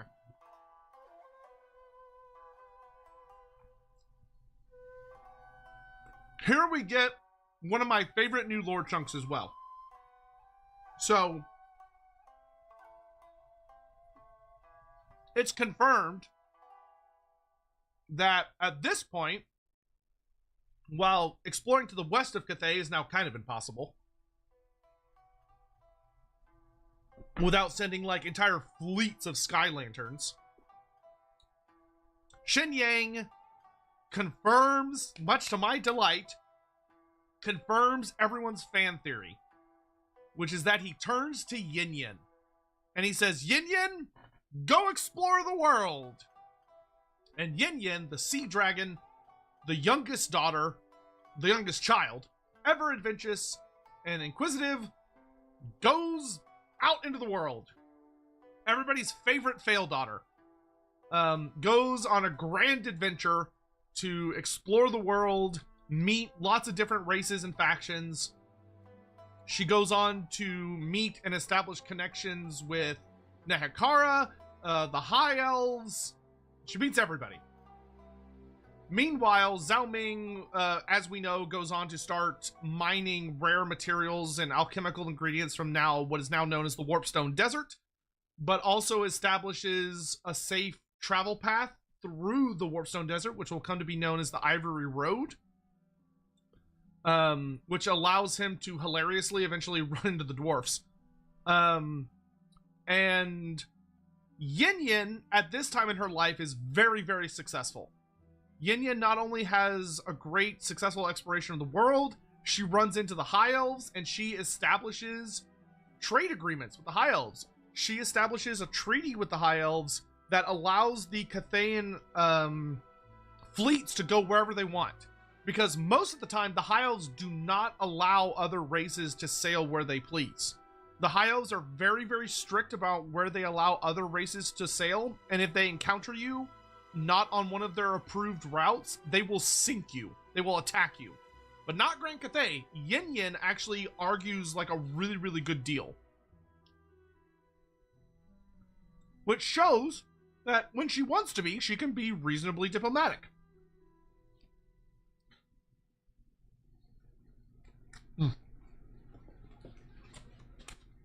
Delicious.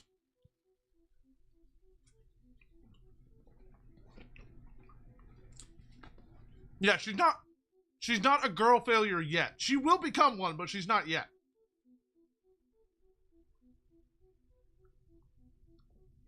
Did Calidor have a hand in this? Yeah, Calidor is already dead by this point. Well, he's already trapped in the vortex. Which Calidor? Likely this would have been this probably would have been Calidor the First by this point.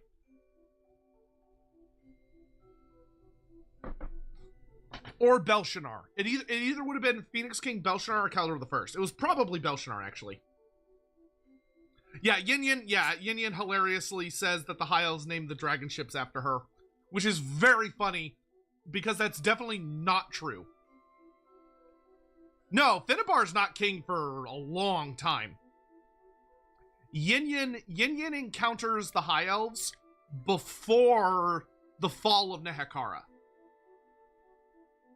So it's either Caldor the First or Belshazzar. This is like ages ago.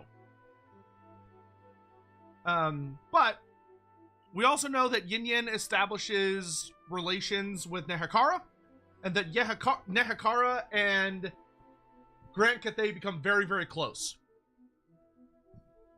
Random question: do the elves trapped in the vortex not need to eat or sleep? They want to desperately, but they're trapped in a moment of time. Yin Yin VTuber win? That would be fucking hilarious. Of all of the dragon kids, Yin Yin would 100% be the VTuber. Zhao Ming would probably be more like the Zhao Ming, I feel like, would be more like a TikTok guy. He's more with it.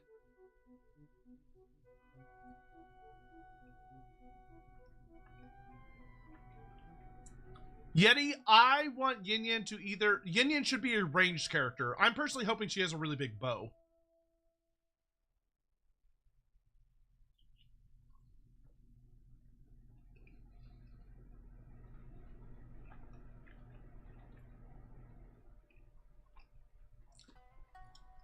Given his warpstone... I'm going to change that to addiction. Do you think Zhao Ming might have been involved with Clannad getting influence in Cathay? It's possible. It's actually quite possible. I doubt it. Zhao Ming seems to genuinely love humanity. Like, he's more like his father in that sense, where he actually cares a lot about the people, where his siblings see them more like tools. So I don't think Zhao Ming would like the Skaven. If anything, the Skaven would be constantly trying to steal from him, so I would actually say of all the dragon children, he probably hates Skaven the most.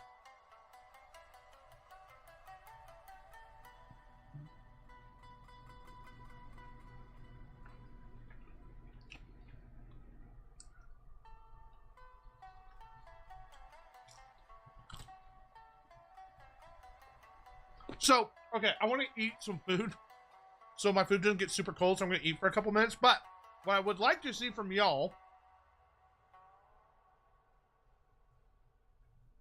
while I nom here for a moment, is what are your thoughts, based on everything we've talked about, or if you've gotten the Arcane Journey yourself, read about, what are your thoughts on Grand Cathay so far? Like, how do y'all feel about the lore? The new lore.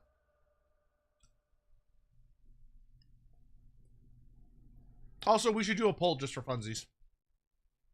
Start a poll. Which dragon child is your Oshi / favorite?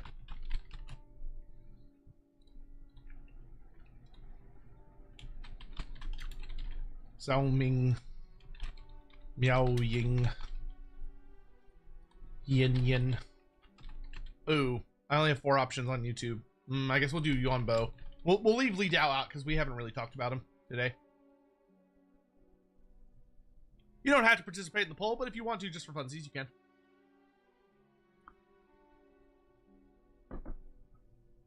I want some non-Dragon Cathayan characters. Yeah, that'd be great. I'm sure we'll get some, just not yet. Not yet. We need more stuff on Kuei Yin. I agree. Kuei Yin is probably the most interesting character, and they are really, really hiding her right now, which is, I don't think it's a bad thing.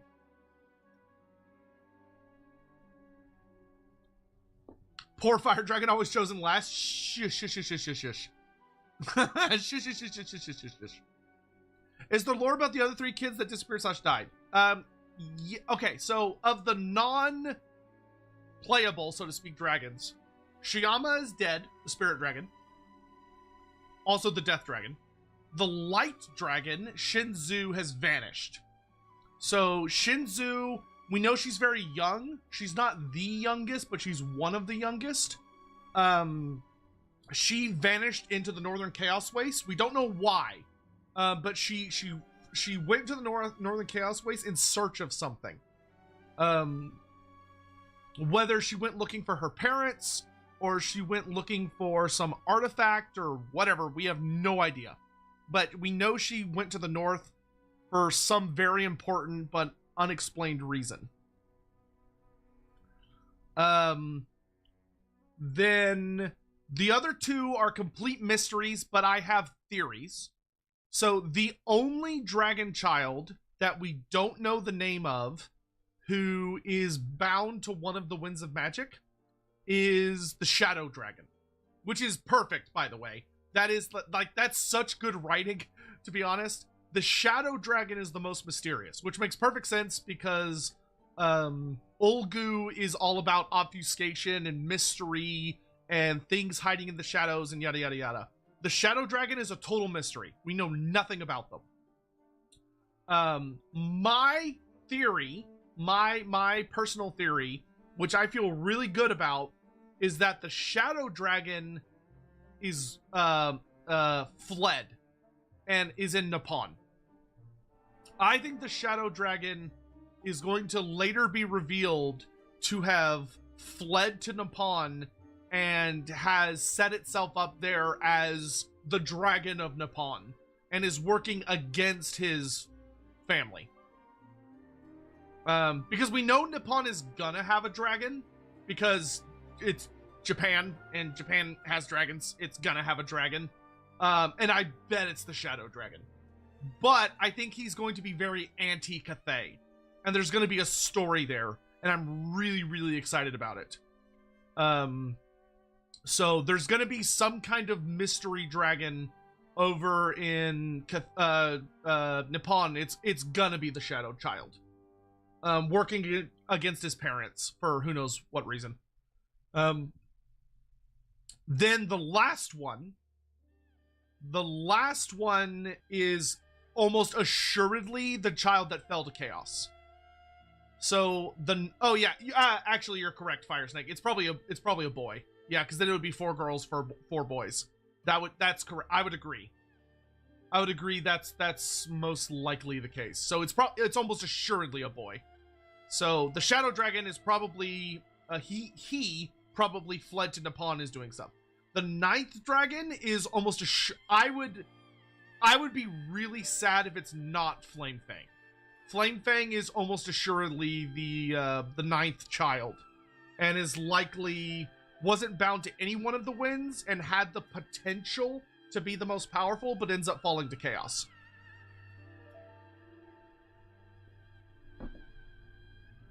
And then it devours Shirian, and the Eye of Shirian ends up belonging to it, which is probably what corrupted it.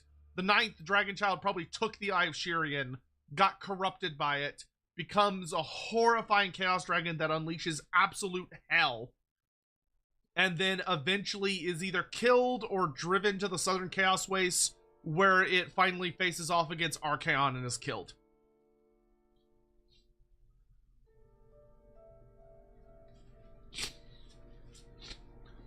Wouldn't the 9th dragon Flame Fang undermine RPG stuff? No, I don't think so.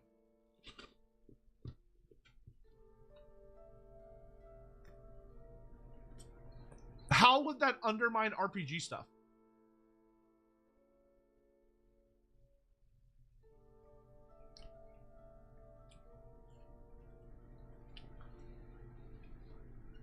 Maybe the Shadow Dragon learned the secrets behind his parents' great plan and absolutely abhors it? Ah, yeah, that's very likely.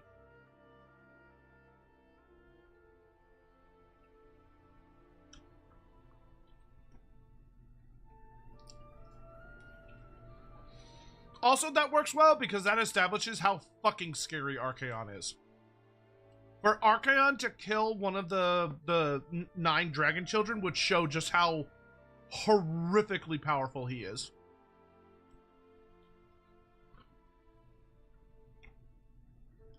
Which is great for an Everchosen.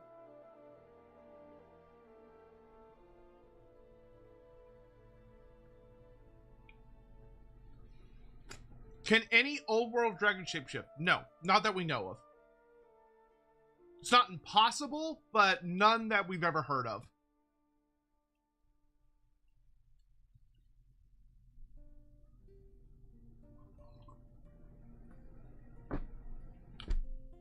Before he got all the artifacts too. Yeah, exactly. I mean, he had the armor at least. And he had the mark and the armor at that point. Because Games Workshop likes mystery characters for RPG building by GMs. Honestly, I don't think they really care that much, if I'm going to be honest. I don't think GW thinks about the RPG stuff. I'm going to be totally frank, dude. I don't think they think about it at all. That being said, they may never confirm any of that. Did Xinyan ever go to Ulthuan? I really doubt it. Xinyan seems like the kind of guy that's always home doing stuff. He sends representatives. We know Yin Yan's been to Ulthuan.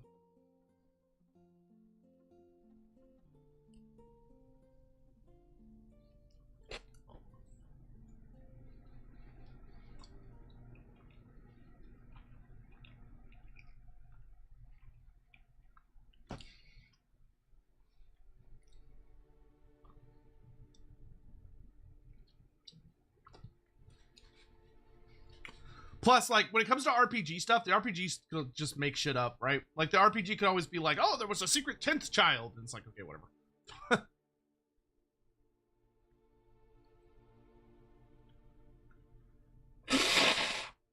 Oh, excuse me, I should have muted before I did that. Sorry, that was probably gross. I had some fan lore about the theoretical father of the Shukengans, the first mortal to wed a dragon. I doubt they ever married the dragons. They were probably more like, the humans were probably treated more like concubines. I don't think the dragons would ever get married. But Resident Face said that sounds cool. Sign of the Emperor, thank you for the super chat. If Nagash knew of her, what would he want to do in regards to Shyama? He'd try to resurrect her. If Nagash knew about Shyama, he would attempt to dominate and resurrect her body and make her into absurd. Either that, he'd want to eat her. One of the two. Nagash, like late stage Nagash, would try to devour her. He would try to devour her and make her power his own. And then resurrect what was left of her as like a Mortark. What is Xinyan's great plan? We don't know. It's a mystery. I would guess his great plan is either finding a method to close the gates, so close the north and south gate and banish chaos from the world forever, or his plan is to find a way to basically allow him and his children and those who he can to basically get like bubbled to safety into like Age of Sigmar. It's one of those two.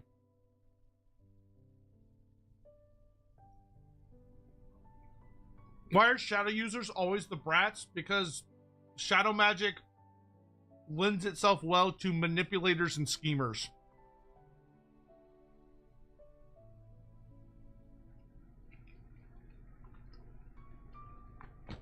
Do you think the Shadow Dragon may have been immune to Kuei Yin's Men of Black ritual, and he remembers the death of the Spirit Dragon? That is very possible. That is quite possible.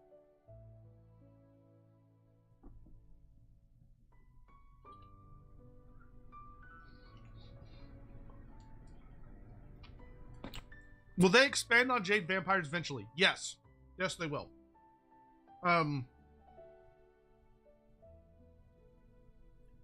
Games Workshop had a fairly recent article where they talk about the Jade-Blooded Vampires, and basically what they said is they know what the Jade-Blooded Vampires are. Like, they've developed them.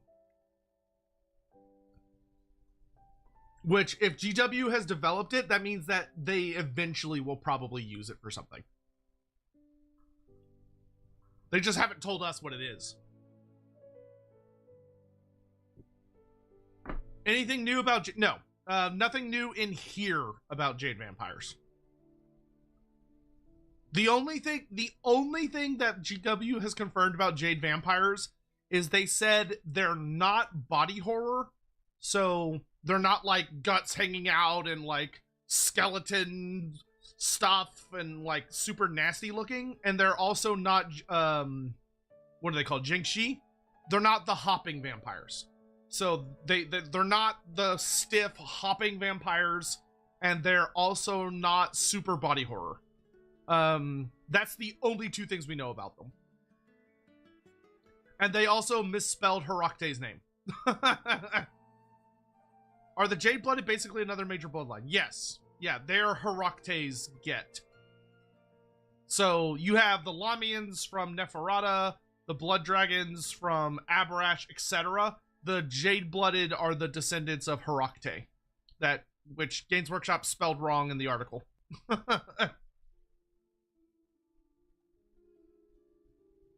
Wouldn't Shinzu remember Shiyama since she's the Light Dragon? No? Why would her being the Light Dragon make her remember Shinzu or Shiyama?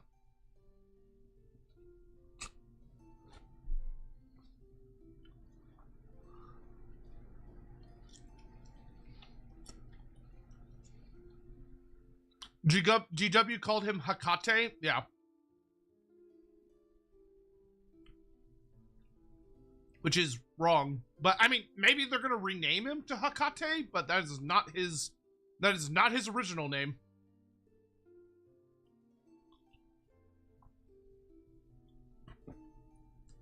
I mean, he might have changed his name. That's possible. Like, maybe Hecate is his Cathayan name, you know? Like, for instance, actually, a good comparison is Vlad von Karstein is not Vlad's original name. His original name is Vashanesh. So it could be that Herakte, once he was in Cathay, changed his name to Hecate.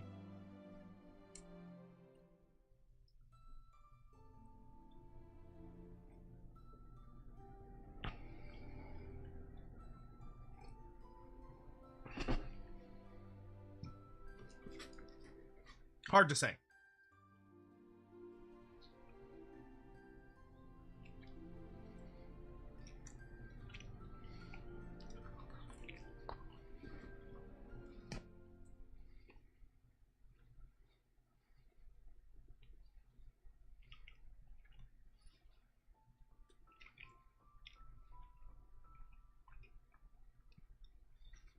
From Eggman, thank you for the super chat. If the end times got tweaked, which of the Dragon Children would you bet on becoming an incarnate of the winds, and which wind? Probably none of them, to be honest.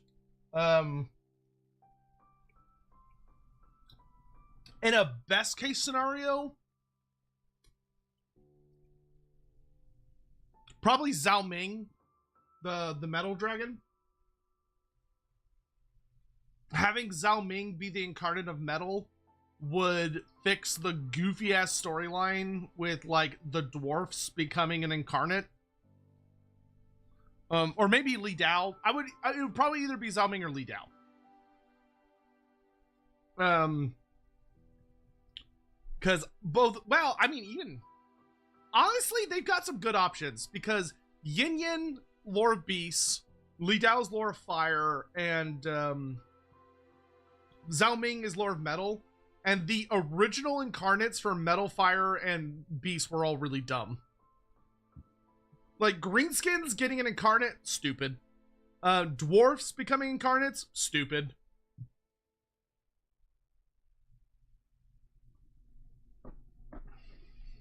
I thought powerful light wizards could see truth and through illusions. Not necessarily. And we also don't necessarily know how light magic is viewed in Cathay. Oop.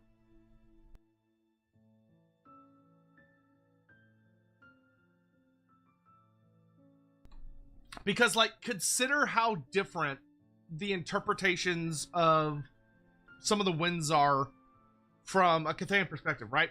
So, like, look at how Miao Ying acts and is interpreted despite being the life dragon. Right, where she's all about storms and water, as opposed to like plant life and growth. Right, she's far more destructive. Just because Shinzu is the light dragon does not necessarily mean she has those particular qualities of light. Revealing truth might not be her go-to. It might be more about purity, right?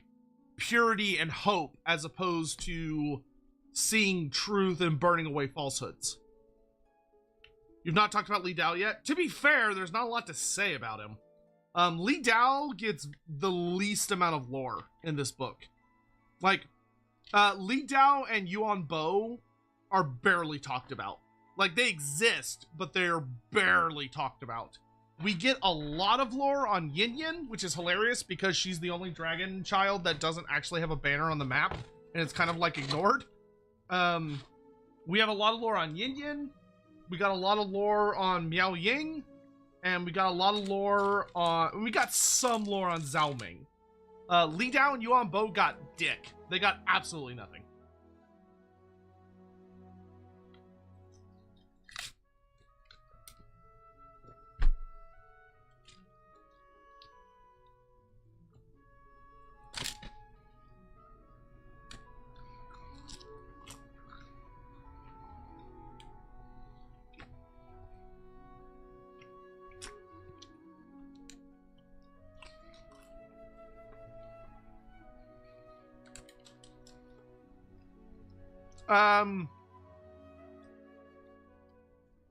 Kuya, sorry if I pronounced that wrong.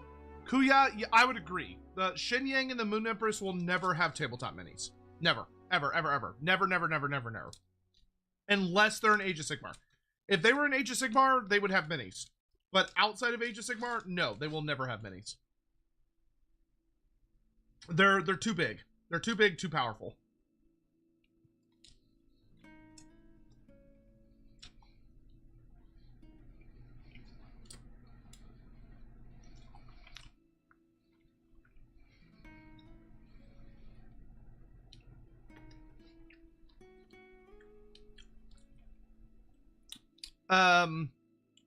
Sarmelian Blood Reaver. What I will say is, don't feel bad. Li Dao will be a big part of the old world.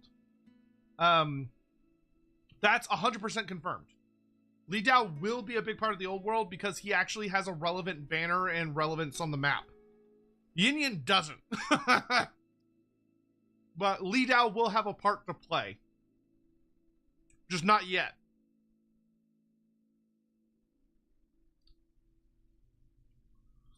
Could the Dragon Empress have made Miao Ying an exception so Miao Ying can heal from the trauma? Theoretically, yeah. I don't know, it's fucking magic, dude.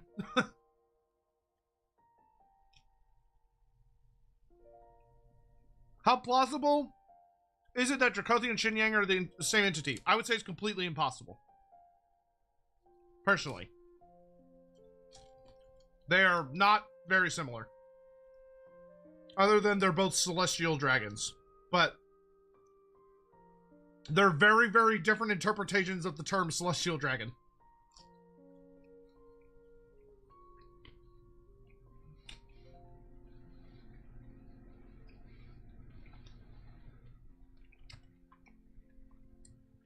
Still loading? Yes, we learned the entire history of the Death Dragon, which is awesome.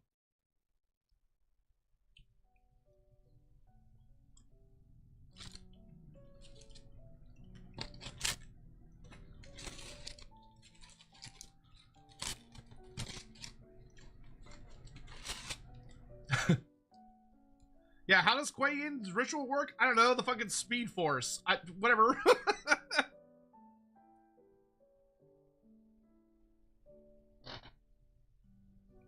Is the Death Dragon dead? Yes. Well, kind of. She's asleep. She's functionally dead.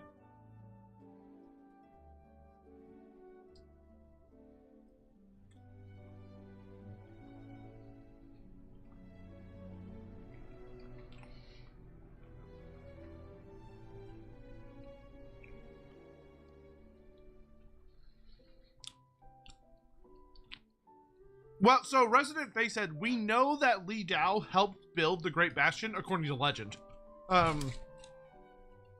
That his fires heated, you know, everything for the construction of the wall, which has Terracotta Sentinels literally built into it. So it's likely he was heavily involved in the creation of all of the Sentinels. What are we eating? I didn't want to, like, leave and go get food in the middle of the stream. because I'm an idiot and didn't make sure I had food beforehand. Because for some reason I was like, oh, this will be like a 2-hour stream, and I was a dumbass. So I ordered a pizza and like some cinnamon breadsticks. Is Cathay lore bad? No, it's awesome. My only issue with the book is that the book has a very bad job. My only issue with the Cathay Arcane Journal is that it does a very, very bad job of showcasing when it's talking in God voice and when it's telling you like objective facts about the setting.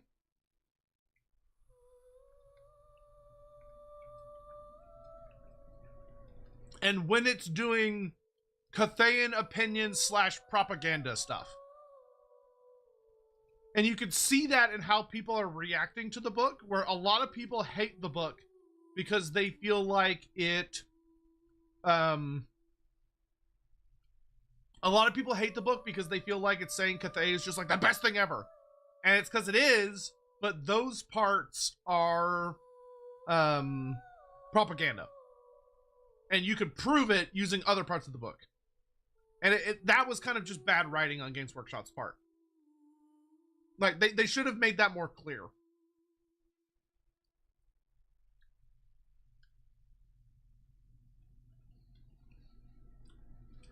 Because they very much use God voice for the book. Vera, hello there! It was nice meeting you. It was lovely meeting you as well. I look forward to making time to chat when you have time. Thanks for coming by.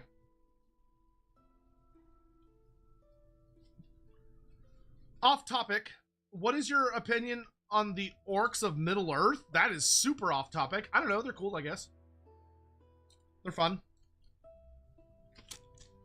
Like, I don't really have a super big opinion on them. They're neat. They make for good, like, faceless villains that just get, like, massacred.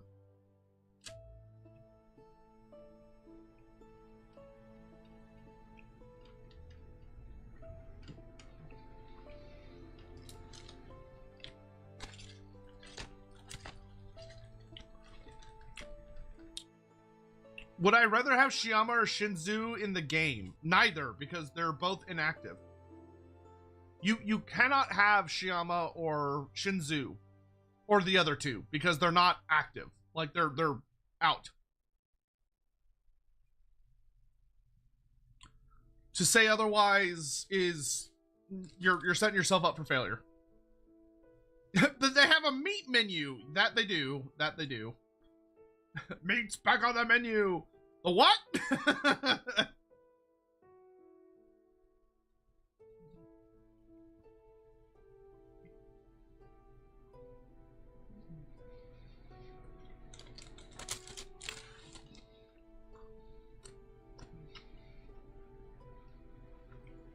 Did we get Snakeman? Do we got Snakeman lore for Lustria? We do not, sadly. Maybe one day.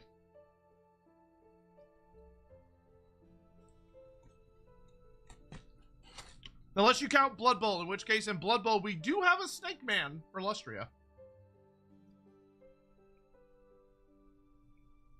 He's a star player you can get on the Amazon's team.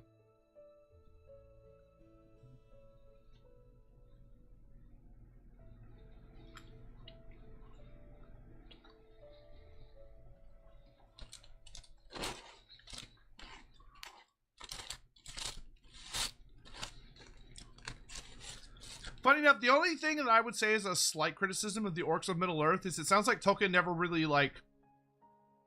It sounds like he never ended up finalizing his own thoughts on what exactly they were. And it would have been nice if he had done that before he died. But, you know. I'm sure he would have loved to have done that before he died, but obviously he didn't know when he was going to die.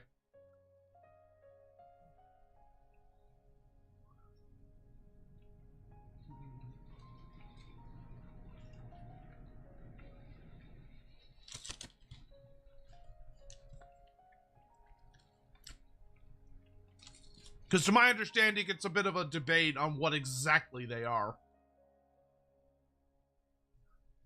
Like, I know the movie's like, oh yeah, they're corrupted elves, but to my opinion, to my understanding, it's not that clear cut in the actual, like, background.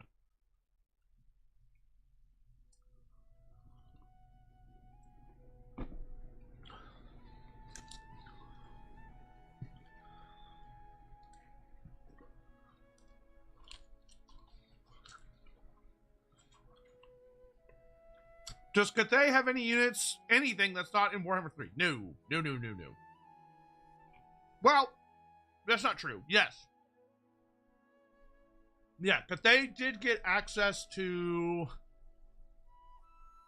a new Lord level character, which was the Gate Master. So, actually, yeah, they got access to a couple things. They got access to the Shukagen General, which the Shukagen General would be like a hero version. So, like a hero level Shukagen. They also got the Gate Master, which we have in Total War as a hero, but in Tabletop is a Lord, and then the hero version is the Gatekeeper. They also added the Strategist, which the Strategist is a hero version of the Lord Magistrate. And the War Machines can be upgraded to have an Ogre crew. And the Sky Lantern can be upgraded to have more toys. And also there's more Sentinel variants. So there's stuff, but there's nothing like, there's not like a completely brand new unit. It's more like variants on things.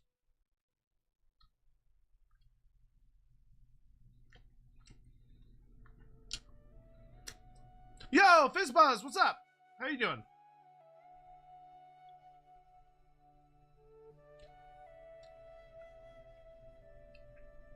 Dirthu's Manservant says, I think it'd be cool if Zinch undoes the spell on Cathay that the Kuei Yin cast and everything that was hidden from them is brought to light and Cathay devours itself in the end times. I think it would be cooler if it's not Zinch that does that, but the Shadow Dragon. I think if the Shadow Dragon child, who I think has probably fled to Nippon, if he was the one that, like, revealed the truth, that would be really, really cool.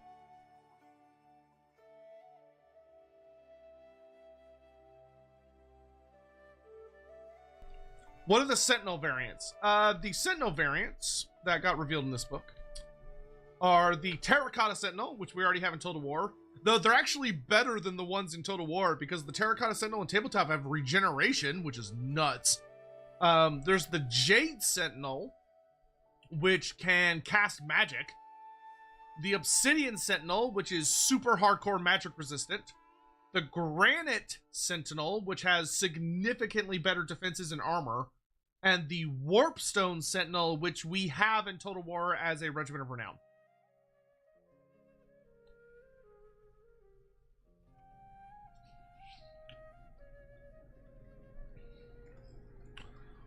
You like the angle of the Shadow Dragon in Nippon? Yeah, I'm quite fond of that idea. The only thing that I would say about it is if Games Workshop does go the angle of the Shadow Dragon being in Nippon, my only thing is they would have to make it where the Shadow Dragon is not the ruler. Like, the Shadow Dragon should not be in charge of Nippon. It should be like an ally to Nippon, something that Nippon took in, like granted refuge to, but it shouldn't be the ruler, because I think that could have like kind of some weird vibes. It'd be nice for Cathay to have its own naturally occurring big bad. Is there any new lore about the Korean Peninsula east of Cathay? Sadly, no. We have no idea what's going on over there. Do they all wield pole arms? Essentially, yes. I mean, not necessarily, but like functionally, yes. They all fight the same. I'll put it that way.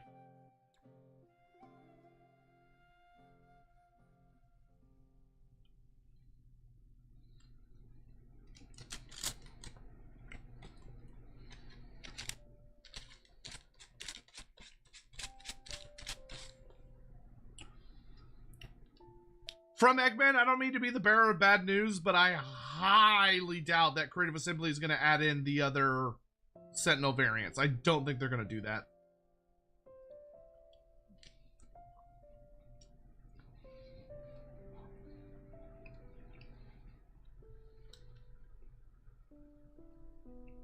Touch on it. Have a good night.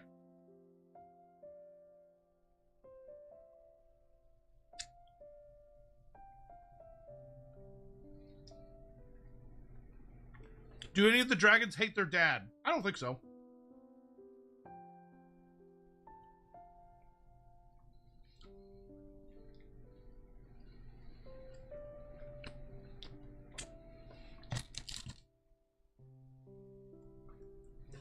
I would say it's very likely that they all love their dad, but probably have a complicated relationship with him.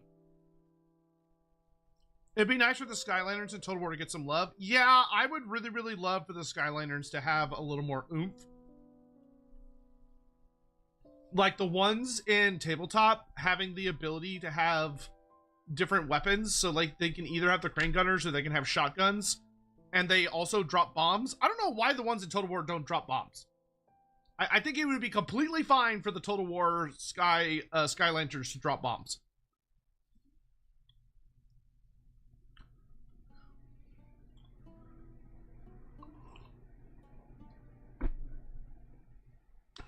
Like, they are fucking baller in Tabletop. Like, I don't think Games Workshop is ever going to make the Sky Junk into its own model. Because the Sky Lantern is already so fucking scary. I don't understand how the Sky Junk could work. Because the Sky Junk is so much bigger and so much scarier than the Sky Lantern is.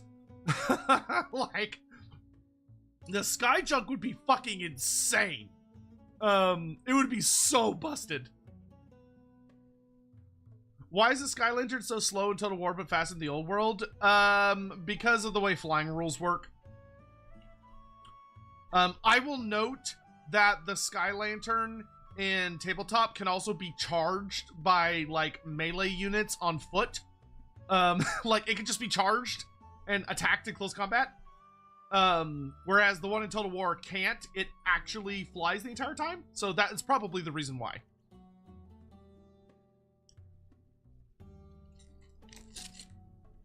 Is like, in Tabletop, it needs to be fast so that it can reposition and avoid being thrown into combat. Cathay needs a low-level rework. Cathay it needs a balance patch. It's very, very, very, very, very strong. But to be fair, it also has like a really tiny, shitty roster. The starting roster for Grand Cathay is pathetically tiny.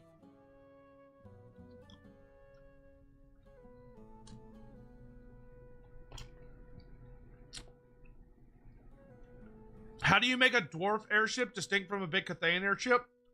The dwarf one moves faster, has significantly better firepower, facing in more directions, has better maneuverability, is notably larger, and has better armor, was probably the biggest thing.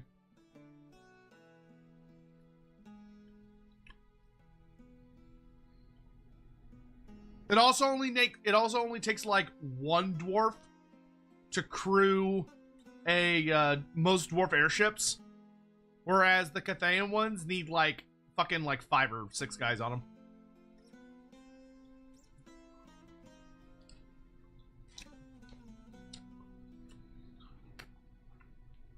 Tabletop is probably not going to do a good job. I mean, listen. The Sky Lantern has a movement of 1. I don't think it should have Fly 8. Fly 8 is silly. It's way too fast. It should probably be more like Fly 5 or Fly 4.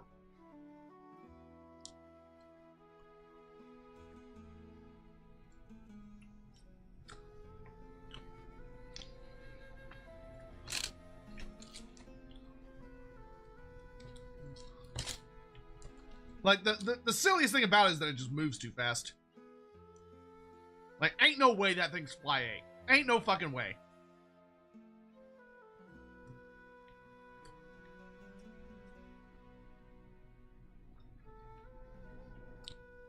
Do I have a favorite dragon child? Yeah, it's probably Meow Ying.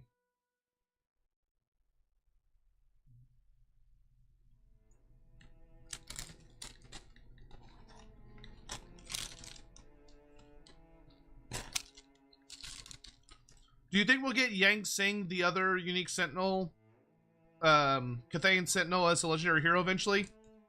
It's possible.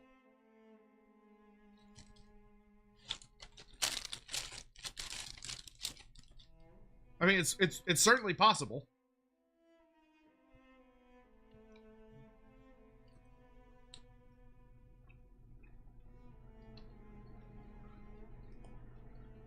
So a Thunder Barge is more durable than a Sky Junk, but a Sky Junk can like transport people and goods better? Sure.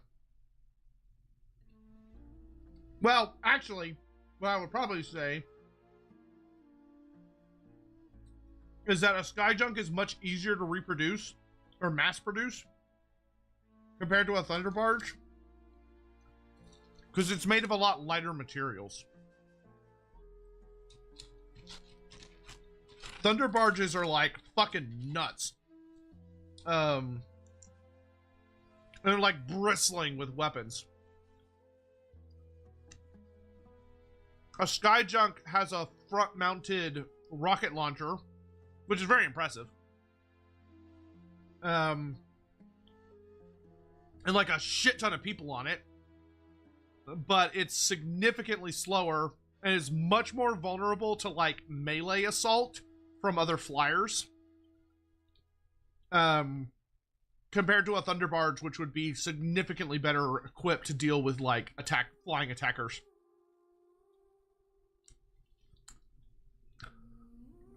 What would happen to a person in the real world if they wound up in Cathay? Not good things. Probably not good things at all. Can you speak Chinese? Because if you can't speak Chinese, or Mandarin, you're gonna have a really bad time.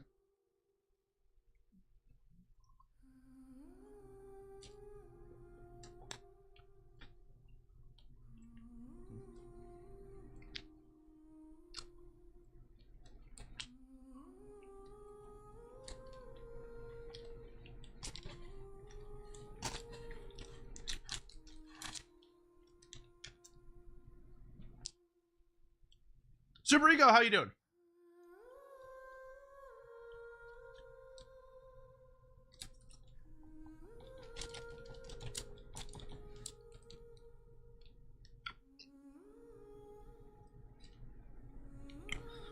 Most likely, though, if you ended up in anywhere in the Warhammer world that was reasonably ordered, you'd probably get arrested really fast and then questioned.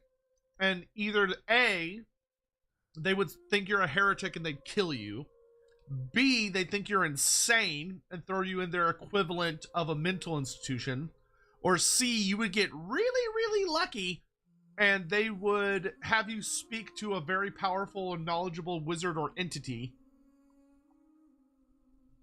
who would realize what you are, and they would probably imprison you and extract every possible fucking secret they could get out of you. Either way, I don't think you'd have a good time. Because it's the Warhammer world. The Warhammer world sucks. You wouldn't want to live there.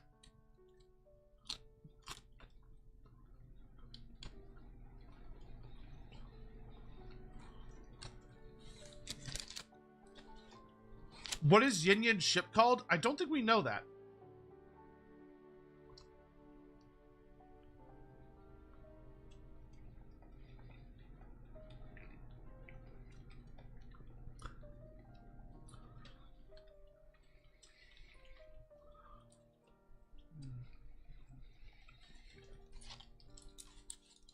Correct me if I'm wrong, but I don't think we have any idea what Yin Yin calls her lead ship.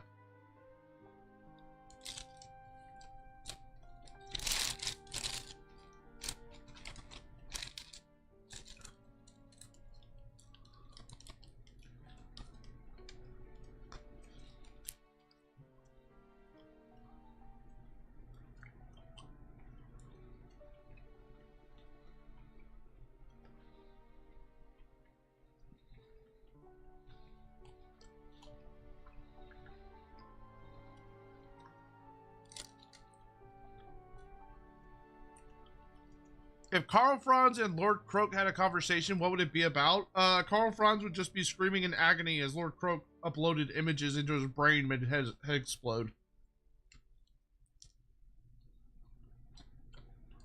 Discussing with Lord Croak would not be a pleasant experience. What do I think of the new Total War AI? It's pretty good. You know, anytime they're able to add more nuance and improvement is always a plus.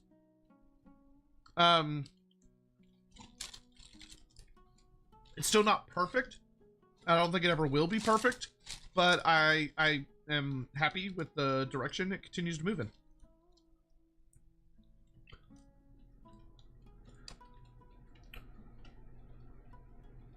I saw a very crazy question. Also, Super Ego, thank you so much for the 43 months.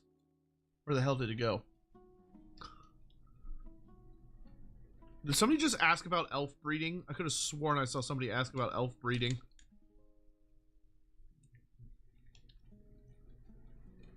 I'm suspicious.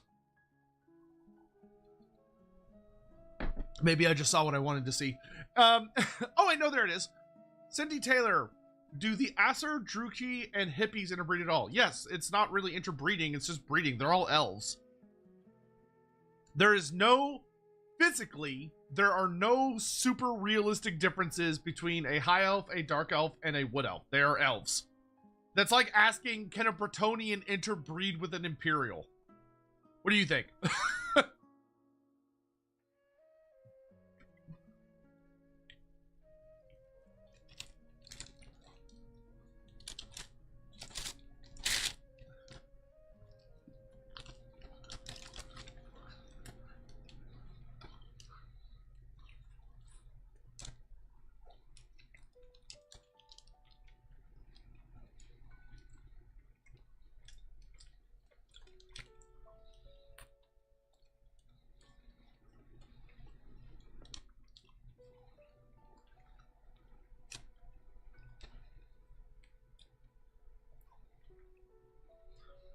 Okay, I'm putting this away.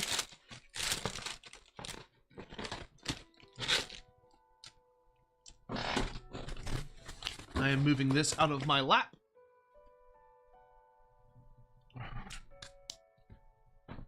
Okay.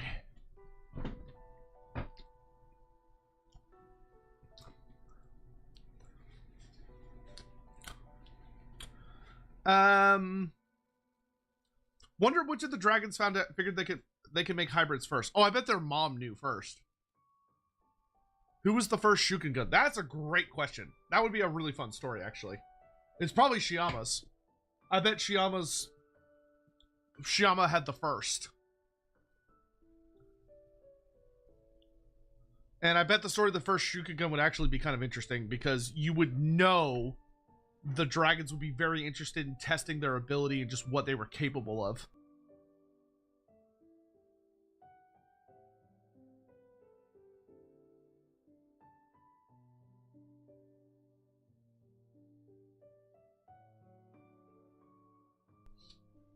Let's see. Do I think the Dragon Emperor and Krakenronk the Black met during the end times? That would have been really fucking cool if they did.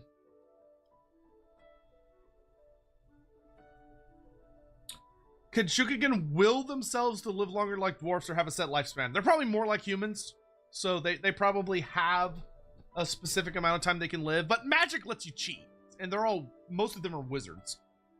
So they would probably have a fair amount of ability to get around it.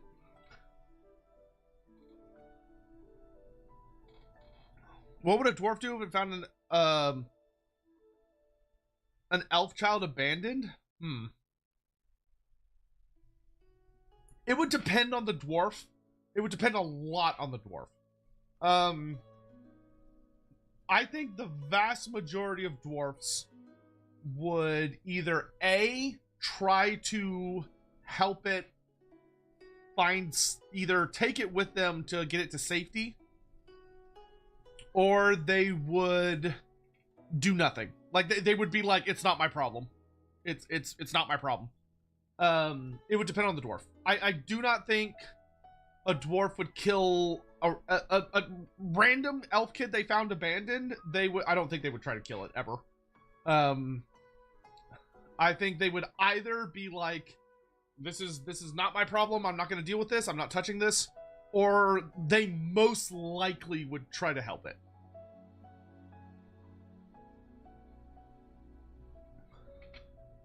Unless the elf baby had like, unless it had like a really obvious like family clan symbol on like its the blanket it was swabbed in or whatever, and like the dwarf was like, I know that clan symbol, there's a grudge, and then, you know, that's very unlikely.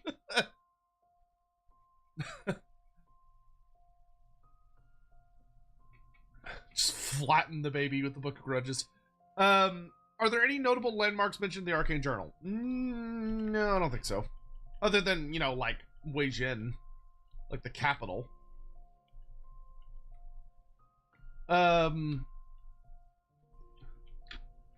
right, we've got some more stuff to get through here.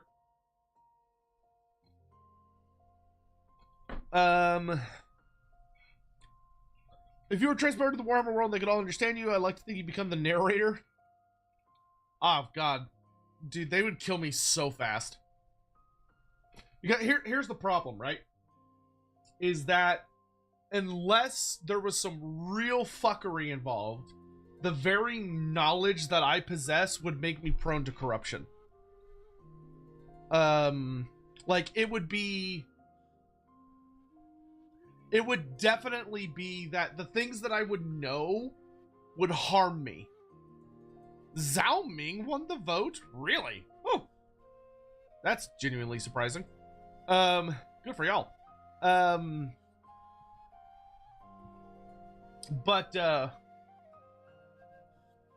Yeah, just knowing the things that I know would put me in incredible danger.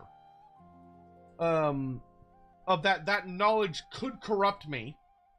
And there would be forces that would know that I know those things and would move to kill me very quickly.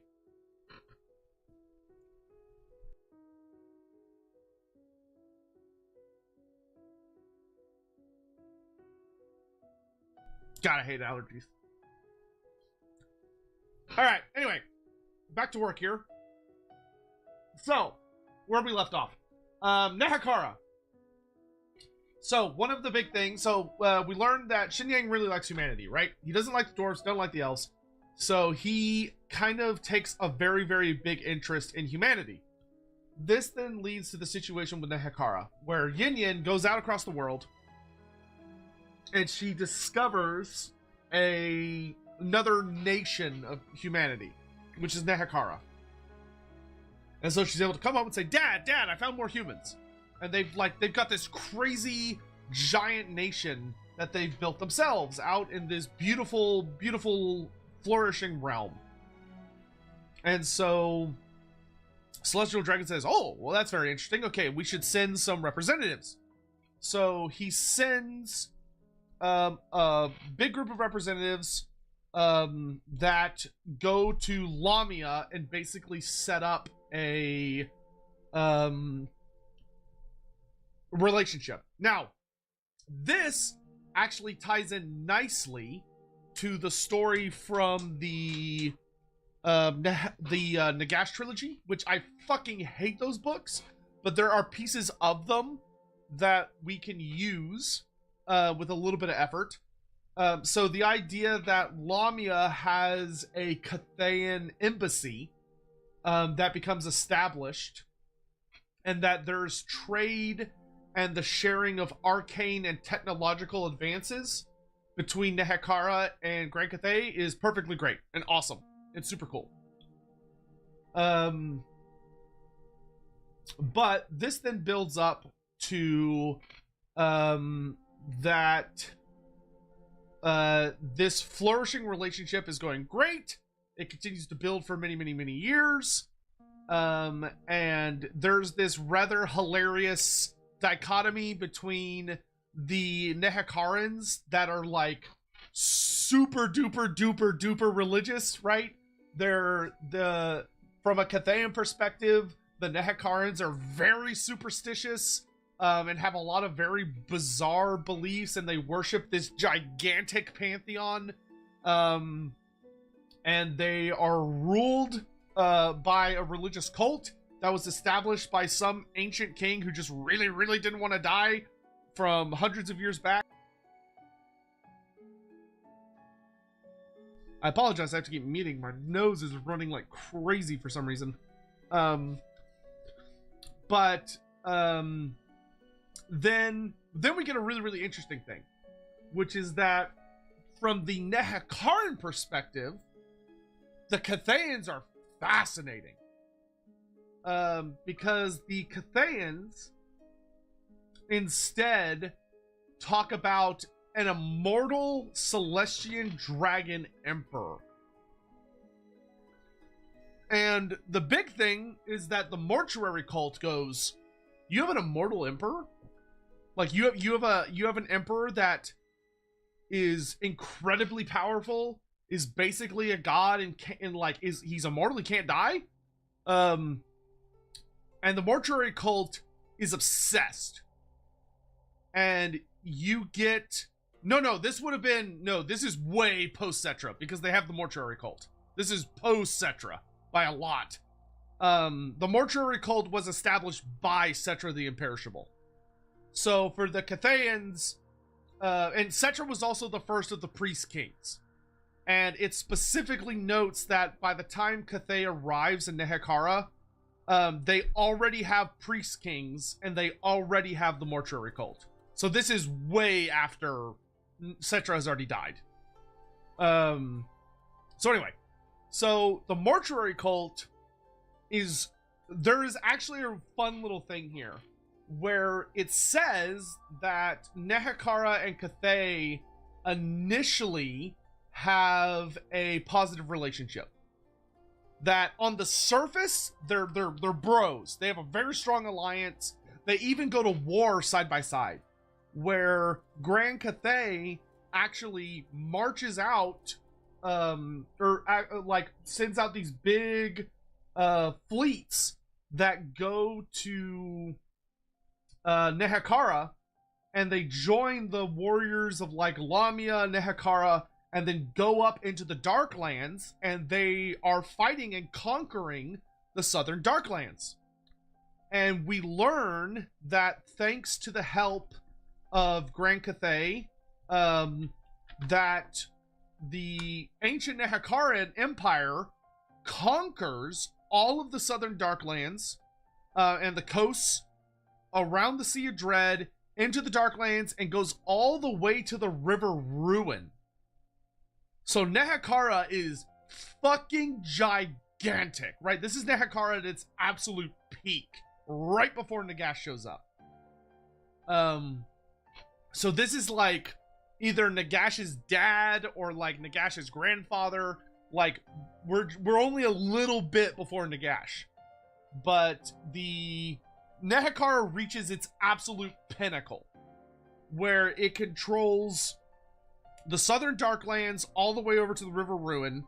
It controls a good amount of the Badlands up into the Border Princes, bordering until it reaches the Black Mountains. That some elements of it have started to go through Blackfire Pass into the Southern Empire. Other elements are crossing the other mountains into what we will later know as like Talea and all that stuff. And also, they have conquered the lands all the way over into modern day Araby, and they control the Southlands all the way down to the borders of the jungles. Right? So Nehekara is huge. It's absolutely massive. Can we see it on a map maybe? Yeah, I can pull up a map.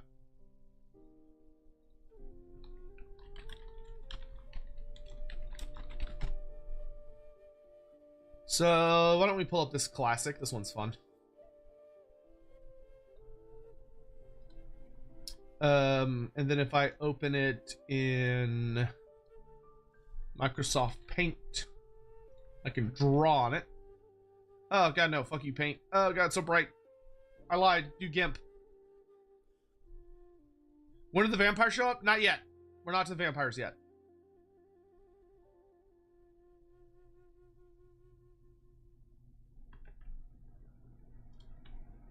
Okay. So here. So this means that a little bit with Cathay's help, but just because they're like partners and stuff, Nehekara stretches... No, that's too big. Give me it like that. Nehekara's... Wow, that is a gigantic line. Can I make that, like, way smaller? That's better. So Nehekara is... Hold on.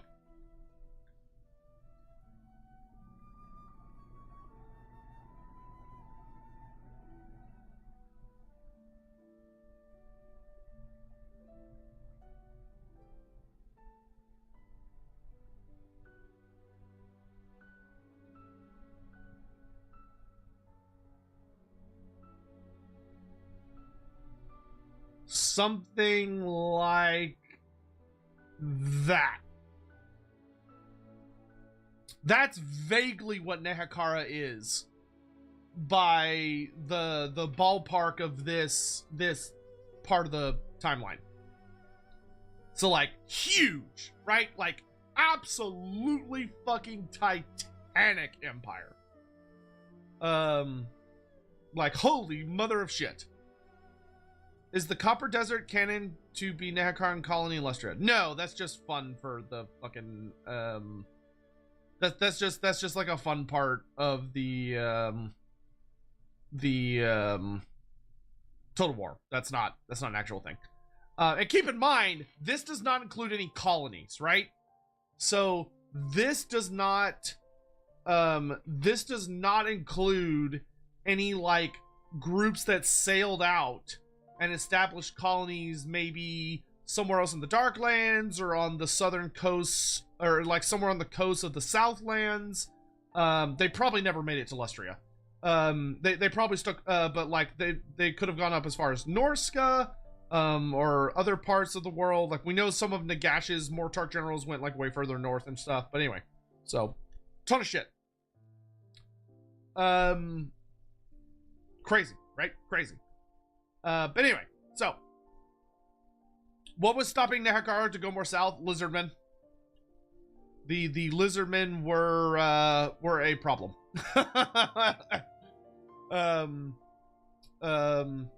Lot of the jungles are rather inhospitable when there's lizardmen living in them, and they're kind of a not friendly group. All right, so. We have that. Cool, great, awesome. But here's the really fun thing, right? So something we've talked a lot about, and I think something that Games Workshop may have unintentionally done, but I really, really like, is this idea of how, and by the way, I want to say this as well. For anyone that's like, this stream has been fun, but Jesus Christ, this man cannot finish a thought, and chat keeps interrupting, and I fucking hate this. I wish he would just have like a really organized set. I will do that. I am making a video right now where I talk through all my thoughts concisely. So if you're like, holy fuck, I hate this, I wish he would just do it very, very simply. That is coming out. But I just wanted to do a live stream where I get to chat with you all about it.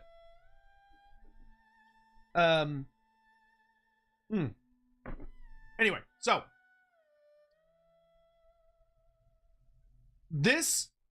what's super interesting here is that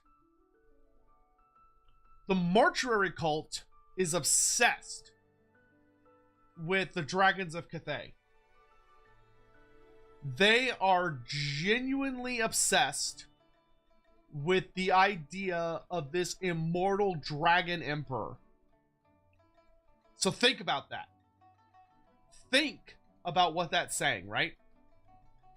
What this means that I love is that a brain worm has been implanted in the head of the mortuary cult that the secret to true immortality is a dragon. That this dragon blood is the missing, potentially, the missing piece to the immortality they're supposed to achieve for Setzer the Imperishable.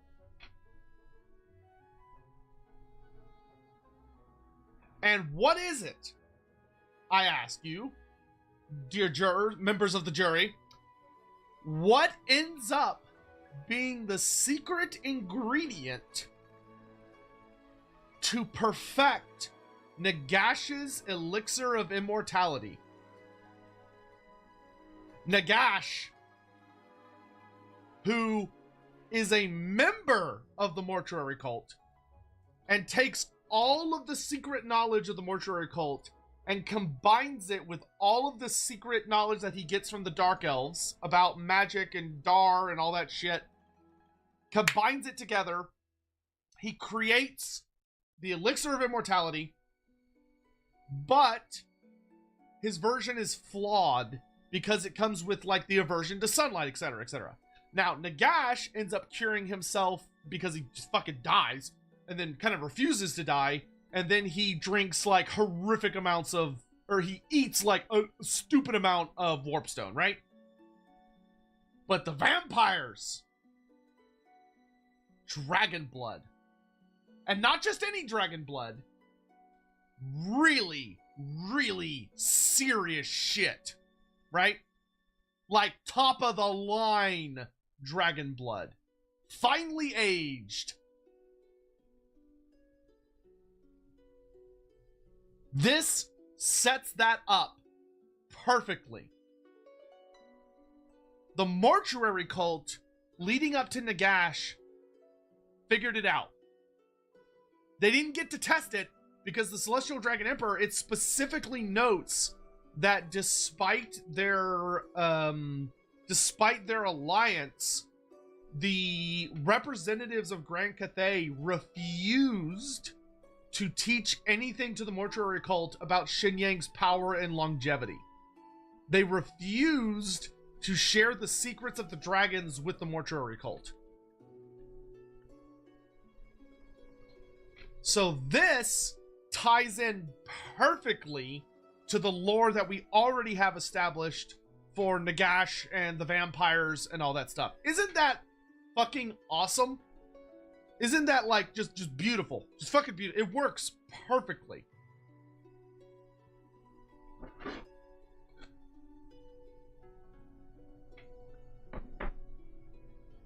Excellent, right? Good world building. Good world building. May not have been intentional, but either way, good world building. So, Nagash rises up. When Nagash rises up and he starts doing some really awful shit, the Celestial Dragon Emperor goes, "Oh no! Oh no! Oh dear!" And the Celestial Dragon Emperor withdraws his representatives.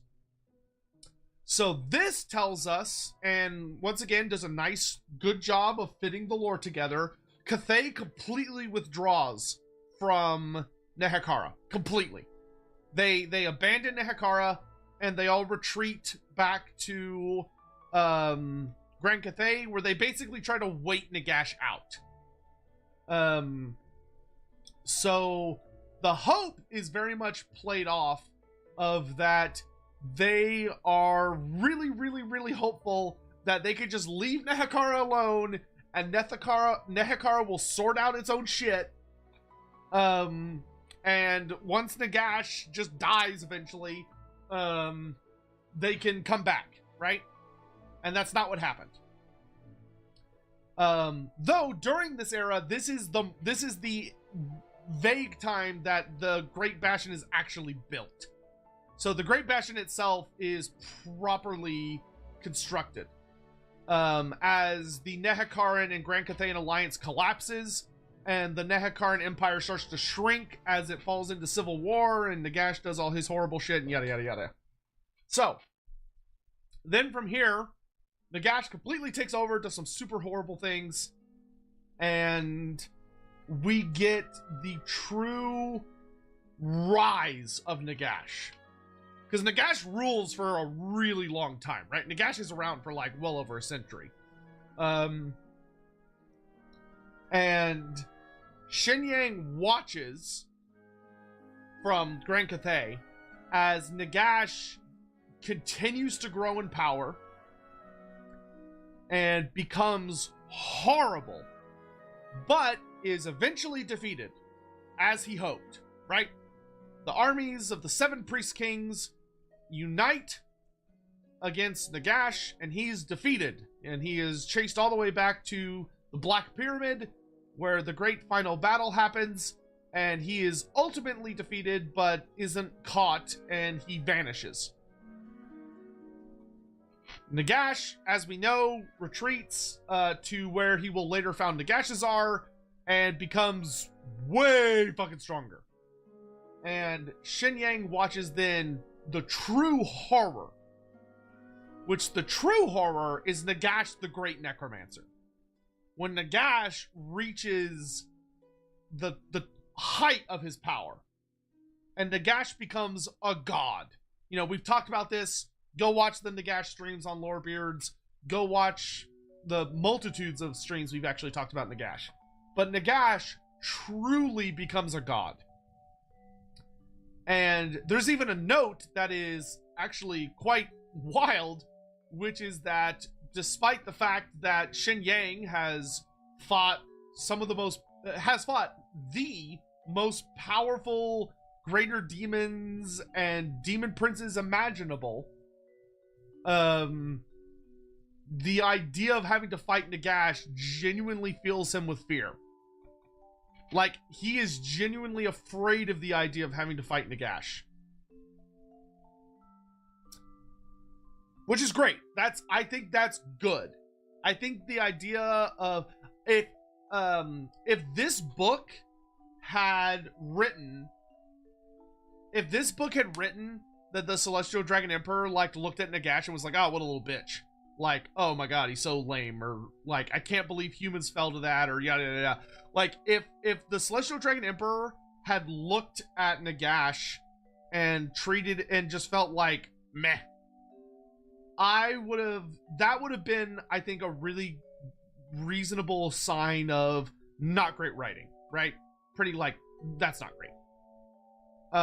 Instead, having it where this borderline god, the Celestial Dragon Emperor, who is basically a god, might as well be, sees the full might of Nagash and goes, oh shit, like, holy fuck. Like, having that his heart has that moment of, ugh, that's great. Because it shows that the Celestial Dragon Emperor isn't truly, he's not divine, right? He's not truly unstoppable. He's not the most powerful character in the setting, necessarily. That there are things that even can make him feel fear. That's good. That's excellent writing.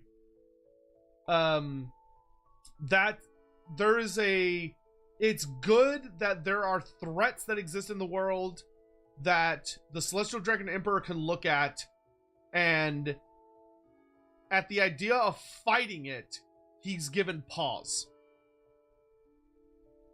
You know, the idea of fighting that he has doubt about, I don't know if I could beat that. Like, if I have to fight it, I'll fight it, but I don't know if I can beat that. That's great. That's awesome. That, to me, is such a good sign that this isn't, oh, Cathay is the most powerful realm. They're so overpowered, nobody can beat them. No one's a realistic threat to them. Like, that's what Nagash should be at that moment, notably. Like, that was Nagash when he was so strong that he was a threat to the entire world. That Nagash was so powerful that if it hadn't been for the Skaven, if it hadn't been for Alcatazar chopping him up, there was a very, very realistic chance that he was going to become unstoppable, right? That his ascension would have been impossible to halt. Cool. Nice. Now this, once again, has an effect on the Celestial Dragon Emperor, which I love, which is that this is another big step on causing the Celestial Dragon Emperor to retreat into himself. He retreats away from his children. He gives more power to his children. He stops ruling as much. And instead, he focuses more and more and more upon mastering magic and studying the nature of the world itself. That seeing Nagash at that level of power gave him that fear of, I'm not strong enough. I need to be stronger. I need to be able to, if that happens, I need to be able to deal with that. That one man, a human, could rise up to such a horrific level of power within, from a dragon's perspective, the blink of an eye. That's unacceptable. I have to be stronger. So he retreats. Right? Great. I love it. Here we get a lot more about Yin Yin trading more and more with the High Elves and becoming more and more friendly with the Elves. I will say, the only thing this book did not have with Yin Yin that I was actually genuinely disappointed by is that there should have been a chat about the Dark Elves. It should have been mentioned. I'll say it. I understand why they didn't include it, because the Dark Elves are not relevant right now to the story they're telling in the old world. Hopefully they will become relevant, but right now they're not. So they just didn't want to deal with it. But by this point, the High Elves and the Dark Elves have had their falling out. And I would have liked a little note about Grand Cathay in that. Granted, the Dark Elves don't discover the Underworld Sea, which allows them to attack Grand Cathay until later. But the Dark Elves are never mentioned in this book, and they should have been. I would have liked a mention about, like, Dark Elves attacking Grand Cathay and Grand Cathay encountering Dark Elves for the first time and yada yada yada. But whatever. We also get more mentions of the Iron Dragon expanding exploration into the west, that the Sky Junks are invented and the Sky Junks are able to cross over the mountains relatively safely, and that this is what allows Zhao Ming to establish contact with the dwarfs of the World's Edge Mountains, where him and Miao Ying are very, very eager to trade with the dwarfs. Zhao Ming likes the dwarfs. Miao Ying likes the dwarfs as far as, like, trade partners, and they start trading secrets. They start eagerly trading technological and alchemical knowledge.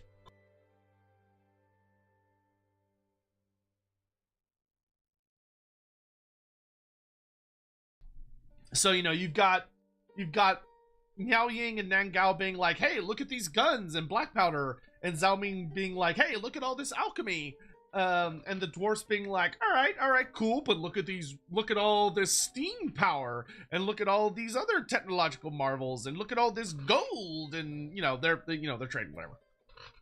So we then get the after earthquake. So we do have it confirmed. Andy Hall did tell us this in the when I had him on once for Lorebeards, but we do have it 100% confirmed that Games Workshop did make an error in older lore on the timeline, which is that if you go read the old timeline, it says that there were 2 great earthquakes after the Time of Woe. So basically, there was the Time of Woe earthquake when the Slann moved the continents, right? And that it caused, like, the Time of Woe for the dwarves when all this shit happens in the Karazhan. But there's a follow-up set of earthquakes that happens later. And,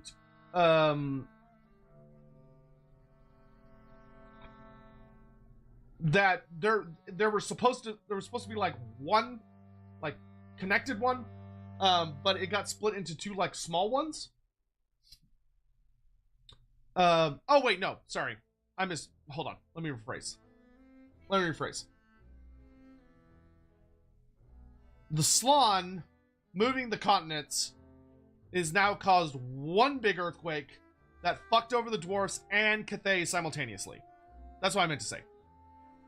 So the same incident that caused the fall of the Karazhan Corps, which initiates the time of woe, also initiates one of the most horrible invasions of Grand Cathay. Right? So the fall of the Dwarf Empire almost is also the fall of the Cathayan Empire, because the same earthquakes that the Slann accidentally caused by moving the continents also breaks open parts of the Great Bastion, and these giant legions of chaos flood into Grand Cathay and almost destroy it. Something that I find a little funny in this book is that they kind of hand wave it. Like, you figure the Great Chaos Invasion that nearly overwhelmed the Empire should have been more than, like, a sentence, but it only gets a single sentence. Even though I personally would have liked to know a lot more about that particular, incident. No, the Skaven Doomsday still happens, but the only people that know about that is the Skaven. Every other faction is just like, oh, these terrible earthquakes happened. The Skaven are the only faction that know about the Doomsday Engine blowing up, because they were obviously there. But it still happened, but I don't need to explain that. you know. Does Cathay realize it was the Lizardmen? No, they don't.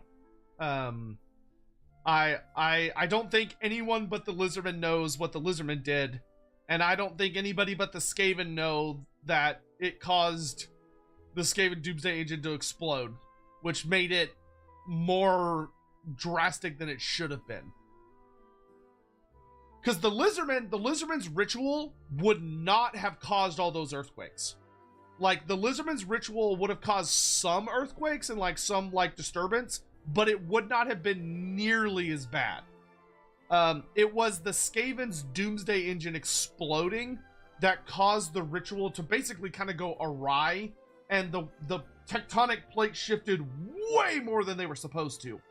And that is what caused the time of woe and the Great Bastion to crack open. But anyway, so this is where we get notes about Sigmar. So the Grand Cathay, who at this point has reasonable connections in the world, right? They're sailing the oceans. The Ivory Road has already been open for a while. So they're already, like, able to, they know the dwarfs already. So they're having, they're aware of things going on in the world. They hear about Sigmar, right? They hear about the great rise of the Greenskins, and, like, this terrible horde. And they hear about how some great barbarian tribe rose up and united a bunch of other humans and the dwarfs and defeated this incredible, unstoppable tide of greenskins. And the Celestial Dragon goes, oh, very interesting. Another great nation of men. Hopefully this one doesn't suck like Nehakara ended up sucking. So, Celestial Dragon Emperor, realizing how big of a deal this is, sends not an ambassador, well, traditional ambassador, but he sends Miao Ying. So Miao Ying sails a ship from Grand Cathay all the way over to Bretonnia. And as she's passing through the Dragon's Maw Islands, which the Dragon Maw Islands are the ones that are just north of Bretonnia, there is kind of like the fortress of Sea Lord Island, which is established in the High Elf Arcane Journal, right? So Miao Ying has a sit down and a chat with Sea Lord Island, which is very, very interesting. So they have this lovely exchange where she basically interrogates Sea Lord Island about Sigmar, which is super cool, because that establishes that Sea Lord Island knows about Sigmar. that the High Elves know what's going on in the Empire, that they've been keeping tabs on what's going on in the Empire, which is very cool, and that is new lore. That is very, very new. That was not the case in the old lore. In the old lore, the High Elves were basically completely non-existent in the old world. Like, they were not involved at all. They had no idea what was going on. Bonkers. So Sea Lord Island has been alive since before the birth of Sigmar's Empire. Yeah, but that's not that crazy. I mean, he's like kinda old, but he's not super old. By elf standards, that's not that old. I mean, like, he's only like, eh. And it could be a different Sea Lord, but I suspect it's Island. He'd be 2,500 plus years old. I mean, fucking Malekith and Marathi are like hilariously older. Hilariously older. You got, you know, Elithanar is like 4,000 years old, 5,000 years old. Marathi is like a good, healthy 6.5? No, not Helebron. No.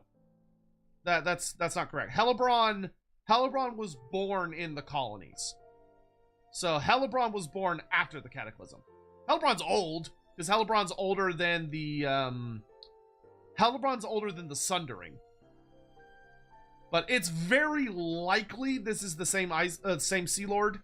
It could be a different Sea Lord, because honestly, the thing that's interesting in this context is not that it's Island. Island being over 2,000 years old would not be that crazy. What would be interesting is that Island held the position for that long. That's the part that I'm not 100% sure on. Bro, don't take it personal. You seriously make me so fucking hot. Nice. Cool. Good for you. I don't care. I would say that... Hold on. Now I want to check...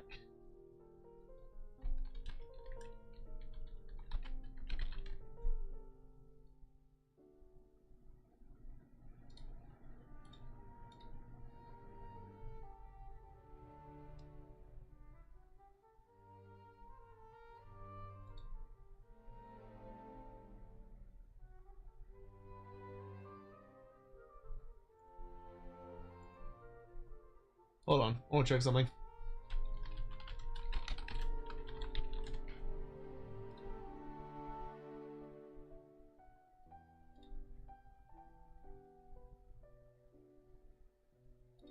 So that would mean that Island would have needed to be Sea Lord during Aethys the Poet's time. No, Belcor Hadris' time. That seems unlikely. That seems very unlikely to me. I would guess it's a different Sea Lord.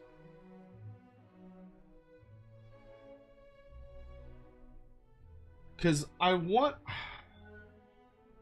to say that Island is appointed by Finnabar.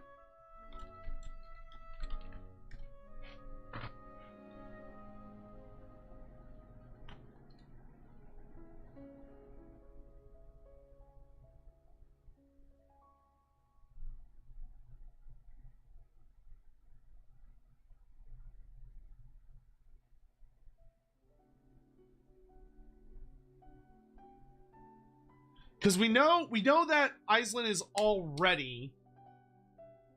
yeah, we just don't know. Because Island is already Sea Lord by the time of the Old World, which is already earlier than anything we have on him in Original Fantasy. Because in Original Fantasy, the earliest thing we have Island doing is in 2354, which is when he fucks up Marienburg. But by that point, but that's already like, he's already been Sea Lord for a century by that point. Because Iceland, in the old world, Iceland has already been Sea Lord for a while. Like, he has been Sea Lord for a hot minute. So it's possible it's Iceland, but I doubt it's Iceland. This book just says Sea Lord of Ulthuan, which, I mean, it just means admiral, basically. The admiral who's in charge of the Dragon's Maw. I guess what we'd have to do... Actually, hold on. Do I have my High Elf Arcane Journal here? I think I do. Because what we'd have to do is double check. Let's see, what do we have here? Beastman, what else? I thought I brought them all in here. Hold on. This is the point of this stream.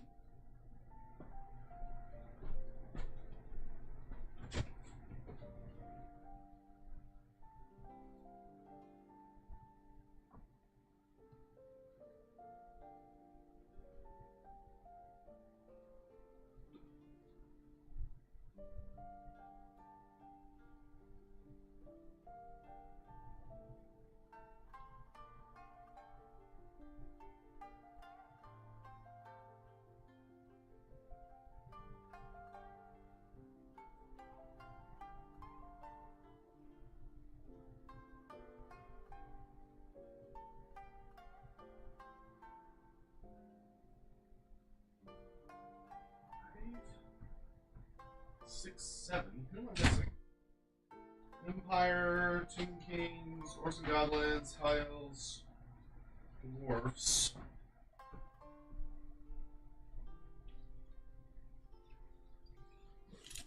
There's Chaos.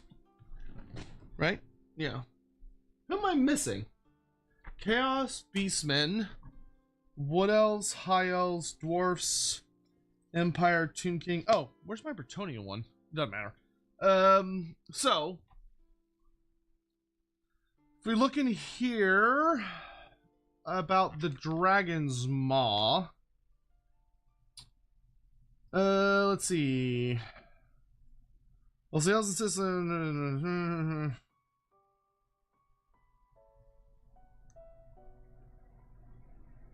Because I know there's something in here about the Sea Lords, Shrouded Isle.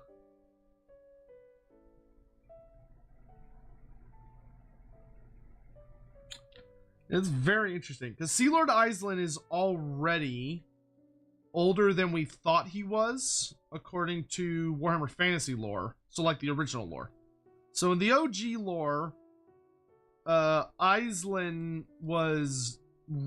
is like not implied to be super old. The new lore, though.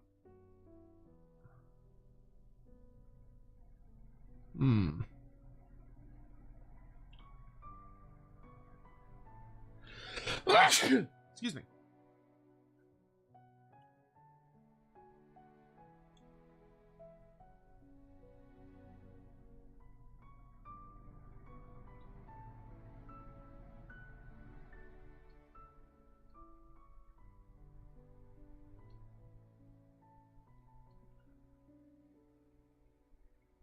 Okay, interesting. So we know, thanks to Ishaya Vess's storyline, that she was appointed by Sea Lord Iceland to a garrison commander decades before the story starts in the old world. So Iceland, at minimum, has been Sea Lord since probably early 2200s, or probably like just 2200. Excuse me. That's very interesting. So, I mean, yeah, it's very interesting. We don't have a confirmation any which way, but it is quite, I feel unlikely that it's Iceland, but we don't have confirmation that it's not Iceland. Because obviously saying that, oh, he's been Sea Lord for 400 years is very different than saying he's been Sea Lord for 2,500 years. That's a very long time to hold that position. Not impossible, but unlikely. Has Sea Lord Iceland ever received his own model rules? No. Sea Lord Iceland has never been a playable character. He's always been important. Well, not always, but Sea Lord Iceland became very important in the Storm of Chaos. But he wasn't a playable character. And he's never been expanded on as far as, like, any of that. Why unlikely? Because for him to have held the position for 2,500 years would mean that he has been that would mean that he has basically been in charge of, like, Lothern's navy, which kind of essentially makes him like the High Admiral of Ulthuan, or one of the High Admirals of Ulthuan. It would mean that he has held that position since Belcorhadris the Scholar King, which means that he has successfully held the position through 1, 2, 3, 4, 5 Phoenix Kings. And as, like, being in charge of a naval position would mean that he would be very, very heavily... He would be in a lot of heavy fighting, right? Like, he would have been fighting Dark Elves, he would have been doing all sorts of crazy shit. And it seems very unlikely that he would successfully have survived and held that position. Against just everything he would have had to deal with. But it's not impossible. I want to reiterate that it is not impossible. I would say it is very likely that he has been in that position for probably 1,000 years. Would not be that would not shock me. 2,500 is just a long time. It's not impossible though. It's completely possible. It is very possible that Sea Lord Iceland has been in this position for that long. Could he be the avatar of Mathlan? He ends up being the avatar of Mathlan, but it's implied that he does not become the avatar of Mathlan until after his battle with Lokir Felhart. And his fight with Lokir Felhart doesn't happen until like 23 something. Or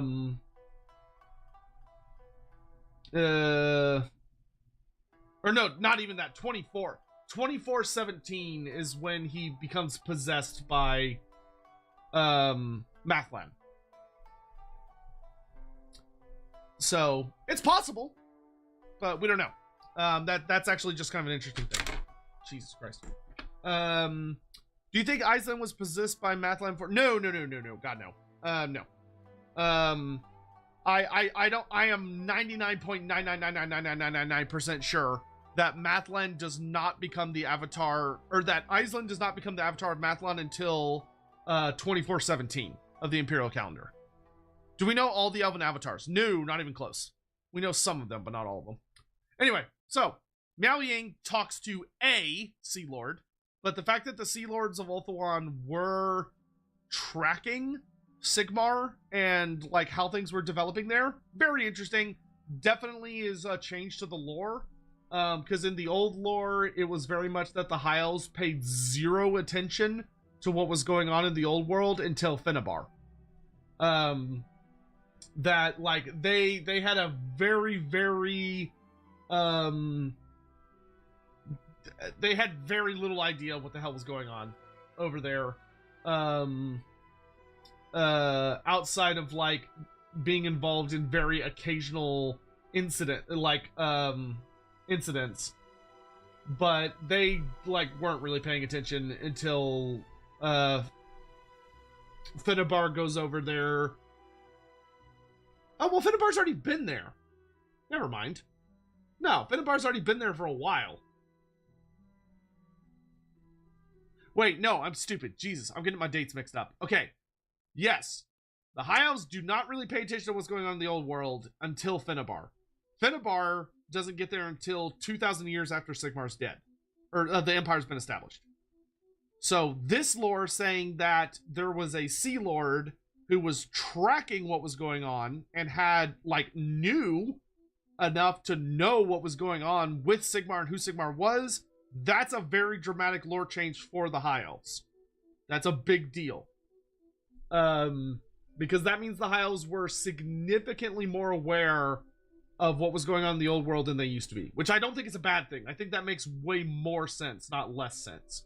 It also means the High Elves would have been watching what was happening in Bretonnia, which is super interesting.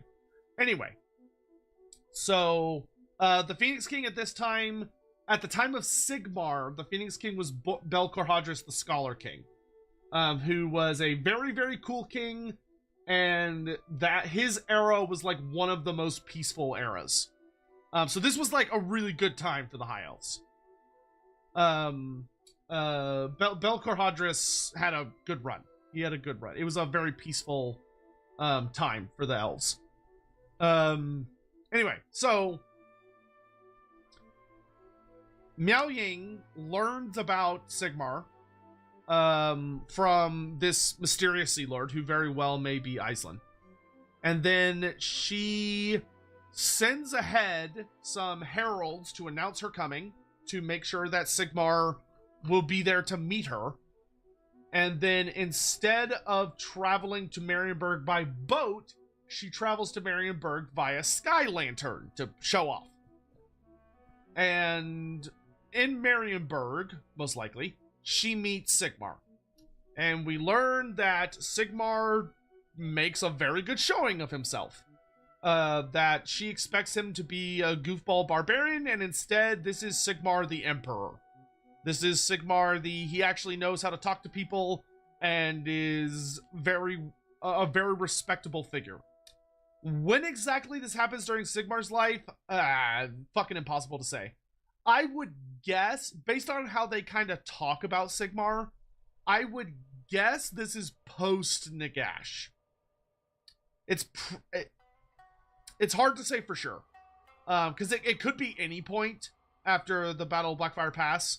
But like thinking about like how long it would have taken News to get back to Shenyang, and then for Miao Ying to take a boat over to Sigmar's realm, and for him to be notable enough that a Sea Lord has been like keeping close tabs on him, I would guess this is post Nagash.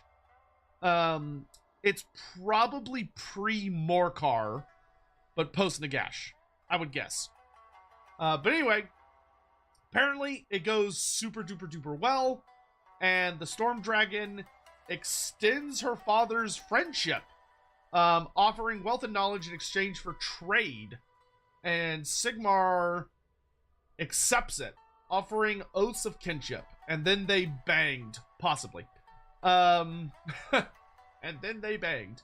But I will say, I love the idea of there being a Shukengun line that's descended from Sigmar. That's fucking awesome. I doubt Games Workshop would run with that, but it is a very cool idea. So with that, that means that Sigmar's empire, from its inception, nearly, has had a relationship with Grand Cathay. And then there's a whole bunch of notes about Grand Cathay goes on to establish strong relations with the other nations of the old world, so your Talea, Estalia, eventually Bretonnia. Though, funny enough, one of the things that's revealed in this book that I actually find very interesting is that Bretonnia and Grand Cathay do not have a good relationship. That Bretonnia and Grand Cathay have a relationship, which is super duper interesting. of that if you take a Cathayan army and you take Bretonnian allies, the Bretonnian allies and Cathayan, or Bretonnian and Cathayan allies treat each other as suspicious, which is very interesting. Because that implies that there is something about the dynamics of these two nations that makes it uncomfortable. There is something about how Bretonnia is and how Cathay is that makes them really not mesh. Which could be the fact that Cathay uses like a lot of gunpowder and all sorts of crazy stuff like that. But you figure that can't be it, because that hasn't really soured the relations between Bretonnia and the Empire.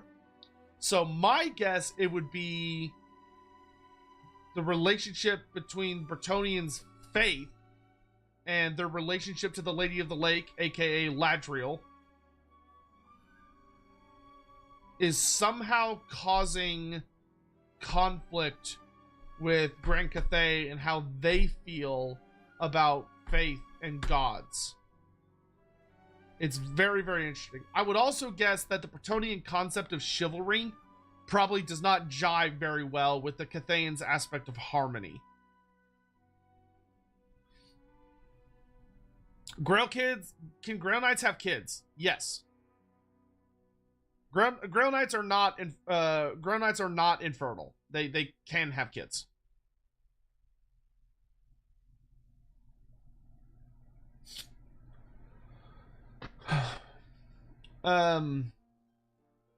So here we get notes that eventually Cathay establishes notable quarters in Marienburg, Magritta, Erengrad, and Nuln. Hilariously, no Bretonnian cities. Marienburg, which is still in the Empire, Magritta, which is in Estalia, Erengrad, Kislev, and Nuln, Empire again. Interesting. Lots of migration and such has led to the reopening of great trade routes. So we know Talea basically rediscovers. Funny enough, this kind of shits on Talea a little bit. So it basically is that the Nehakarans actually established the original Ivory Road, and the Talaeans just rediscover it after the fall of Nehakara. So Talea rediscovers the Ivory Road, and then Talea, being the goofballs they are, also then do the Silk Road, which is a different road, and they also do the northern route that goes over the Darklands, and like basically you have to go knock on the doors of the Great Bastion and say, "Let us in," which is hilarious.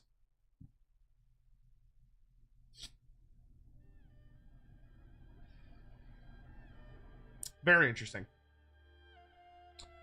Let's see. They do mention pig barter specifically. Hilarious. Very good. Good to see pig barter getting some acknowledgement. Indeed, ever since the first meeting between Mao Ying and Sigmar, dragons have occasioned to venture westwards. So, okay, we do get a lot of notes that the dragons have ventured westward, leading armies multiple times. Cool. So there have been times where big armies have shown up from Grand Cathay to help the other human races. One thing that I find very funny is that it specifically knows that Xin Yang will not help the elves and the dwarfs. That if the elves and the dwarfs are having problems, Xin Yang's like, fuck them, they can deal with their own problems. But if it's a human nation that has problems, he will happily send one of his kiddos with an army to, like, intervene. Which is very funny.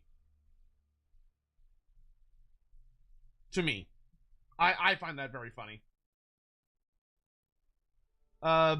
We also get this map of Grand Cathay, which I'm fine showing on stream, of some fun notes about it. Unfortunately, I can't read it that well because this scan wasn't super duper great, but you can see, like, you got, like, the Celestial Riverlands, and you can see Satang the Watchers up here. So you got Satang the Watcher up in the mountains here. You got the Celestial Mountains. But we see Beastmen. So we do have notable Beastmen confirmation in Grand Cathay. So there's quite a few Beastmen symbols in the forests of the Central Province. Unfortunately, this forest doesn't have a name. Unless this is all supposed to be Forest of the Moon, but that seems unlikely. That this entire fucking area would be considered the Forest of the Moon. It could be, but we do see that there is a significant Beastman presence, particularly around the Central Provinces, which is cool. So Beastmen have a presence. Nice to see. Yeah, I look forward to when I get a physical copy, because I'll be able to actually read what the fuck all of this says. The problem with it currently is I cannot read this tiny ass text. You got the Fortress of Eyes just north of the Great Bastion. Terracotta Road, Lanes of Stone and Steel, Forest of Serpents, the Imperial Road, City of the Shukengun, Weijin, Forest of the Moon. I think this is the Serpent Road.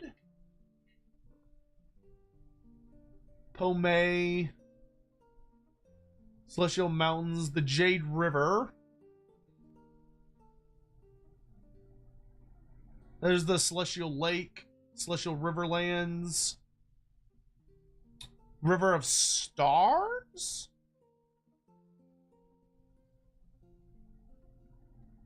I can't fucking read any of this. Way of the Tiger, I believe is what that says. The Broken Lands of Tianli. I don't see the Village of the Tigermen on here.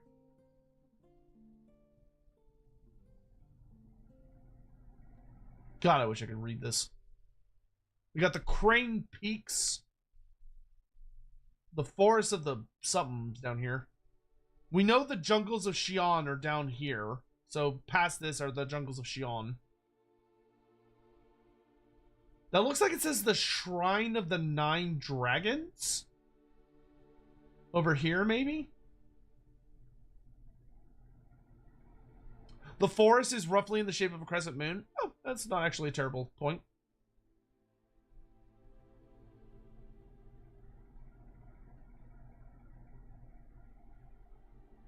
Looks like that's the Great Jade Lake. The Great River.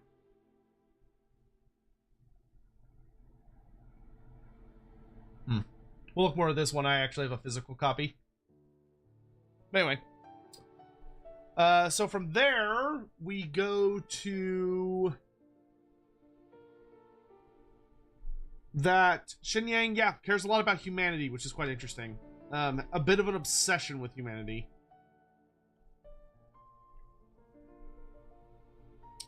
But like I said, and that I think that pretty much wraps up all of the news stuff. I didn't see anything else that was like super interesting throughout the rest of the book.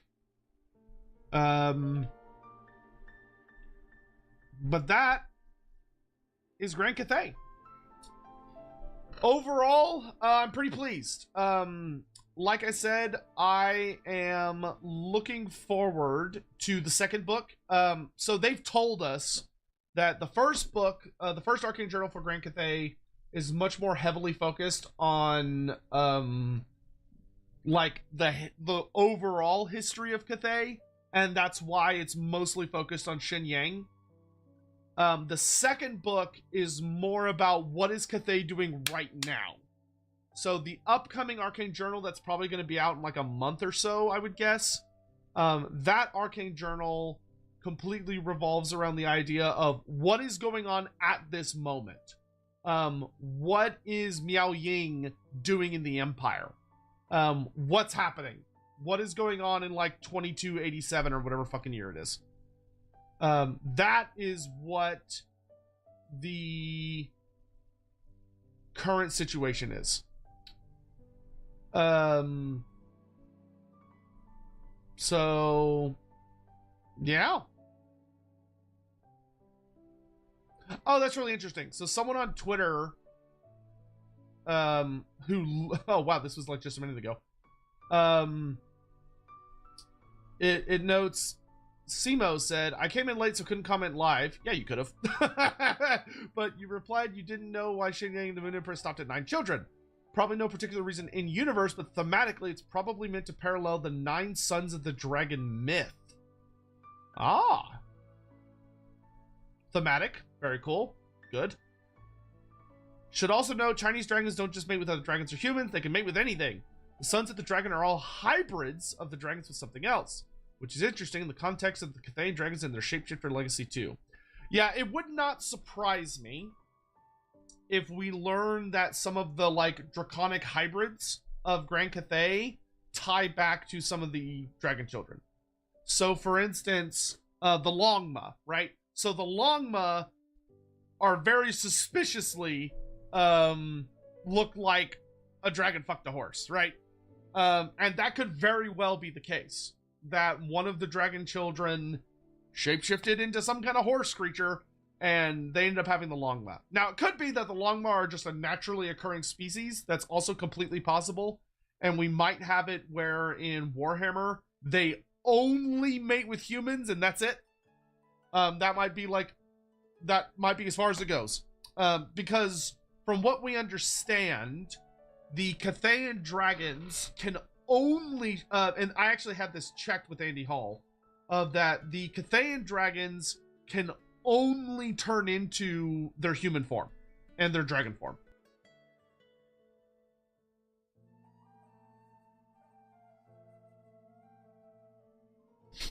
And they can't customize it either. So it's like Zhao Ming has to turn into Zhao Ming. Zhao Ming cannot appear, Zhao Ming cannot turn into a woman. He can't turn into a child. He can't turn into an old guy. He can only turn into his human form, which always looks like him. Apparently, that seems to be how it works. So that the dragon children cannot turn into whatever they want. They can only turn into a human form, and even that human form is very restrictive. So Miao Ying can't turn into a guy. She can't turn into an old woman. She can't turn into a young woman. She can only turn into herself.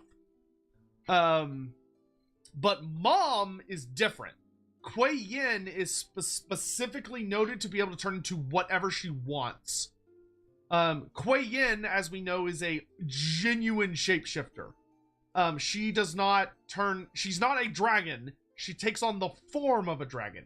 But we've seen Kuei Yin turn into dragons. We've seen her turn into humans. We've seen her turn into all different kinds of humans. And there's even other stories and myths out there about her turning into, like, things, not necessarily, like, living creatures. She seems to almost be very similar to the Changeling. So it's quite possible that the dragon children of Warhammer can only turn into those specific human forms and therefore can only mate with humans. But we'll have to see. Is there anything about how Cathay and the Lizardmen view each other? Not really. We just know that Shin Yang watched the Slan and the Lizardmen from a distance. That he didn't get involved. He stayed out of their way, and that him and Kuei Yin and their children turned into humans so that they could blend in with humanity, so they can hide amongst humanity. I don't think so. I would say that it seems very much like Shin Yang and the dragons deliberately avoided the old ones and the Lizardmen. Do we have plan on upcoming streams? Yeah, I'm going to do that after this stream. Oh yeah, I do need to do the new Vermintide map. Thank you for reminding me. Alright, any last minute questions? Because we're coming up to the end of the stream. And God, my nose, what the fuck?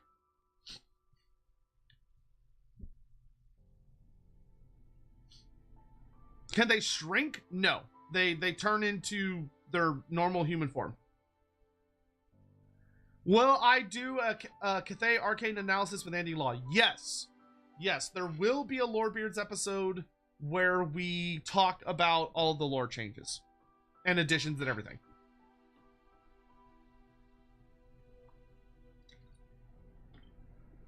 Because if I don't bully Andy into it on a Lorebeards episode, he won't do it. Favorite Terracotta Sentinel variant? The Obsidian. Obsidian is fucking cool. If we got a Cathay character for Vermintide, what would I want? Ooh, that's really cool. I'd want a Shukengun, dude. Give me a Shukengun all day. Every day. To the wall, to the window, to the floor, to the ceiling, whatever. Shuken Dwarf? I don't think that's a thing.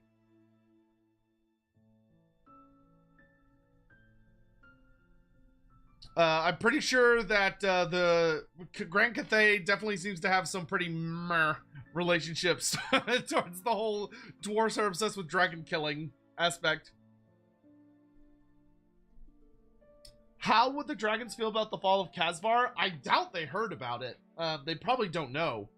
But if they did, they'd probably be very deeply alarmed by it, based on how they reacted to Nagash. Especially if they knew what had happened.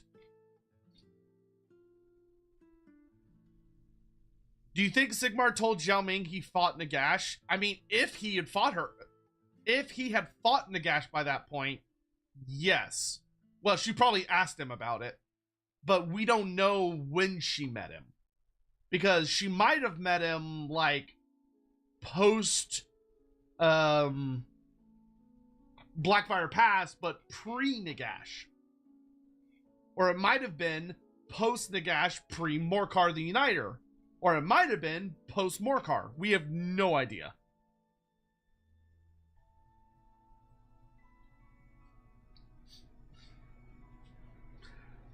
What interaction did the Lamians have with Cathay before Nagash's ritual? They traded. And there was like a Cathayan embassy in Lamia. If Cathayan Sentinels exist, why can't the dwarf... Okay, that's not how you spell it. Remember, guys, you keep the F in Warhammer. How many times do I have to fucking say it? When you're talking about dwarfs, you keep the F. Always. You fucking keep the F. If you say dwarf, it's an F. If you say dwarfs, it's an F. If you say dwarfin, it's an F. Keep the F, for the love of fucking God. It's not that hard. This isn't Tolkien. Oh. Anyway.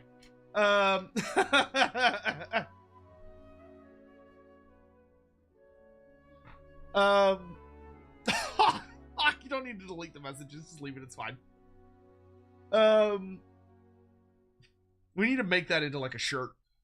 Anyway.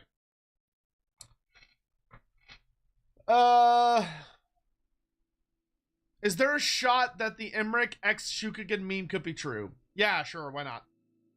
I really doubt it. They'd probably hate each other, to be honest. Maybe it'd be good, like... Maybe it'd be a good, like, hate fuck. Is it joke timeout? So, okay, actually, interestingly, we should apparently stop doing those.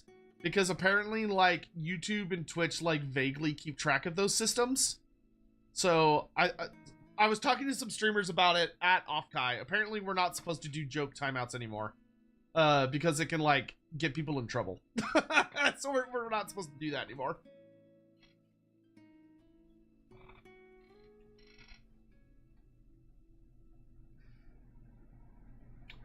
Alright. How does Grand Cathay / Dragonin feel about Skaven? I imagine he fucking hates them. He definitely would know about them eventually, but I imagine he would hate them very, very much.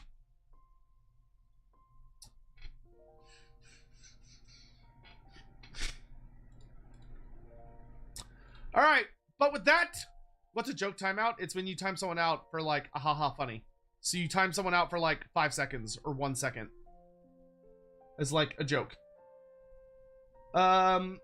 Okie dokie, my dudes. I hope you all had fun. But the time has come to say goodnight.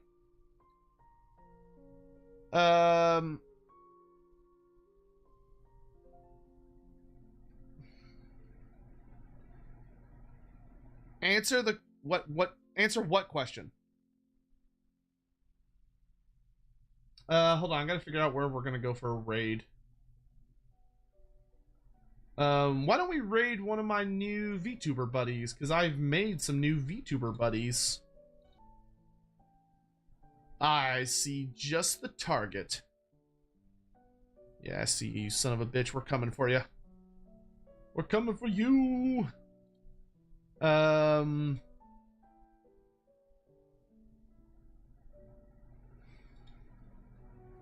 My nose hurts. Thank you again all for coming by. I hope it was an entertaining stream. I hope you learned something. I hope you had a good time. Oh, I'm dumb. Okay, there we go. Redirect. Who is live? Fucking nobody is live. Good lord. Alright, we're gonna go there then. And I'm gonna go here then. Any event, hope you all have a lovely evening. Why can't Runic Guardians exist in the modern lore? No, they're very different. They're very different. The TLDRs, they're very different.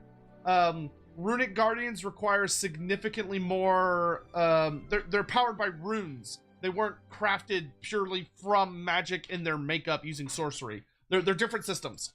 Also, the dwarfs don't have access to things like the Celestial Compass, or the whooshing compass, which allows them to like direct the flow of magic and stuff. So it's a more complex system. Yeah, anyway, talk to you guys later. More videos and streams coming out this week. I'm gonna go organize my schedule for the rest of this week. I'll talk to you guys later. Thanks for watching. Bye-bye! Please be nice to the places I'm sending you, by the way. YouTube, you're gonna go hang out with Mercy the Mad. Twitch, you're gonna go see my friend Lone Star Cult, who's a new buddy of mine that I made an off guy. Anyway, I see you guys later. Bye-bye.